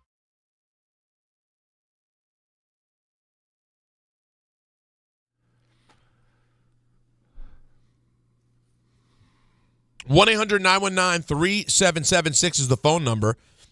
If you want to get down with the last call crew, we'll talk to you about any subject on the table from here until 7 o'clock. So get in right now. Game time brought to you by Tullamore Dew Irish Whiskey, because when it's game time, It's Tully time. It's Tully time. Devils Lightning at 7. Don on the call. Islanders Ducks at 7. Tullamore Dew, the original triple distilled, triple blended, and triple cast matured Irish whiskey. Be sure to grab a Tullamore Dew or try the new Tullamore Dew Honey during today's action. Glasses up to enjoying Tullamore Dew responsibly. Alan, you ready to talk to the people? I know Jose's been waiting. You want to get to him? All right, we're going to get to Jose. But whatever the subject is, you get in right now. Last call crew up till 7 o'clock. We start with Jose in Beacon, home of Mindy Rosenberg originally. How are you, Jose? Good evening, gentlemen. How are you guys doing today? Good, buddy. Can you hear me? I'm good. Oh, sure we can. Crystal clear. I'm clear. If you give me 120 seconds, I got to get off my flowers and then my point. Am I good? Go for it. Oh, that's okay. We'll see how it Mr. goes. LaGreca, Mr. LaGreca, I'm sorry you're not here. My first chance to tell you congratulations on the Devils job. You're living out a dream. You're doing a great job. I'm in Devils purgatory. Thank you. Go Devils. Right. Let's get it, right? Okay. Mr. Rosenberg, Thanks. let's go. WWE, Thank you. ESPN, let's get it. Okay. Let's go. All right. You're doing an outstanding job. Hip-hop, we're running the world, okay? Thank you. 3 to the head like Mello. Cool? Mello? I'm not running the clock, but I know I'm running short on time. Okay? All right. All right. Cool. Okay. Mr. Hahn, let's go, Knicks. You were right on Shador. Let's get it. I'm doing the thing right now. You really What are. Shador does with his wrist, okay? All right. I'm really doing it like it's up in the air, okay? Okay. So back to my point. Why is it so? I'm sorry, Mr. Rosenberg. Yeah. This is my first time to give you congratulations on Maya and Zayden. Oh, thank you. Get it. Thank you very much. This is Two very birds sweet. in one stone. 2 birds in one stone, right? 2 birds in one stone. Thank you. I appreciate you. I hope he's healthy. Let's get 2026. Okay. Mr. Hahn, go Knicks. You were right on Shador. Am I wrong for thinking that the Jets should really shoot for Mr. Burrow or Primetime Sun? I want to know why that's wrong to think that way, and what is it that you guys think is better? Period. I'm ready to listen. God bless you all. Happy holidays. God bless you. Love you all. Thank you. Appreciate you. Smoke weed every day. Yo, but he had been waiting a while, so I'm sure he. He was. That was whoa. That was a Ferris wheel of compliments, and I'll take it. Yeah, but it was something. I also, I'm trying to figure out. Is he saying what would you rather? Would you rather do? I think the question was there? If you have the opportunity, this is what I'm interpreting as I got off the Ferris wheel and stopped spinning. If you had the opportunity for Burrow or Shador, which would you choose? Oh my God! And I don't really know if that's a question. Come on. Other than you don't want to give up all the picks and you'll go with like the young guy. But if we're talking about who's got a better chance of getting you a chance to win right away, if you're telling me I could have both, like door number 1, door number 2, which door do I want to pick? Yeah, I'm going to pick Burrow. Yeah, 100%. Respectfully, it's an insane question. The ramblings of a lunatic. A lovely guy, but the ramblings of a lunatic. I mean, Joe Burrow is as good as it gets, just about. I mean, I would say it's... In his defense, Jose has been waiting a good solid... He's called several times, had to hang up, called back, and so finally got through. So current Rosenberg quarterback power rankings in the world, I'd say. Let's hear it. Number 1 would be, in spite of everything, it's number 15 from Kansas City. Of course. Number 2 is number 17 from Buffalo. Okay, it's a good one. Number 3 is number 9 from Cincinnati. Yeah, close 3. I might even say he's right T2. I would say not quite that. No? No, well, Josh doesn't get hurt. He just doesn't get hurt. That's a good thing. Yeah, it's a big one. It's a big one. But my guy wins. A lot. Who's your guy? Burrow. Burrow's my guy. I put Burrow ahead of Mahomes 2 years ago. If you don't recall. I know you did. Happened on the show. Right now you don't have him there. I don't. The boy is mine. You going to fight over him? Yeah, no, we're not going to fight over him. I love Burrow, but I have him at 3. I feel comfortable. By the way, but okay. I feel comfortable. Yeah, Girl Is Mine's awful. We talked about that on Hot today. You know what? Didn't you and I have this about? Yeah, but you had a terrible take in there that I disrespect. I know, but it just putting it where you put it on the album. Well, let's not go there. No. The only issue I had with you that I disagree with is that I like Baby Me Mine. The problem is that he goes back to back with Girl Is Mine, which is terrible. Terrible. The Girl Is Mine. Thriller, which while it's fun and I enjoy it, it's novelty. You don't want to hear it every day. And then he has Beat It, which just hasn't aged well at all. It's like, who wants to hear Beat It? I'll tell you what. No one wants to hear Beat It. I might have in my younger days fought you on that, but I have to tell you that I have to agree. Yeah. Beat It does nothing for you. I skip that song now. Yeah, you do. I used to love that. I skip it. When it came out, I was 4 years old. It was my favorite song. I had a Beat It watch that played it. I had the shirt. I had everything. Beat It. And now all about that. And of course, by the way, it's kind of the theme of the show. Speaking of strange polls, I now feel like Beat It was intended for white 4-year-olds like myself. It was literally you're gonna like this song. Yeah. Now you have no use for it. However, when you get away from those 3 on the album, it's masterful. Oh my God, yes. But that 3, no, Michael, she's really mine. Oh God. I mean, right. We're not gonna fight about this, okay? If we did, I'd kick your ass. And by the way, that would have been funnier if he actually said that. Instead of I'm a lover, not a fighter. If he said to him, I'll kick your ass. I'll kick you. That would be really fun. And by the way, someone made a great point. Paul McCartney actually speaks to the problem of the song on the song. Huh? When on the ad-libs, he goes, I don't believe you. It's well, neither do we. But don't call it out. We're living in a dream. That's tremendous. He calls it out. He goes, I don't believe you. Why would you say that? Peter, one day in our lives, before we're both dead, we need to do a serious podcast of you and I breaking down certain songs based on the lyrics. That would be fun. By the way, I would have so much fun doing that. By the way, I say feel free to bring a couple tomorrow. Because, honestly, my biggest issue... Christmas songs. Oh, holiday song. I'm sorry, I did it again. Holiday song. No, they're Christmas songs. Come on, there's no There other are holiday no songs other that- holidays are included except for the Hanukkah song. Well, the whole "Baby It's Cold Outside" is more of a winter song. Well, that's it's a weather song. Baby, really. It's cold out song. Baby, it's But cold that gets- outside. that's so overplayed, though. The whole like negativity about that song, like that's getting cliche. There are other songs that you could be like, wait, what? Huh? I mean, it's not full Revenge of the Nerds. You don't I think won't he say that. sees you when you're sleeping? He knows when you're awake is a little creepy. Yeah, he sees you when you're sleeping. He knows when you're awake. As a kid, aren't you like, wait, what? Who is this creep? And why is he worried about what I'm doing? Don't watch me. Watch TV, Santa. All right, let's talk to the people. Although tomorrow, I want to do more of this tomorrow. Alan, I need you on my side because You already know where I'm about on. because you and I are on the same page. I'm going to say this right now, and he would be defensive if we said it to him. But What? Don, as fun as Don is, and he is really fun, and he is down for fun, for sure. He does have some default tendencies. Must talk sports. It is in there. Even though he's like so down for fun, and when we go to fun, he's going to live in fun, and he's not going to pull you away from it. You ever notice like the leftover? There's like a leftover thing of 20 years from K where like we come in and we'll be like, oh, well, football this, football that. And he's like, naturally, he's just like, No. what about the baseball? And I'm like, no. There's no baseball today, buddy. No. There's no baseball. I will say, because we have our picks, it is a football Friday. So Of course there's a it little is. bit of that. Has to be. If there is some kind of heavy level of news that happens, Sure. Bellinger signed with the Mets. Or Well, there's a some chance that the Moore story gets that something big happens tomorrow, Yeah. and we end up jumping in with that. Who knows? Anything that's of that level. But I do believe that tomorrow's more a celebration of the show and the people that have supported the show. I love what you're saying. And the idea of entertaining, because we're at a party. What I think tomorrow's show is about is welcoming all our friends in and those who can't make it, listening in or watching, and just sharing some holiday cheer and some laughs. And occasionally, because at a party, people will come find you and you're a sports guy, so they want to talk sports with you, and that's fine. Sure. That's great. And matter of fact, you know what I would like to be?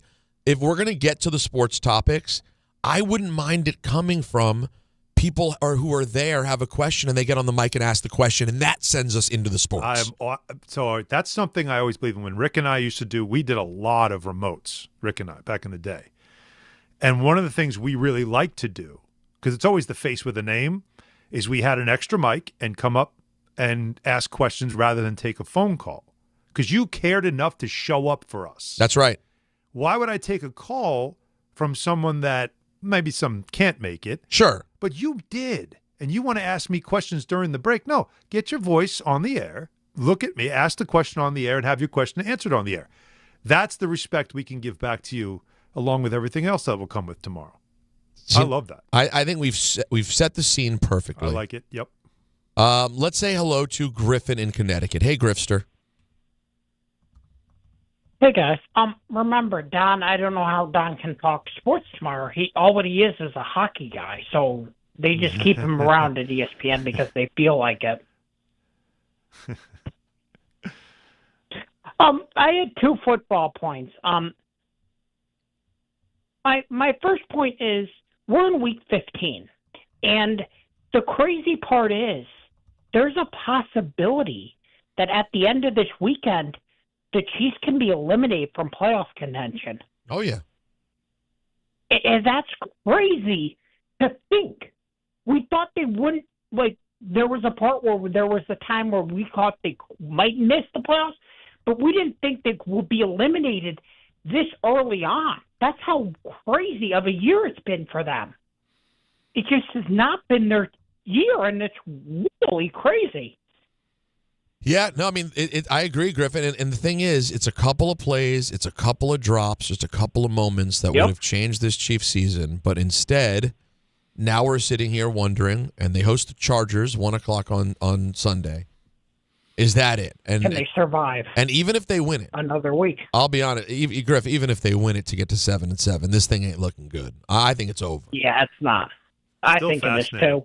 Still fascinating. It is. It really is. Yep. On the other hand, in the NFC, I think if the Packers are the 1 seed, I think they're going to Super Bowl. If the Rams are the 1 seed, I think they're going to the Super Bowl. I think whoever gets the 1 seed between the Rams and Packers, I think they're going to the Super Bowl because who wants to go to Lambeau Field in January to play in that cold weather? Yeah. It's a good take. I agree with you. The only thing I'd push back on is I think that I said this yesterday. I think home field really helps the Rams, but let's not act like Green Bay can't go into LA and win. They can. They definitely can. Jordan Love's quietly become one of the dudes. They're in a great space right now. Well, it's Toyota. Talk to people with other teams who deal Oh, no, with Buster, him, I don't want to talk to you. And they All due respect. Love you, Buster. Settle down, Buster. It's Toyotathon, Peter. Has it really started? Yes. We're in Toyotathon? And you know what happens when Jordan Love's on Toyotathon. It's the opposite of Kyler Murray Murray with COD. and correct. it's in Call of Duty. That's right. When Toyotathon begins, Alan, Jordan Love goes the bleep off. I didn't know this. Oh, it's a thing. This is a thing? Oh, yeah. Please explain. It's been a thing When every year. Toyotathon Don't ask how they started figuring it out. But it's December. It's basically December. So December to remember? Yeah, so when someone, I guess what it is that it's mostly December, and then it's someone sort of played into the fact that it's Toyotathon. And Does he have a deal yet with them? I think he had a shirt on with McAfee this week. Of course he's 11-5 during Toyotathon overall. So, in other words, in December. We close out with your phone calls as we get you ready for your mother's house tomorrow, our holiday party. If you're on Long Island, come out and hang. But we close out with your calls next right here on DHR. At Jake's 58 Casino Hotel, we're celebrating this holiday season with our $155,000 Slay the Road drawing, including your chance to win a new Land Rover Defender and $10,000 cash. Earn entries all month long, then be here on January 1st between 12 and 3 p.m. when one winner will be drawn every hour to win up to $20,000 cash. At 4 p.m., one lucky winner will win a Land Rover Defender and $10,000 cash at Jake's 58 Casino Hotel. If gambling is a problem for you or someone you care about, please call the 24-hour toll-free helpline at 1-877-8-HOPE-NY or text HOPE-NY. Hey, New York and New Jersey, Boost Mobile has an unlimited talk, text, and data plan that's only $25 a month forever, meaning you'll only ever pay $25 a month for the rest of your life. Who wouldn't want unlimited wireless when it only costs $25 a month forever? If you don't, you must be one of those people who enjoy overpaying for their phone plan. $25 a month forever is truly as good as it gets, so go online and switch now at boostmobile.com. After 30 gigabytes, customers may experience slower speeds. Customers will pay $25 a month as long as they remain active on the Boost Mobile Unlimited plan. When equipment breaks down and operations come to a halt, every single second counts. So why is your maintenance team spending 60% of their time doing anything but turning wrenches? MaintainX is the AI-powered maintenance and asset management system that helps your team get back to actually fixing breakdowns. No more searching for manuals. No more hunting down parts. No more drowning in paperwork. With MaintainX, your team can access manuals from anywhere, create new procedures in minutes, and turn voice notes into clear and complete work order feedback. What used to take hours now only takes minutes. Keep your operations moving, not your paperwork. Join over 11,000 maintenance teams that are already fixing more and filing less. Try MaintainX for free today. Go to maintainx.com/AI. That's maintain and the letter x.com/AI. Ox Spine at New York Presbyterian is always in pursuit of a better way to heal the spine. We're getting more people moving again with minimally invasive, non-surgical, and surgical treatments with innovative solutions for every back and spine condition and your unique needs. Expert spine care is available now across New York City and Westchester. Find a doctor at nyp.org/oxspine. Stay amazing. New York Presbyterian. If you've been injured on a construction site, then you need a lawyer who knows New York's unique labor laws. At the Parisman Firm, they have decades of experience handling construction accident cases and a proven track record of delivering huge results. Their team has already recovered nearly $1 billion for hardworking New Yorkers. From scaffold accidents to slip and falls and equipment failures, they've got your back. Call the Parisman Firm now at 718-WORKERS. That's right, 718-WORKERS, because your case is their cause. Get the justice you deserve today.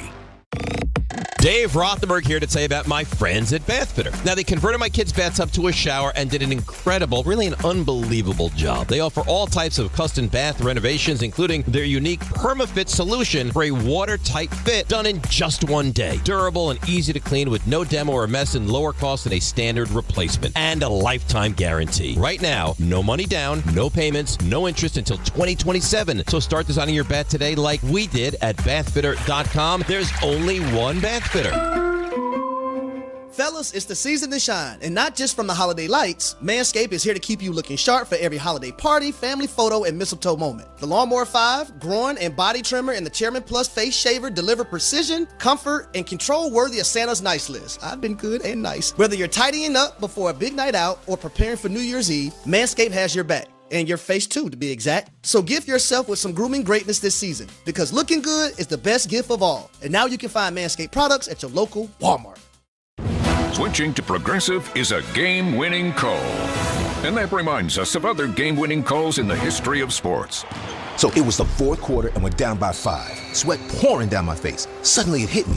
If only I could wrap part of the towel around my forehead. And that's how I became the first basketball player to wear a headband. Okay, not really a game-winning call, but it was a good call. You can make one too. Switch to Progressive and you could save hundreds. Progressive Casualty Insurance Company and affiliates, not available in all states. You live for this. The wins, the losses, the slam dunks, and the buzzer beaters. The dream that this is your team's year. Hope, it's what keeps you coming back. So you represent with anticipation and with pride. Because when everything's on the line, your support means everything. That's why the NBA Store is here to support you. Check out the largest selection of official NBA gear at NBAstore.com. A Fanatics experience. Yeah, this is what we were talking about, this song. A great album with a bad song on it takes away from the album. All right, it's Han Solo with you guys. Somehow they left the sick guy by himself. Who knows? I got so much medicine in me right now, you don't know what I'm going to say or do. But there's a lot of calls, so how about I let you guys take the wheel for the rest of the way in the last call crew, 800-919-3776. Brian in Morristown wanted to yell at Don, but Brian, Don's not here. So if you want to yell and we'll just play it for him, I could do that. Yeah. Yeah, he just has such a horrible take on the Mets and Alonso. You can't really wait to see what the Mets do to decide how to evaluate what Stearns is doing, because you have a guy who should have been a lifelong Met, and it's gone now. It's screwed up forever. And so it doesn't matter if they bring in Kyle Tucker. If they win the World Series next year, you can't convince me that they couldn't have won the World Series with Pete next year. It's just a ridiculous idea that you need to wait to see what everything else is going to look like. Brian, that's literally how it works. And you can't say that they would have won the World Series with Pete Alonso if you sign Cody Bellinger and play him at first base and Kyle Tucker is in the outfield and you're just a way better team defensively and you still have the offense that you need to win and maybe you get pitching. So I'll let Don answer it tomorrow because I wanted to give you the chance to say what you said. But I don't know if any of that made sense to me. You got to see if you got better. That's what you got to see. That's the whole idea of waiting. Just because he should have been a forever Met emotionally, this is show business. Peter's back already? Yeah, I'm back. Look at you. I'm here. Had to handle one thing, but here I am. That was a quick little thing. Talk about business. You talk about business. Did you not hear that call? Because it really, he waited a long time to not really make a great point. But he was upset and emotional. I want to let him have it. No, good. People deserve that moment. We recorded Peter's call if you wanted, Alan. Go ahead. Yeah, this is how it started. Hello. Yep. And Peter announced himself. Who's this? Yep. And then the guy said, "Hi, who am I speaking to?" And that was it. No, and I ended it with, "For your ace." Well, that went well. I'm glad. Let's take I always want to go with who's waiting the longest. How about we take Richie and Huntington? Richie. Wow, you kind of put me on the spot. I don't know how to follow up with that one. What'd you think of? You know what, anyway. Richie? I'm thinking you're a Mets fan. Just within 10 seconds, What did you think of that previous caller's take about how, we don't need to wait, and that even if they won the World Series, that you still have to be mad about losing Pete Alonso? Oh, on the contrary, Alan, I'm going to start right now. I've been a Yankee fan since '96. I was a wee lad. Well, it says Mets situation in your call box there. So hear me out real quick. This kind of reminds me of Juan Soto 2.0. Juan Soto stays with me between season, got to the World Series, lost in 5 games. Okay, great. You go to the Mets. $765 million versus $760 million. There is an angry mob going after Brian Cashman. We use basically that money to load our entire pitching rotation. Mm-hmm. Okay, great. You didn't make it to the World Series, but you became competitive. Now, in the case of the Mets, while I do have a lot of empathy for what they've been going through, because I personally thought Pete Alonso was going to be a forever Met myself, because quite frankly, I'm a fan of the guy, even though I'm a Yankee fan. Now, I kind of want to talk about the landscape between the AL East and the NL East. Right now, the Mets are kind of in trouble. Yankees really haven't made a move yet, despite what's been going on in the winter meetings, unless you can correct me and let me know what's going on, because I haven't heard anything yet. On the West Coast, Clayton Kershaw retired. That's still an extra roster spot for the Dodgers to literally load another piece of their rotation in, despite of what they have already. Hahn, this is like beating a dead drum, and I know you heard it over and over and over again. The evil empire got dethroned. It's all the way on the West Coast right now. You're not wrong. What do you think that should happen before April? You know what I mean? Is Cashman still going to wait for draft picks? Are we still going to sign another pitcher during the offseason? We need some. Yeah, Richie, I got to be honest with you. And thanks for the call. I have less confidence in the Yankee plan, because I think the Yankee plan, Peter, is get healthy. Yeah. Well, and they haven't done that very well for 10 years. I think that's their plan. I don't really think that they are looking to be aggressive with any more moves. I think if they can find somebody at a good price, they'll do it. But I think their plan is our pitching has to get healthy, and we should be a good team. I really think that's basically it. Running low on time here. Let's go to Andrew in Long Beach. Andrew. Oh, there he is. We love Andrew in Long Beach. Hey, Andrew. How's it going, guys? Thanks, Andrew. You coming out tomorrow? We'll make Garden City. I'm in grad school. I have my teaching observation hours. I'm going to try and shoot over afterwards. Okay, we got you. Yeah. All right, we got like 30 seconds, so let's get to it. Sure. Love Josh Hart's three-point shooting this year so far. I think it's created a great lift for the Knicks offense, and just really think the Knicks are clicking on both ends right now. It's a lot of fun to watch. Let's go get a win on Saturday. Yeah, and there's a Knicks fan, by the way. Thank you, Andrew. Peter, that wants to win.